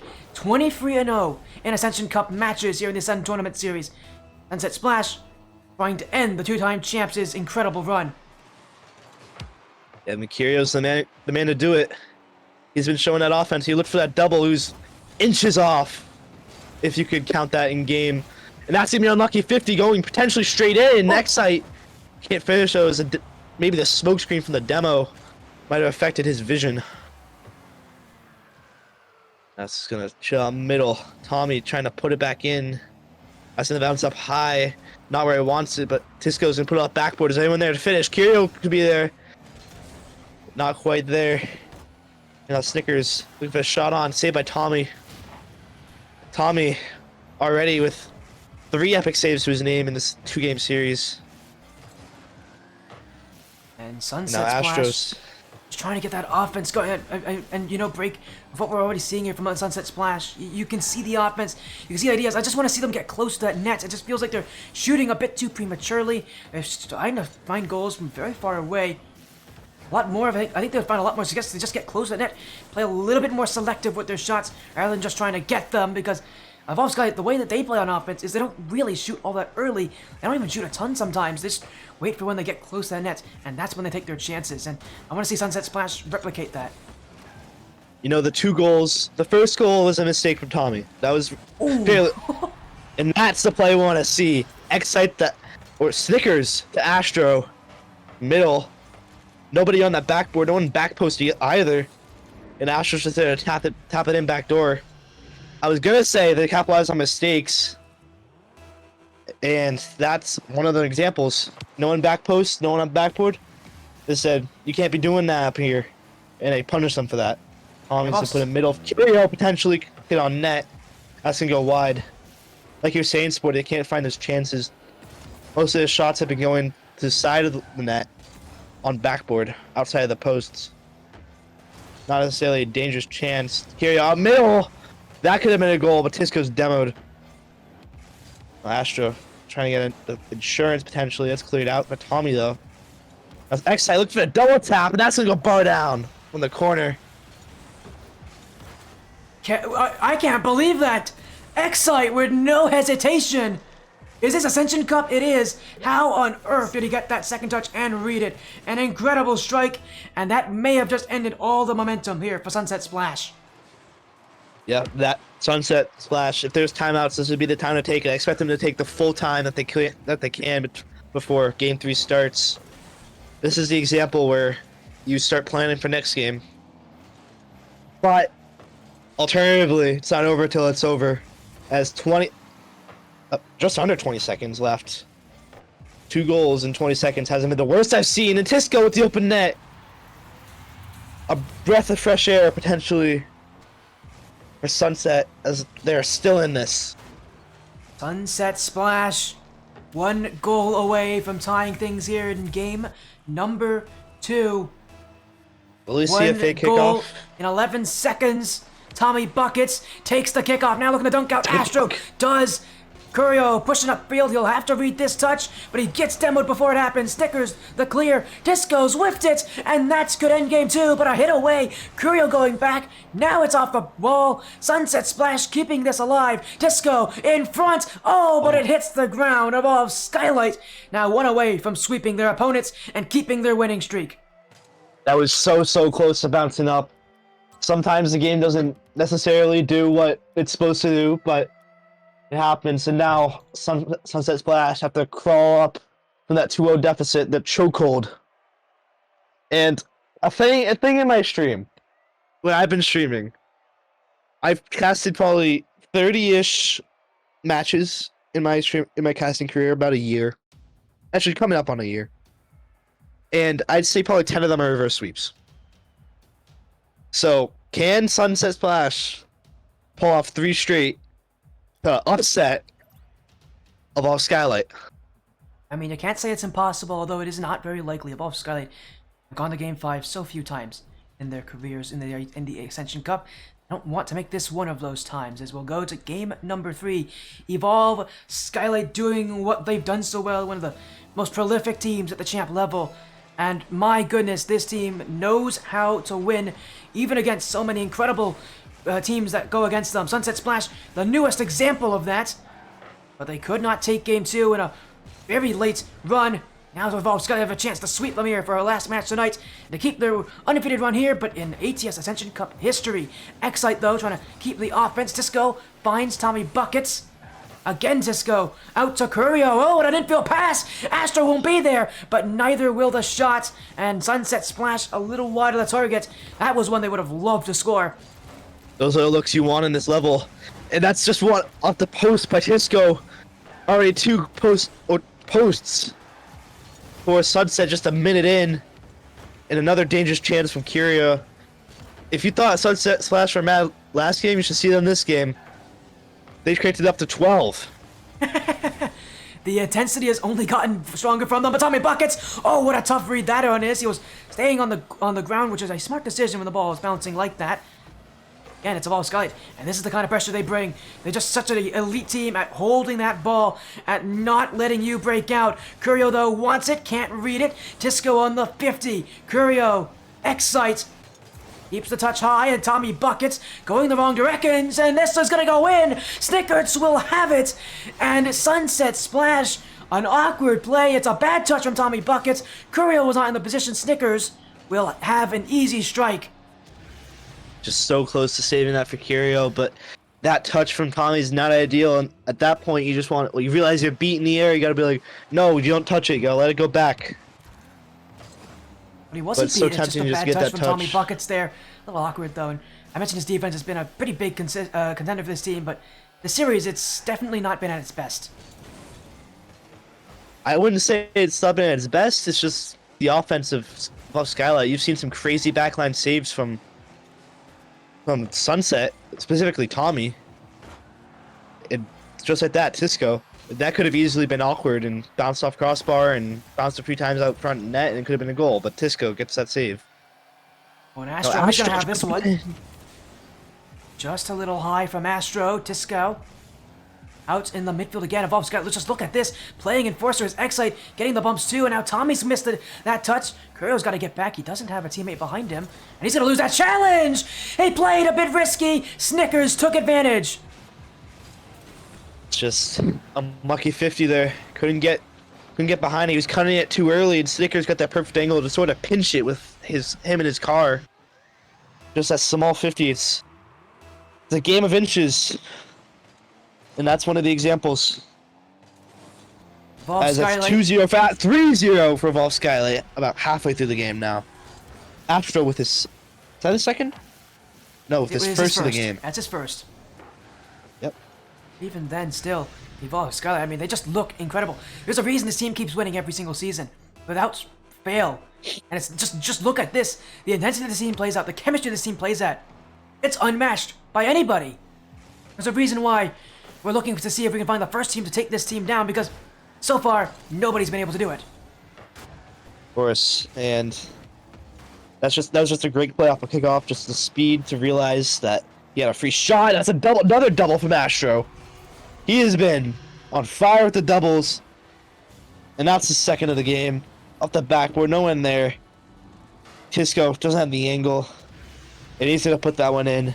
No one back post. So it's so important to be back post at this level specifically.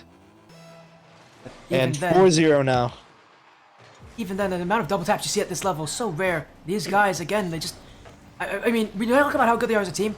How good they are individually is something else. And like they have so much confidence and so much faith in each other to do whatever they want to do. It's why they do so well, but nobody back here. That shot's going to be saved away, though. 2 minutes remain, and 4 goals up as Evolve Skylight looking to sweep Sunset Splash to their first loss of the season.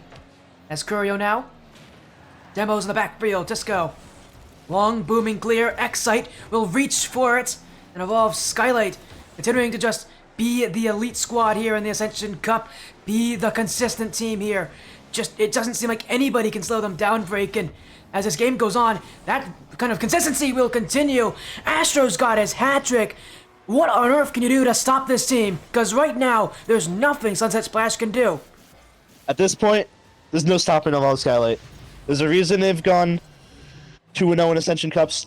I'm not going to say 24-0, but 24-0 in matches in the Ascension Cup. And I forgot what I was going to say. Here we go. Just seeing the development of this team from playing against them in Season 0, watching the finals versus 100X FFE last season, I've seen these players develop so much. It looks like a whole different team. And I'm thinking this reign of dominance isn't going to stop. They've ascended to that Grand Champ level, like I said before the game. And there's no stopping them at this match specifically, as Tisco is going to put 5-1 now. Maybe a breath of life. 4 goals in a minute. Doubtful, but it's possible. It's possible, although I agree with you, it's very doubtful. And yeah, I mentioned about the Evolve Skylight progression. They have gotten better every single season. And yeah, that's one of the reasons why people have mentioned there's weaker competition. It's not weaker competition. It just so happens that the team that keeps winning has gotten better and better, a whole lot faster than everybody else here. Evolve Skylight, you mentioned it. They're not a GC team, but it feels like they're a GC team. That's how good they are together. And that's the kind of playstyle these guys bring. As now Astro, another double tap. Oh, it's down to Snickers. I mean, Astro with his double taps. Once again, he sets up perfectly. Astro has just been elite tonight. Snickers with his third, and Astro, I think he's got a couple assists. He's got 2. Evolve Skylight 6-1. Game 3 is already over, but even then, they're still celebrating. Maybe we can take a little trip to Brazil. Early vacation for break. And I'm just speechless. I mean, there's nothing more you can say. There's the better team at this point. What, I'm what, thinking what that Astro's an doing? Astro sitting on the back. You know, if I was in this position, I'd do the same thing. I want that backward redirect. Astro know? wants to play a Devo play out there, but he won't get his chance. Although, look, he's still on the back wall. Potentially. Astro really wants that back wall redirect. We'll see if That Evolve could've been Skylight gives it to him here. chance. This could be a chance. This It does could be go this. across. Oh, it's an own How goal. does- It's an own Unlucky. goal. And now Evolve Skylight have made it 7-1. Game 3 was over a minute ago. They've only gone and added more. And man, this series has ended one-sided. And again, even for Sunset Splash, who have been so elite this season, Evolve Skylight still just the better team, still have that advantage. And I don't know how on earth you stop them. My name is Brick. I'll be your flight attendant. We have arrived in Brazil. And Right, that's at the going end to of be the it. series. As Sunset Splash will see no more goals. Evolve Skylight with a 3-0 sweep to end the night. And Break, what a quick series. Evolve Skylight continue to show us that they can't lose. They're the unbeatable team this season and any season. There's no losing if you're Evolve Skylight. And I don't know how you ever slow this team down from when they start. I mean, again, you mentioned it, 24-0 now in matches.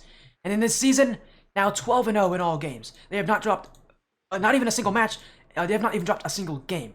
This team has been elite. They are taking down top-tier players. I don't know what to say, except just incredible overall. It's insane. But I would like to touch on the Champions Cup from 3 months back. I believe they went 0-3 in Swiss. They did not. No, they went. I think they went 1-3. They went 1-3. They did. 1-3. Okay. I think this is my ideology at this level. There's a gray area between C3 and GC1 level, between Surge, Riptide, and Apex and Ascension. I think Skylight's in that gray area where they've ascended from C3, but they're not quite at the Apex or Surge level yet. Considering that Champions Cup, they went 1-3 in Swiss. Granted, there's crazy teams in there, but still, I think at the end of the season, if there's another Champions Cup, I think they could potentially make main event, or at least go round 5. Well, we'll see about that. But here to talk about just this series would be Excite and Snickers. If Snickers decides to rejoin, he just left us. No, but he's here- on PlayStation. So when you drag him, it like disconnects. him. Oh, you know what? Let's move then to a different VC. We'll get him to join us. Sec. There we go. We'll get Snickers to join us here at some point. But There that's it just is. on your win. Snickers and Excite here of Evolve Skylight. You have not dropped us even a single game this series. I feel like, so many people questioned if you guys were going to be in the Apex Cup, but you're here back for one more season at the very least, and you guys continue to show that you are that dominant team. Still have not been beaten in the Ascension Cup. How does it feel to take down another undefeated side here in Sunset Splash? Because so far there's been so many teams that have wanted to challenge you guys, Snickers, and yet you've been able to beat all of them. Have we beaten everybody? Yes, you have. You have not dropped a single series. Well, in the we Ascension. haven't played everybody yet. You haven't Yeah, played everyone right. yet, but you keep getting challenged by like top tier teams, and you continue to come out winning. How does it feel? Because every single time it feels like it's a little bit nerve wracking for you guys, and yet you play so confidently. I mean, Snickers, how are you feeling with that win? Because that's a pretty big win. I mean, to be honest, I don't really get like nervous about it just because like yeah, I take it serious, but I don't know. It's just a game at the end of the day, man. I'm just here having fun. So as long as I can do that, win or lose. I mean, obviously I want to win, but I'm having a great time with my teammates. 24-0 in Ascension Cup history in series. That is insane. And So do you guys, often are we the greatest roster in ATS history? Ascension I don't Cup know history. definitely Ascension Cup history. Yeah, I agree that you guys 100%. are Yeah. the most winningest roster right now. that might be the greatest. I don't think anyone's come close to that. But what I was gonna say is, as a team, I believe most of your team stuck together. What do you guys do to keep the team together? Keep players from trying out somewhere else, trying to get there. Like, what's the chemistry like? I just think we play in multiple leagues, so it's not like a case of where like people don't get to play or people don't get minutes. Like of all 5 of us, everyone at least once a week gets one game where they get like, you know what I'm saying, where they get time to play with and really take it serious in a match setting and not just like a scrim or practice. Because we don't necessarily have like a dedicated starting roster. as most teams would have. We kind of just plug and play whoever's available on that day for the match. Boom, they play. So we kind of just build a chemistry like that, just organically playing with each other, and eventually it gets to the point where we can just do any iteration of us five, and we win. And that's the scary part about Evolve Sky is that they win nonetheless. Is also joining us here, Excite, two-time champions, looking for number 3. You haven't. I don't think you've ever had a season start off this amazingly. We have not even dropped a single game. Generally, you guys do drop games in your seasons, but now you haven't so far. You've already gone through 4 matches here. You got to tell me kind of, you guys, making that improvement. Do you guys see that improvement in yourself as well, season after season? Because after winning so often, it can sometimes be tough. I think sometimes we see the improvement whenever we're playing like prepared, because sometimes we go into matches, I guess always in other leagues, but sometimes we go into matches not prepared, like not really having the best warm up, or like our scrim will cancel, and it kind of shows in our gameplay. But today we had very good preparation against a much better team, and it helped us like get in shape for this match, I guess. And that you did. Is there anything else you want to ask them, Break? The big question is, it's been in my mind specifically, when will we see the Evolve Skylight Apex debut? Or even Surge? Oof. I don't even know. We already are dropping out of ECS because we're kind of getting slammed there. That's Yeah, I C3, feel like- GC1, C1, C2, I right? feel like we're in an awkward spot right now. We're like in between like Apex Cup and Ascension Cup. Yep. But we're not. Us- You know what I'm saying? I was talking about that gray area and how you guys are in there. Yeah, But I like think- we haven't been able to really break through into like the next level yet, where we want to be. Makes And I sense. thi- You know, I that's think the that scary just takes thing is that time. they haven't, and yet they almost beat an Apex Cup team in the last Champions Cup tournament. You almost beat one of the top 4 teams. So, Oh, they did? yeah, they almost should've beat won that. Hypernova. That's Not crazy. Hypernova. It's not Hypernova. They almost beat. What was it? Jetstream? What? Yeah, like No, it's not. Jetstream? Yes, Jetstream. There you go. No, I don't know. Why I said Hypernova. That's your manager. I'm not saying like Apex Cup teams specifically. I'm saying like Apex ranked teams, like teams in that rank, if that makes sense. Like GC Every- GC2? really. Yeah. Every time we've like in ECS2, not just GC2 or like GC1 at least. Every time we play teams like that, it's always close. Like we're not getting smoked, but it's just like we just need something very small to get over that hump to be able to compete and take wins, because we're not at that moment yet. We're not there yet. Yeah, but I would say for anybody out there, be scared of Vol Skylight if you are in that GC1, GC2 range. These guys will come and destroy you in the very near future. I can see it happening here with the Vol Skylight, knowing that you guys continue to progress. But for now, again, congrats on your win, a field sweep over Sunset Splash here in ATS Season 2. Even in your 3rd season, the Ascension Cup, you guys just continue to win and continue to take out all of our competition here. But congrats on your win. Before you guys leave, we got to get some shoutouts going. So let's start with Excite. Do you have any shoutouts? Anything you want to say? We'll do the usual shout outs. Shout out to the team, all the players, Nick, Astro, Borb, Juicy, even though they weren't here today, they're still putting in work for us in all the other leagues. And in this one, shout out to Frenzy for the scheduling and the managing the scrims. Shout out to Vert for having us on the org. Shout out to all the Yeah. viewers.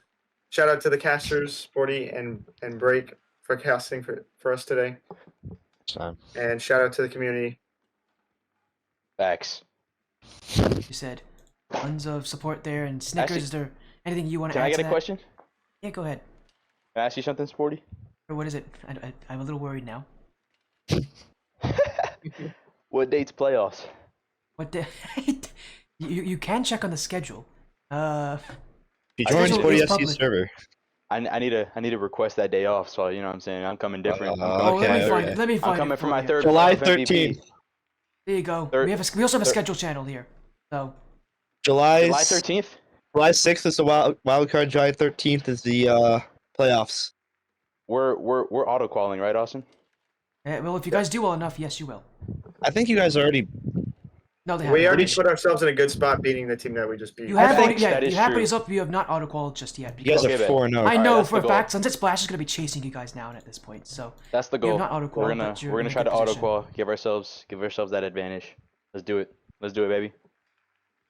Put yourself in a 4-0, good 4-0. position for that, taking down the only other undefeated team in your group in Sunset Splash. Congratulations on your win. Snickers, exit into the rest of Evolve Skylight. Have an amazing rest of your night. Hopefully see you again very, very soon. Good luck in the rest of your season. Good luck. You too, guys. Thank you. Good night. We'll break what an into the night it has been here for us. Thank you so much for joining me for this last match of the night. It has been a long day. Is there any last things you want to say before we're going to go offline and finally end our night here? Thank you, Sporty, for having me at this late notice, we'll say. And yeah, great game. You know, just like, even though besides game 3, it was like if you caught that, the Pirates on a Bot in the Affinity Apex series, Pirates on a Bot swept them, but the games were close. It felt like that, except for excluding game 3, of course, but it felt like that type of game. It was 1-0 game 1, 3-2 game 2, 7-1 game 3, but I don't know if that was Sunset getting burnt out. I don't know if that was Evolve warming up, potentially. I'm excited to see Sunset in the future as they take on. We have a couple teams are going to be taking on, yeah. They take Vortex Rift. Take on Vortex Rift next. They have a week break and an Ants ball chasing, so that's going to be difficult for them. Specifically with Ants ball chasing. Another good team, yeah. And Ants ball chasing, one of our higher seeded teams as well, but, you know, we can't speculate about those matches just yet, but yeah, then thank you so much for joining Break. Thank you as well. Shout outs to Taquito, who joined us earlier today. Thank all of you for joining the Sportiest stream tonight. We're gonna raid here. Thank you so much for joining. We'll be live again very, very soon. But for now, have a great night. Take care. We will see you all very, very soon when action continues here on the Sportiest stream. Have a great night, everybody.